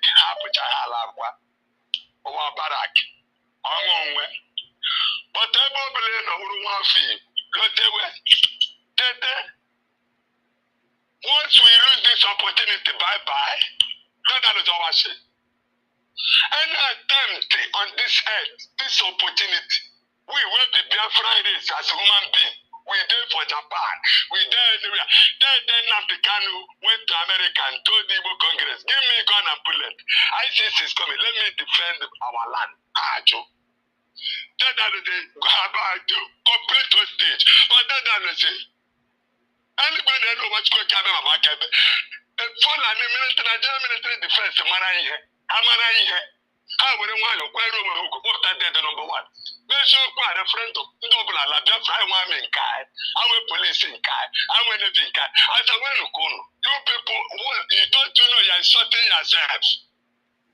What do you want to live upon other people's misery? Is that a common sense? Is that how your teacher talk to? Time to take our land, forcing us, holding our leader on stage. This charge that acquitted all contestant release from your court, competent, I bet I could say, we can release them. That are the straight to you, when so good. But can't make an idea that the game also, yeah, no, if not to Chinek, I am free. Also, Kisha come and go with the call. I'm telling you, what they kind of that's America behind an eye lie. I swear. Can't challenge or repeat that thing to one. Which kind of self it is? I'll not be a friend race to live. We feel I need a different race. Who created you, gave you that place? Who created you to live, by the way? Don't be too quick. Now you create that and don't you? Why don't you play this war? Don't you know that you are my 50 years? I'm prepared. More than formidable. My ancestors nothing but the Eqwim. They did. How am I not to do a match? Release our leader today. I put a referendum, carry your people, go. If anyone want to kill your people, use this opportunity and take your back. You the boss are decent and responsible people. I will say take your own people, go. Stay your land. Then we will be there for make you pretend there for their own. I mean, that is not the then America from their own want to come and load us here. That is like copy on one. I swear. Okay, so come on, okay. That's it. That's it. Can you take it to the middle, okay? How long you there? How will tell a friend of measure Kuko? Then the chicken is again and then the cannon and then that is when I look at I look. I don't tell you to like a failure. There were. I don't know if I was all Biafrans. +1 484 767 0848. Caller, your name and where you calling from. Caller, your name and where you calling from.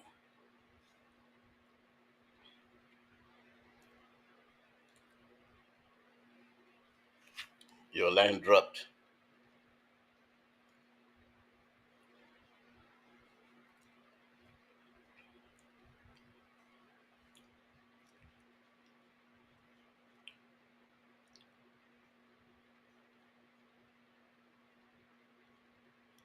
Caller, your name and where you calling from. You see, we look at things differently. Our inability to call a spade, because we expect somebody to do things for us. We expect the United Nations, we expect this, and we expect that. And most of these things are the things we have to do, and our cumulative action carried out together will send a message. When you exclude yourself, when you say it is IPOB Kanacho, my question is, which one are you?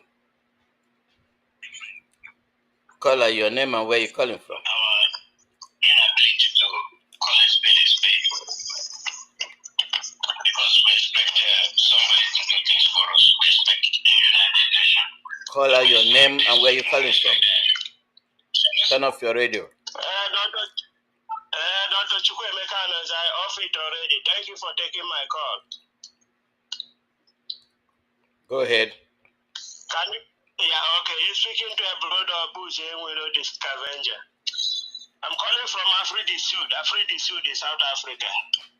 I greet my leader, Mazi Nnamdi, a prisoner of conscience who set up this Radio Biafra, a citadel of knowledge and spirituality to educate us. And that is what you, Dr. Chukwuma, is doing. Dr. Chukwuma, maintain your blessing. You showing your love to your people because they say information is power. And what you Radio Biafra anchors are doing for us is unbuyable. You cannot buy it. There is no. That is why I call all of you professors, but you are a doctor of history. So thank you for taking my call. Dr. Chukwuma, in your submission, there was a place where you said, now their eyes will be open. You said now Nigeria eyes will open. Dr. Chukwuma,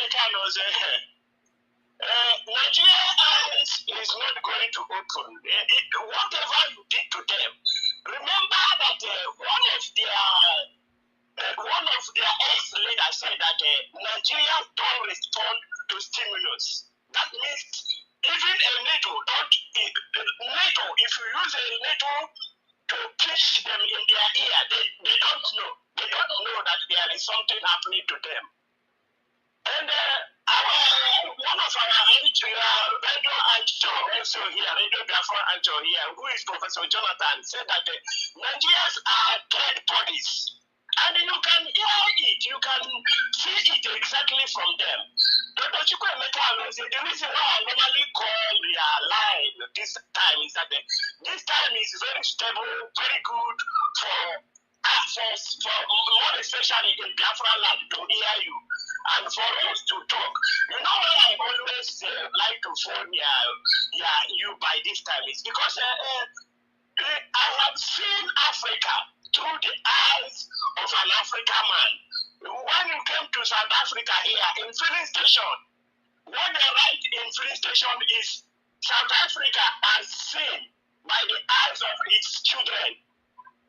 And you will see those South African children with the colors, they write what they see in South Africa. And the reason why I'm calling, you know, some of you, like you, Dr. Chukwuma, you are in a developed world, where they call developed world. Some come from London, some come from America, some come from Helsinki, which is Finland, some come from Denmark, some come from Australia.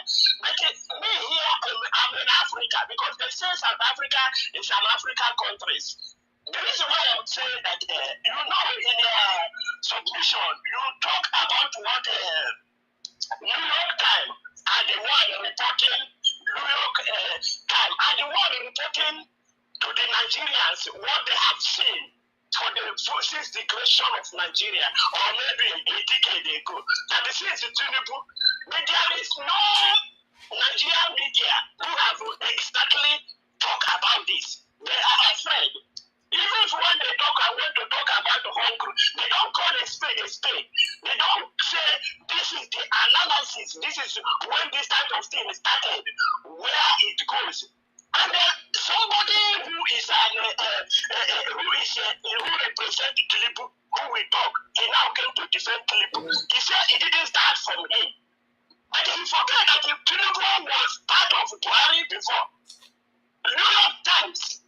Please, can you let me add to you that this Tinubu you are talking now is also a part of the Buhari's regime.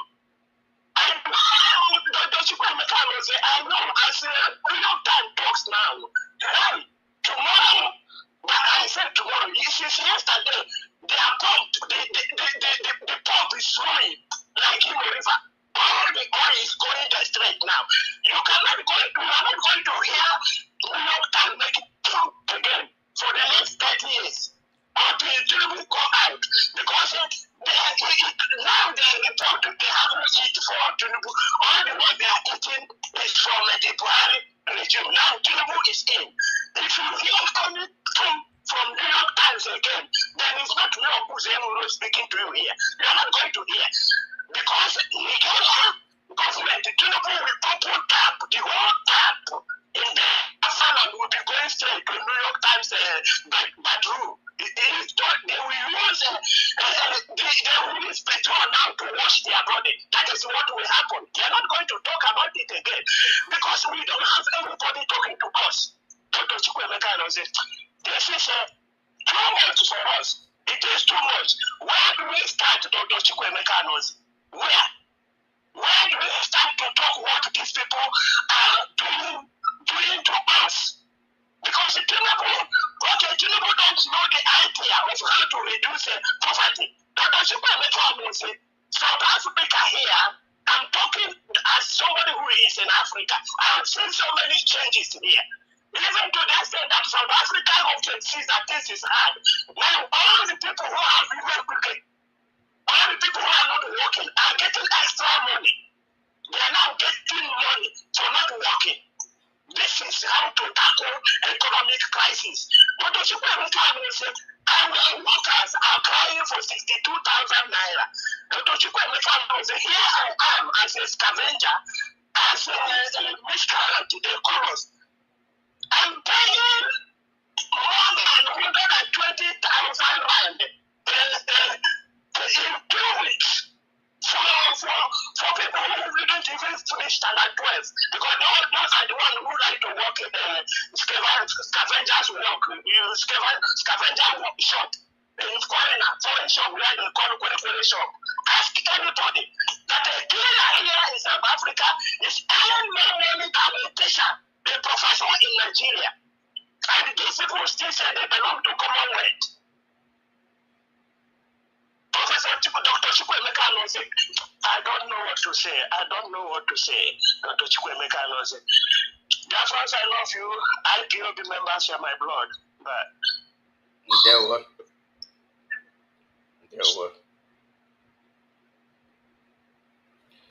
The call number is +1 484 767 0848. Our people, we need to be very careful. This Nigeria stuff is not ordinary. It's where they put us together to incinerate us, to finish us. Our ability to find out this on time is very advantageous. There's no need hanging around talking about Nigeria. I gave you a point where they said if they have their way, they will divide Russia in 200 places. But they're incapable of doing it. What about us that are here, that have nothing in common? Caller, your name and where you're calling from. Good morning from here. I suppose I continue to bless you for the good work you are doing for Biafra. My name is Nnamdi. I'm coming from Ghana. But you will live long and see Biafra. For the good work you are doing for us, you will surely live your fruit. May God continue to bless our leader. May God continue to bless HOD. Our HOD program yesterday is so marvelous, and we must continue doing what we are doing. We must continue doing what we are doing. You see what Zoo is doing in our land. Deploying all the Al-Shabaab, deploying all the Fulanis in military, all the strangers, they organize in the military. They are deploying it in our land. They want to, they want to, they just want to, kill us and, take our land. And we cannot accept those people to come and kill us and take our land. These Fulanis are in Al-Shabaab, these Fulanis in Nigerian military. They don't know, they are terrorists. They are terrorists, and that is what Nigerian people are bringing, Nigerian government are bringing in our land, because they are full soldiers. They are full soldiers because you can give them an idea when they get this Fulani terrorists, they should not kill them. They should put them in cell and bring them out and watch them and call them repentant terrorists. They know what they are doing. They just want to use it. They want to use those repentant terrorists, to hold us back. They want to use them to kill us and take our land. And we can never accept those repentant terrorists to kill us and take our land. And when you see Nigerian government, pushing something like regional government, you know that those people, they have plans. They have big plan. They don't see what they are doing now. They want to divide our land, because this is not I can't call this a regional government. I can't call it a regional government. This is a plan, a deep plan. They plan here group to take our land. That is why they want to divide our land, visit our land, and say that they are doing regional government. I don't understand what is the zoo government is zoo that Nigeria zoo that have failed. They want to tell us that they are doing regional government. We can never allow that thing. All we want is let alone and free our leader. That is what we want. We don't need any regional government. We don't need any change, because when they come in this regional government, they will divide our land and put this one in north, and put this one in west, and put this one in south, and that is not good for us. It's not good for us. We have land out of Biafra-Land. We have land in north. We have land in we have land in Kogi. And those lands, we must bring them back. That is what we want. We don't want any regional government. We don't want this in our land. All we want is Biafra. That is what we want. And they must free Mazi Iyke. They must free Mazi Iyke. All the all the propaganda that Nigeria government and the true military and the Fulani military are conniving to try to whether they can destroy IPOB. It can't work. It can't work because IPOB is our life. Without IPOB, we can't live. IPOB is our life, and we cannot allow anything to do IPOB. We will never allow it, and we must support ESN. We must support ESN. ESN is our full soldier. ESN is our full soldier that that protect those people, our brothers. They are brothers. They are not flying. They are not flying at the top. They are our brothers. Those people are protecting us. Our people to try and and listen. Our people to try and listen. They should make sure that they support IPOB, support ESN, and they will continue to protect us. They will continue to protect us. That is what we want. We can never allow by Fulani and the Nigerian military in uniform, in Al-Shabaab in uniform, to come and be controlling our life. It's not good for us. It's not good for us. Those people, they have plans. They are not. They don't want life. They don't want our life. They want to kill us and take our life. That is their plan. And they have entered that place plan now to kill us and take. And when they do it, they will blame it IPOB and say, it's IPOB that do it. That's IPOB and the propaganda. All this is a lie. It's a lie from the pit of hell. It's the Nigerian military that conniving all this, all this evil to use it to, when they finish doing it, when they finish to use it to kill our people, and when they finish killing our people, they will know, they will remember IPOB to target on IPOB. And we are warning Nigerian military to move, to get out from our land. We are warning them today to move away from our land. They should go to North. North, yeah, they have insecurity. Boko Haram, Al-Shabaab, everything is there. They should go there. We don't need them in our land. They should move away from our land. We don't need them in our land. We don't want them. They should move away from our land. With this Nigeria Al-Shabaab military that Tinubu deploy in our land to come and kill our people in our land. We don't need them. Madam, the God continue to bless you for the good work we are doing. May God continue to bless your family. May God continue to bless everything you have. In the name of God,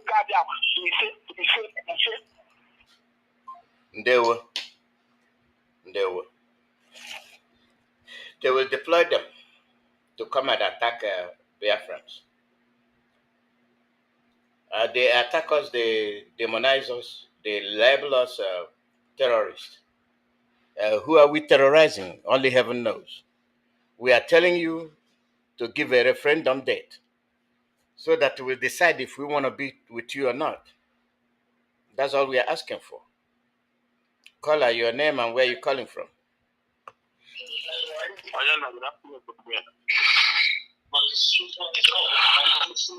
Mazi, can you hear me?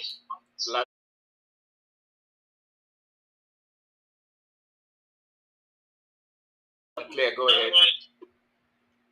Thank you very much, Mazi Isaiah. This is your son, Uba, calling from UK at the moment. Mazi, I appreciate you.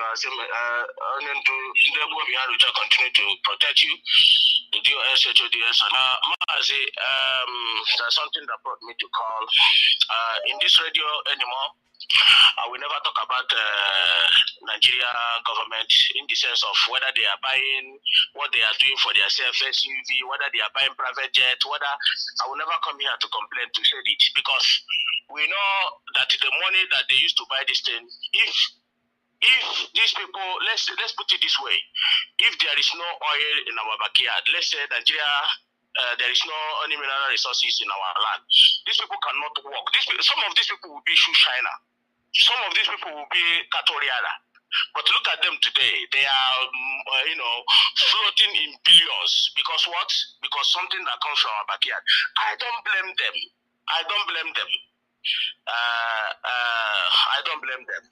Some of these idiots, people like Buhari, when he was alive, do you think Buhari married to be a Megad? He's not even married to be a Megad. These are people that are supposed to be washing plates somewhere in a hotel.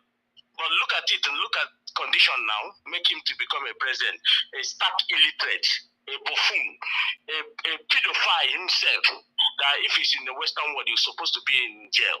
But look at it now, what comes to our backyard are beginning to make them becoming, I don't know. Look at their children floating all manner of cars and this thing. So I will never talk about Nigeria anymore here. I'll come to complain, like, talk about whatever they are. No. What Biafra should be saying now? How do we protect our people? We need to be reason. Gone are the days whereby we'll be, leave another thing and be talking another thing. We have to start anybody that is listening to my voice. When you go to bed, you start asking yourself, what do we do to protect our people from now? What are we going to do to protect our Biafra-Land and our people? Because these politicians, you can see now, the coming of IPOB have made everybody in Biafra-Land, to make the whole world to know, every Biafrans and Igbo at large, to make you understand that nobody, you see these people that they call it, they are representing you. Now it's obvious, you can see that nobody is representing you. Nobody, nobody. Do you know if it's weird that these politicians call us somebody? How can Igbo man we import a container, they will pant him and they sell it back to the northern people and they use it to come and sell it to our people? It's because they sold themselves to the Fulanis. Do you know how many atrocities these people have been committing? Do you know what representative means? Do you know these people call themselves senators? Do you know the power they have? These people say they make law. Do you know the power they have? They represent you. Their job is to speak about what concerns you. If something concerns me here now in my borough, I will book an appointment, right, to go and see the MP that is representing where I live, my borough. I will go to face. I will book appointment to see her, and say to her, this is what concerns me. This is what I'm facing. And she will take it to the proper channel. She will take it to the parliament and debate it and say, look at what is happening to so place that are representing, and they will talk about it. And the issue will be solved. Look at these Pagmayas called Igbo politicians. For anyone that are from German local government, he will enter into governor for 8 years, involving their people, stealing, revenue money, and then after that one, he will become Senate. He will go to Senate. After Senate, for how many years? Look at Eqwim today, languishing in Burma place. For how many years? I want somebody to come here and tell me one thing that Eqwim have done in Biafra-Land. Come here and tell me one thing that Eqwim have done in Biafra-Land for how many years? Now I ask our people, forget about the SUV, forget about these people. Let me tell you how because they know that whatever they do, nobody will hold them accountable. They know. This is Nigeria, they know. Now we come back home and begin to listen to ourselves and ask, what should we do? This is what I've been asking myself. Can I protect our people? What should we do? Because this Igbo governor, they cannot listen. The only person that is listening to you is a Lesoti that he can see what happened in Aba. He went to the zoo soldiers and speak to them. Do you know if this thing happened in another state, let's say it happened in Imo State, do you think this criminal will go and talk? No, by now, Imo State could have been they could have left the place now. You know? So instead of we now Nigeria for now. I don't checkmate these people. I told one way to checkmate these people. Let's ask them a question. What is wrong with them? Are they not seeing how their people has been killed? Do you know that the Fulani man, their governors can never allow a soldier come to their community, parking their? Do you see how they are parking Igbo people in their van, in their truck? In the Igbo, can they do like Nnamdi in Abia State, loading them and parking them? God knows where this nation. In this 21st century, they are still slaves in our land. They are still, Fulanis are still slavery in India. To some of these people, do you know where they take them to? Some of them will be married outside. Some of our people, who can't account of where they are today. They came, they use that. Don't you see that this is the Al-Shabaab system? Don't you see that this ISIS system? Don't you see that this terrorist system? They come, they load your people, they took them away. These politicians, they are in the Senate, they are in governor, they watch their own people being taken. None of them speak. Do you think a Fulani senator or governor will allow soldiers to take their own people like this? You think it will happen? Hell will go. But look at these people.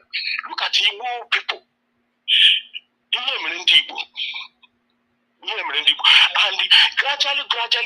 gradually, we are fizzling away. Now they have come to systematically where they will use the infiltrators to put one or two things in Biafra-Land and they will invade the place. Now, this is where I will ask one question. May like the question answer it, may like it here. That is your entire business entirely.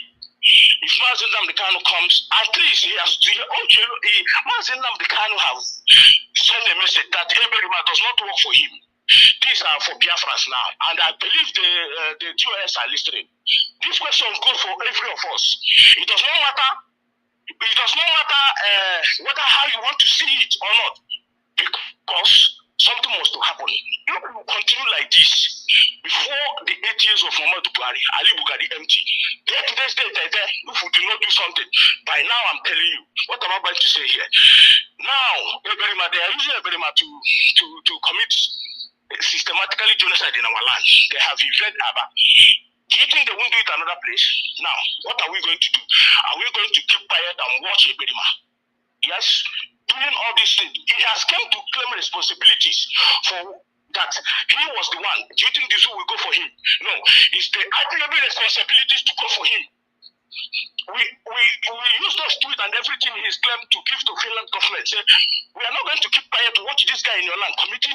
Do you know what exactly this boy is doing? Do you know exactly what Eberima is doing? Which means he's mocking at us. How are we going to explain this thing to Onyendu? How? Are we going to, if we fail Onyendu, that means we have failed. Because I don't think that Onyendu will be alive. We know outside. Eberima made this thing. Yeah, we are getting. Never, it can never happen. Onyendu can never allow it to happen. But we are seeing, this guy has claimed responsibilities, and now we are taking our daughters away from us. Killing our young boys, adopting them, and then we keep quiet, and he's moving around. Don't you see that? Don't you see that we have to? Mazi Nnamdi has made it clear that when you take away the infiltrators, these saboteurs, anytime their master called them, they didn't hear from them. He said it in his broadcast. Not me, not my word. His word. In my head, what that means. Now we allow these infiltrators. Yes, he claims responsibilities, and now we are killing our own people. One man I have systematically way now have getting abia ego our people. Mazi, sorry for the Igbo speaking, because the thing is that sometimes I think, Nnachi, what is wrong with us? What is actually going on? That a soldier will come to our land, invade our land, start murdering our people. What we not so for AK-47, M16, whatever they carry. Rifle shooting our people close range, and this senators are there watching. So they want everybody to keep quiet so that Fulani will take our land. So tomorrow we keep complaining to the international community. These are the people that kept quiet. What Fulani is destroying our mothers' farm, killing our mothers, raping them. These politicians. Listen, can I check before you are too late? Either we die with these politicians, or we leave them, let them keep committing, or we just go away. One thing must to happen, because we have good evidence to show that these people are not meant for us. Why should we keep quiet? Mazi, you are talking about this is where sometimes I ask people, I sat down, I ask myself question. If as American government at this point in time, American government, which every knowledge they have, and I thought that this country was a reasonable country before, but I never know they are quasi country, can go and be fighting, trying to destroy, fighting Russia in proxy war through Ukraine, a country that wear arms, sophisticated wear arms like them, and they are fighting them. That is where I know that something is wrong. And you just mention what Stoltenberg said here now, that they want to divide Russia, for divide them. And this is, they're not hiding it. This thing has what they have been saying, they have been planning for a long time. And look at it today. We are watching it, thinking that this man will keep them quiet to do it, because this is exactly what they do to us. They divide this, Britain divide us and put us to every our people in Benue, our people in the Cross River, our people are everywhere in Igbo, are everywhere languishing. Who is speaking? These people have never speak to the 5 small Igbo speaking areas. They haven't speak to us. Do you think it's the ones that fizzle away in Kogi, fizzle away in Benue, fizzle away in Cross River, they will speak to you? They haven't spoken to the 5 people call. Then they just have that speaking to those who are saying, something here, man, sorry. I'm seeing it. Something is If care does not take, we are gone as a people. Sorry to say it, but it's the truth. Mazi Ndewo. It is the truth. Based on events, based on what we are seeing today, based on what is happening in our land without people reacting. Those that are supposed to be in charge,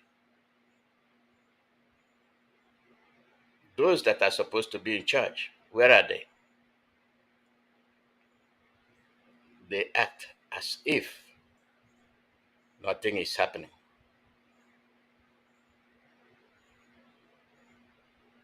I wonder what will happen to make them realize that something is happening.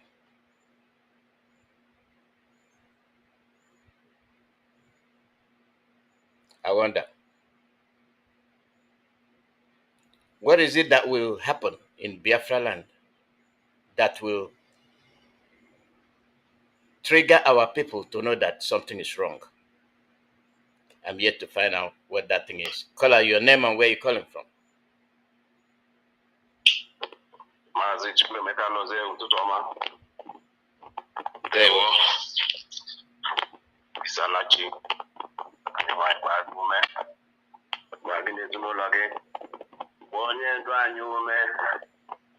Nnamdi Kanu onye ndu anyị, ọ dịghị ụjọ na-ata anyị. Ọhama dike bụ onye ndu, ọ dịghị ihe na-eme.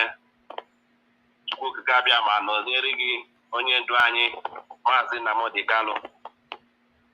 Ọ nwa nwoke Emeka Nsukka na-akpọ from Bucaramanga, Colombia. Nsukka is Biafra-Land. IPOB, one big family.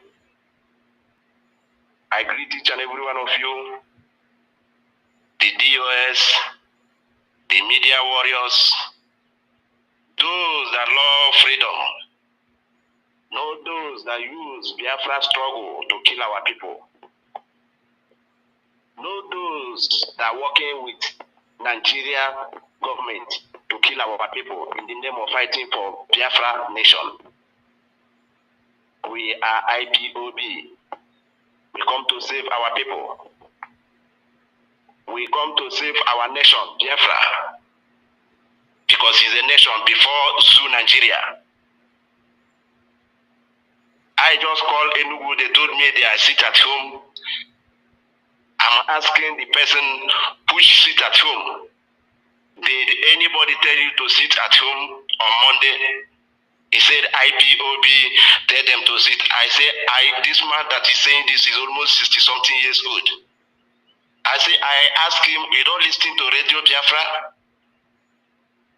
When did IPOB told you to sit at home in Biafra-Land every Monday? IPOB leaders told you, okay, if you want to sit at home on Monday, use it and go to farm. And farm what we will eat, because the zoo is going to collapse. That is why everybody are running scatter. I told him, sit at home is not IPOB that put sit at home. He said it's Simon Ekpa. I asked him, Simon Ekpa, is it an IPOB? Is it an IPOB? Simon Ekpa will tell you to sit at home.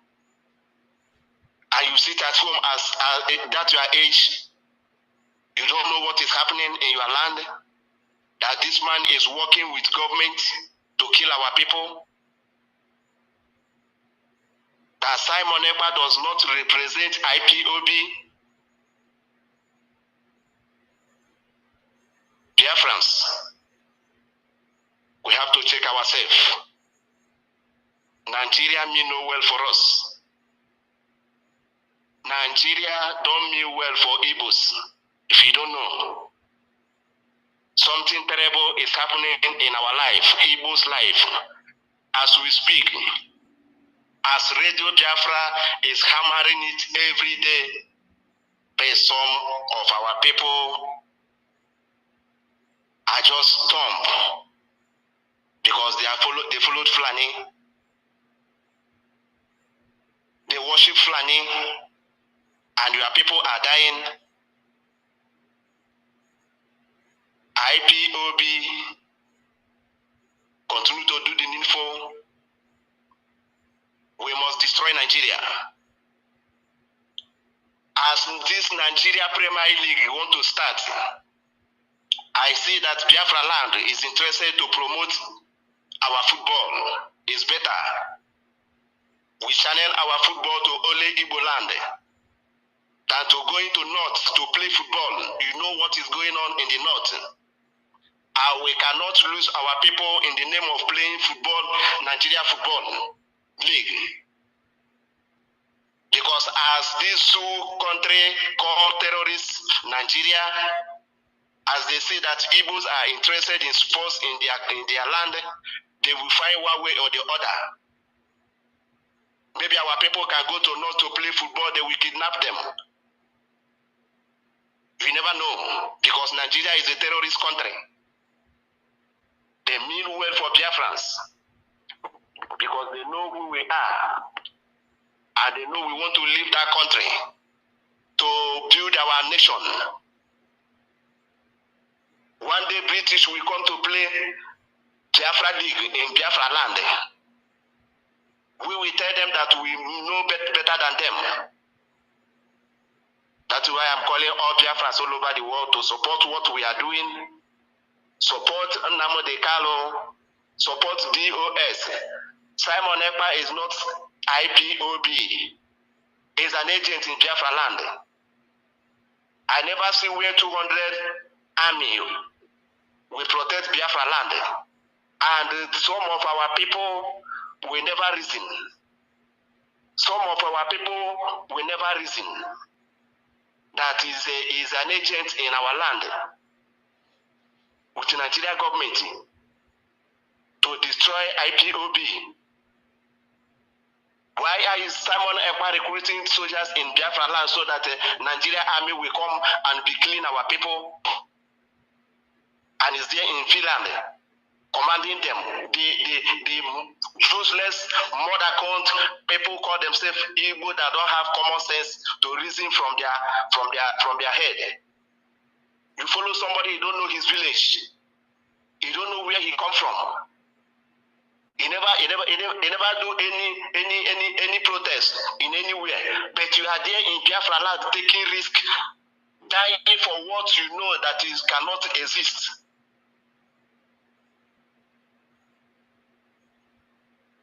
We have to wake up, Biafrans. We that in diaspora, we want to come back. We want to come back and build our place. Mazalos Endeavor. We are headed towards the end of this broadcast. We'll be on the air again tomorrow. Our people listening and taking very seriously the information is very important. It is for our survival. That is why the information is passed on to you. You're better off because you're receiving the information than not at all. This is why you have Radio Biafra. And this is why we swear to serve you.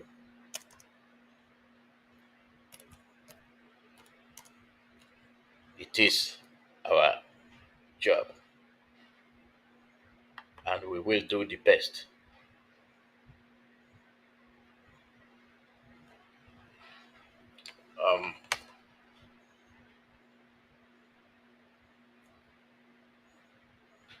Hold on a second.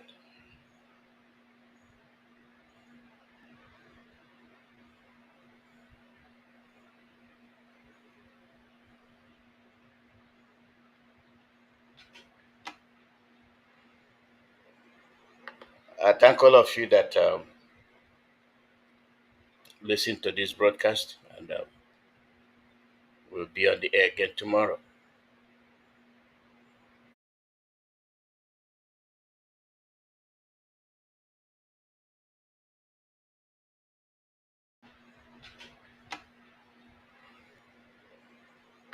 I thank all of you that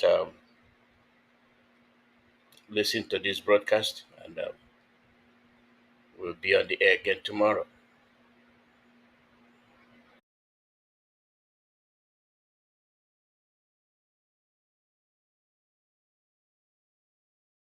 Do not be dismayed. They will be coming up shortly. And as soon as they are all here, we will kick off. Therefore, we must continue in dispensing this good news. Please stay tuned for just few minutes in a jiffy. They won't.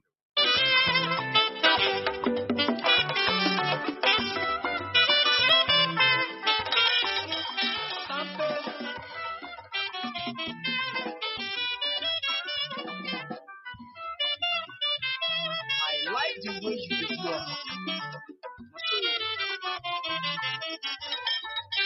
You don't play for their eye.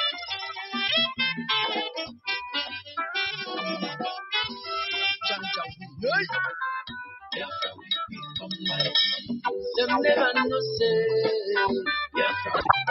I go live in Biafra. Now him I want you, now him they give me joy. Now him I love you, Biafra is my passion. Them never know say Biafra will become light. I say them never know say Biafra will become light. I feel they never know Biafra will become light. Hey, they never know say Biafra will become light. Biafra will become like this. Biafra will become like this. Biafra will become like this. They never know say. They never know say. They never know say. Biafra will become like this. They never know. They never know. They never know. They never know. They never know. Biafra will become like this.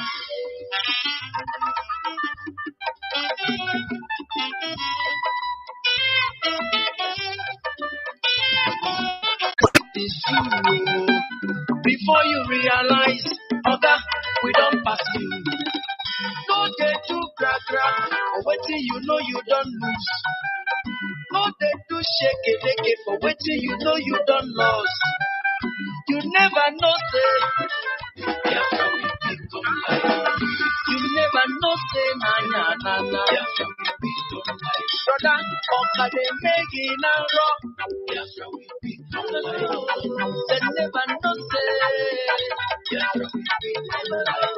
They never sabi, say, Biafra will become light. They never know. Biafra will become light. I say, Biafra will become like this. Biafra will become like that.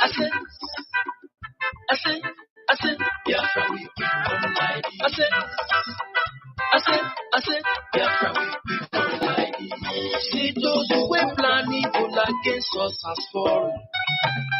Then leaves them, they never know. Biafra will become like this. Something, I saw.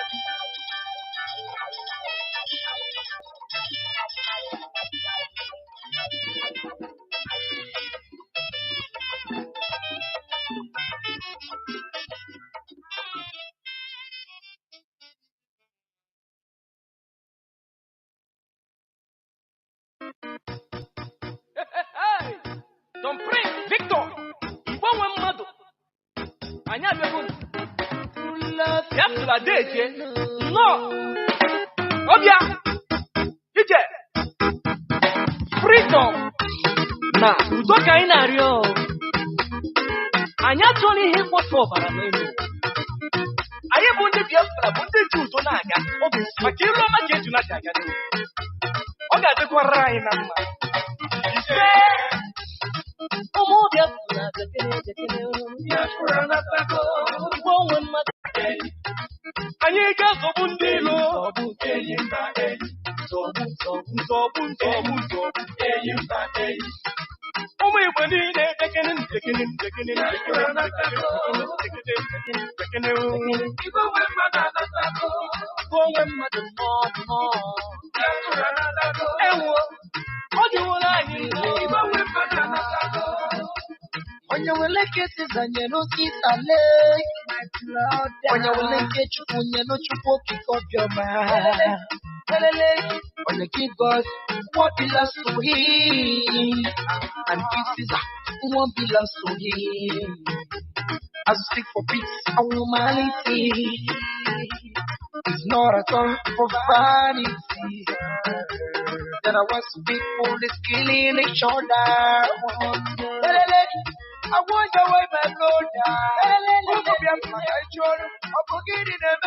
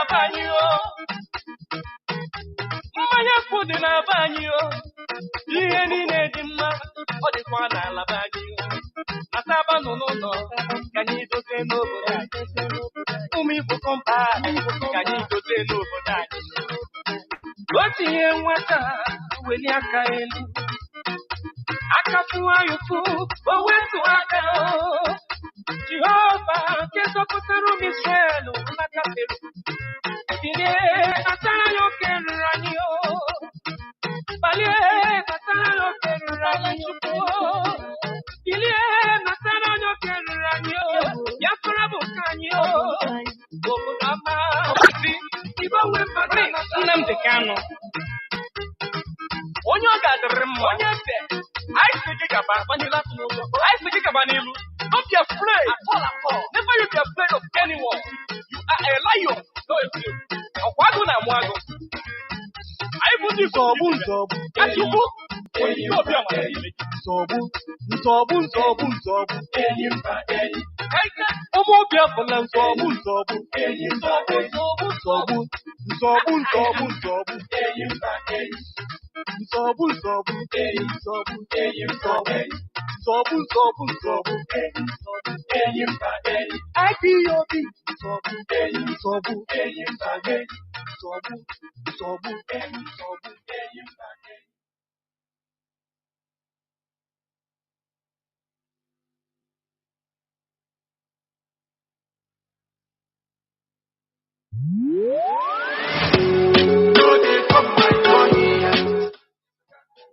For this freedom, IPOB done they dismantle them small, and this population census go be another evidence to that effect.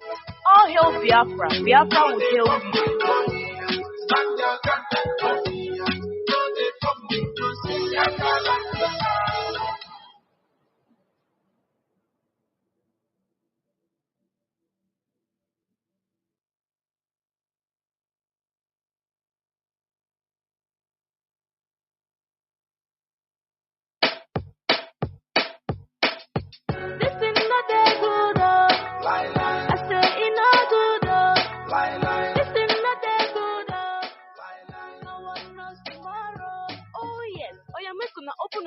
Hear this one.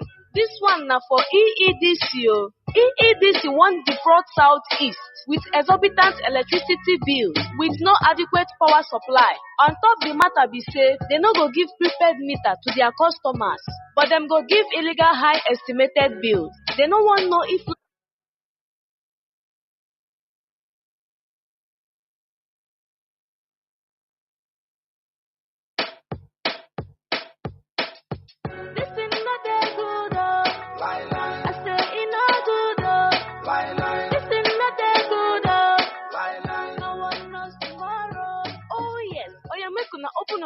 hear this one. This one now for EEDC. EEDC want defraud Southeast with exorbitant electricity bills with no adequate power supply.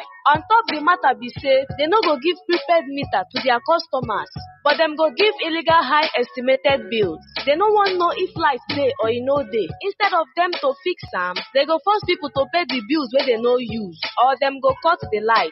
I wonder how communities go use contribute money, buy their own power transformer, buy electricity cables, and yet pay huge amounts of money to this Obodo Naija corrupt EEDC, but they no go gree connect or bring the light.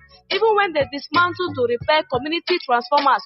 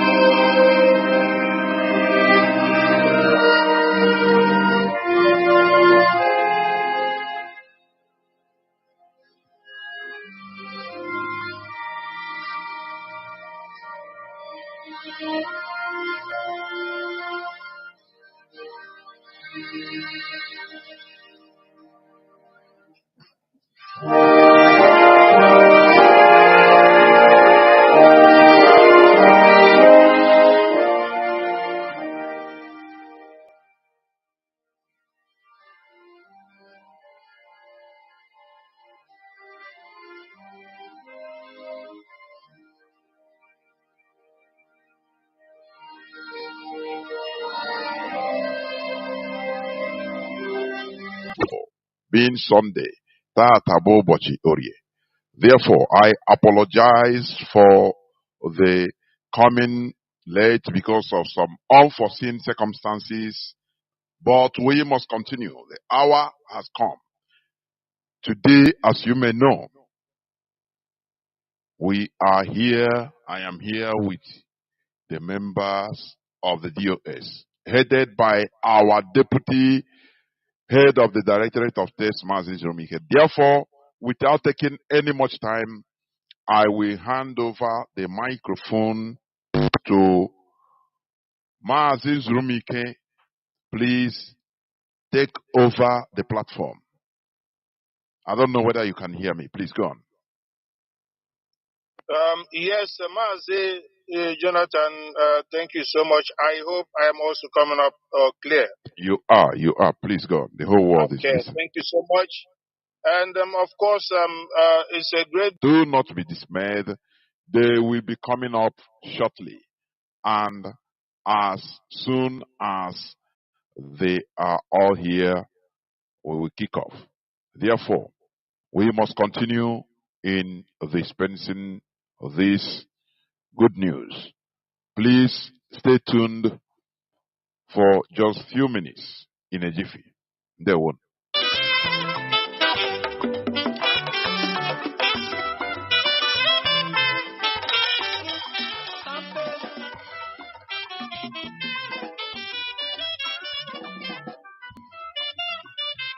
I like the way you do your You don't play for their eyes.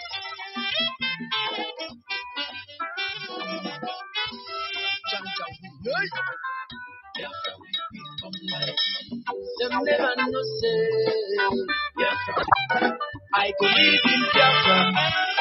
Now him I want you, now him they give me joy. Now him I love, Biafra is my passion.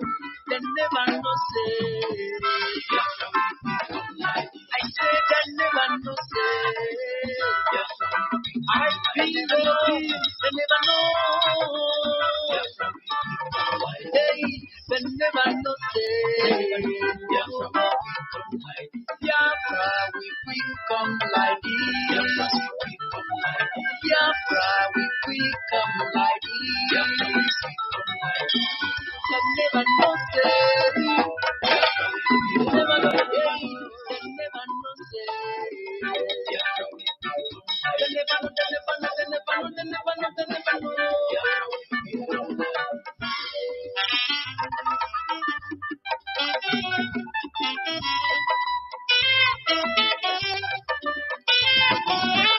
It's true. Before you realize, Oga, we don't pass you. No day to crack. For waiting you know you don't lose. No day to shake it for waiting you know you don't lose. You never know say Biafra will become light. You never know say na. Biafra will become light. Brother, Oka they make it now rock. Biafra will become light. They never know say The neighbors are busy. They never know. I said, Biafra will become like this. Biafra will become like this. I said, Biafra will become like this. I said, Biafra will become like this. See those who were planning evil against us as fallen. Then leaves them and never lost them. Biafra will become like this. Something.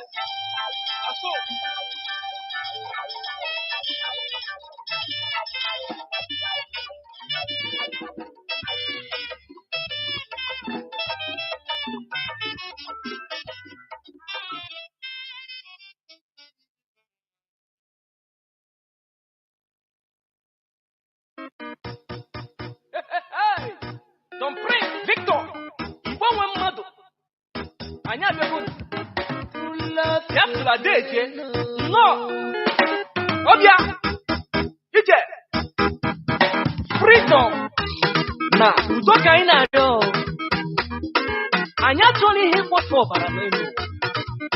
Anyị bụ ndị Biafra bụ ndị ji udo na-aga. Ọ bụ maka ilu ọma ka eju na-aga aga n'elu. Ọ ga-adịkwara anyị na mma. Ise.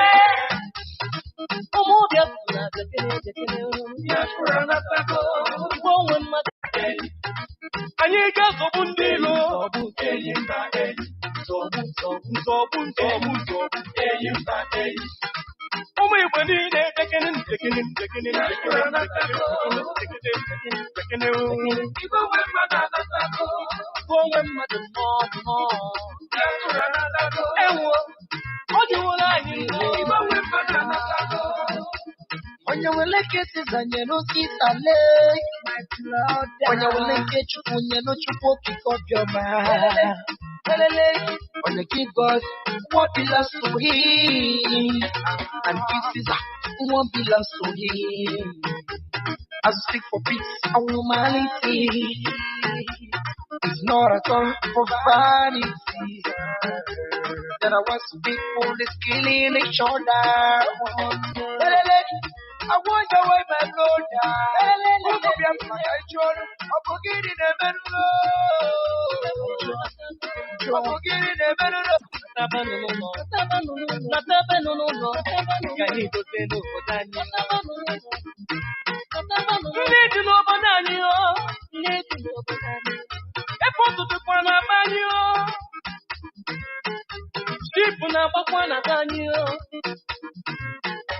Oye dịkwa n'ala banyị o. Mmanya kwụ dị na banyị o. Ihe niile dị mma, ọ dịkwa n'ala banyị o. Nataba nọ n'ụlọ, ka anyị dote n'obodo anyị. Ụmụ Igbo kọmpa, ka anyị dote n'obodo anyị. Otu ihe nwata, weli aka elu. Aka fụwa yufu, o wetu aka o. Jehovah, que sopotero Israel, una capela. Dile, Natanayo que ranio. Vale, Natanayo que ranio. Dile, Natanayo que ranio. Ya fuera bucaño. Bobo dama. Iba wepari. Nnamdi Kanu. Onye ọ ga-adịrị mma. Onye ebe. I speak about Manila. I speak about Nilu. Don't be afraid. At all. Never you be afraid of anyone. You are a lion. No, if you. Wago na mwago. I put you zobu. Asubu. No be my enemy. Zobu. Enyimba enyi. Kaika. Omo Biafra-Land zobu. Enyimba enyi. Zobu. Enyimba enyi. Zobu.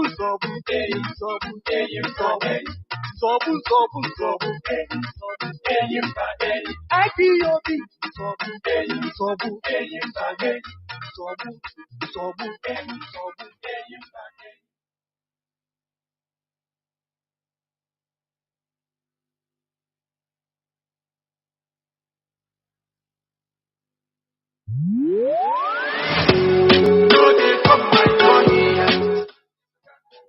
for this freedom, IPOB don dey dismantle am small small, and this population census go be another evidence to that effect. All hail Biafra, Biafra will hail you.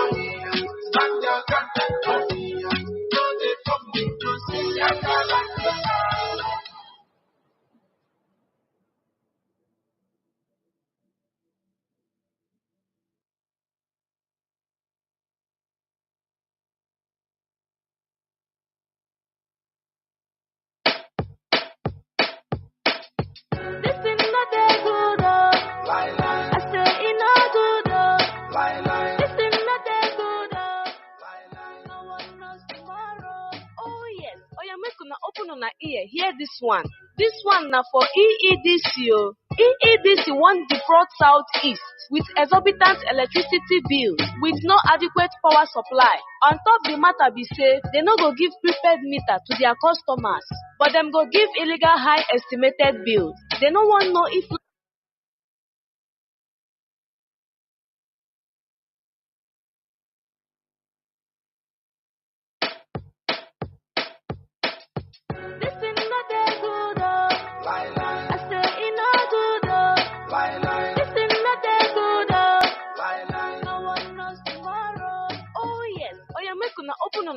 hear this one.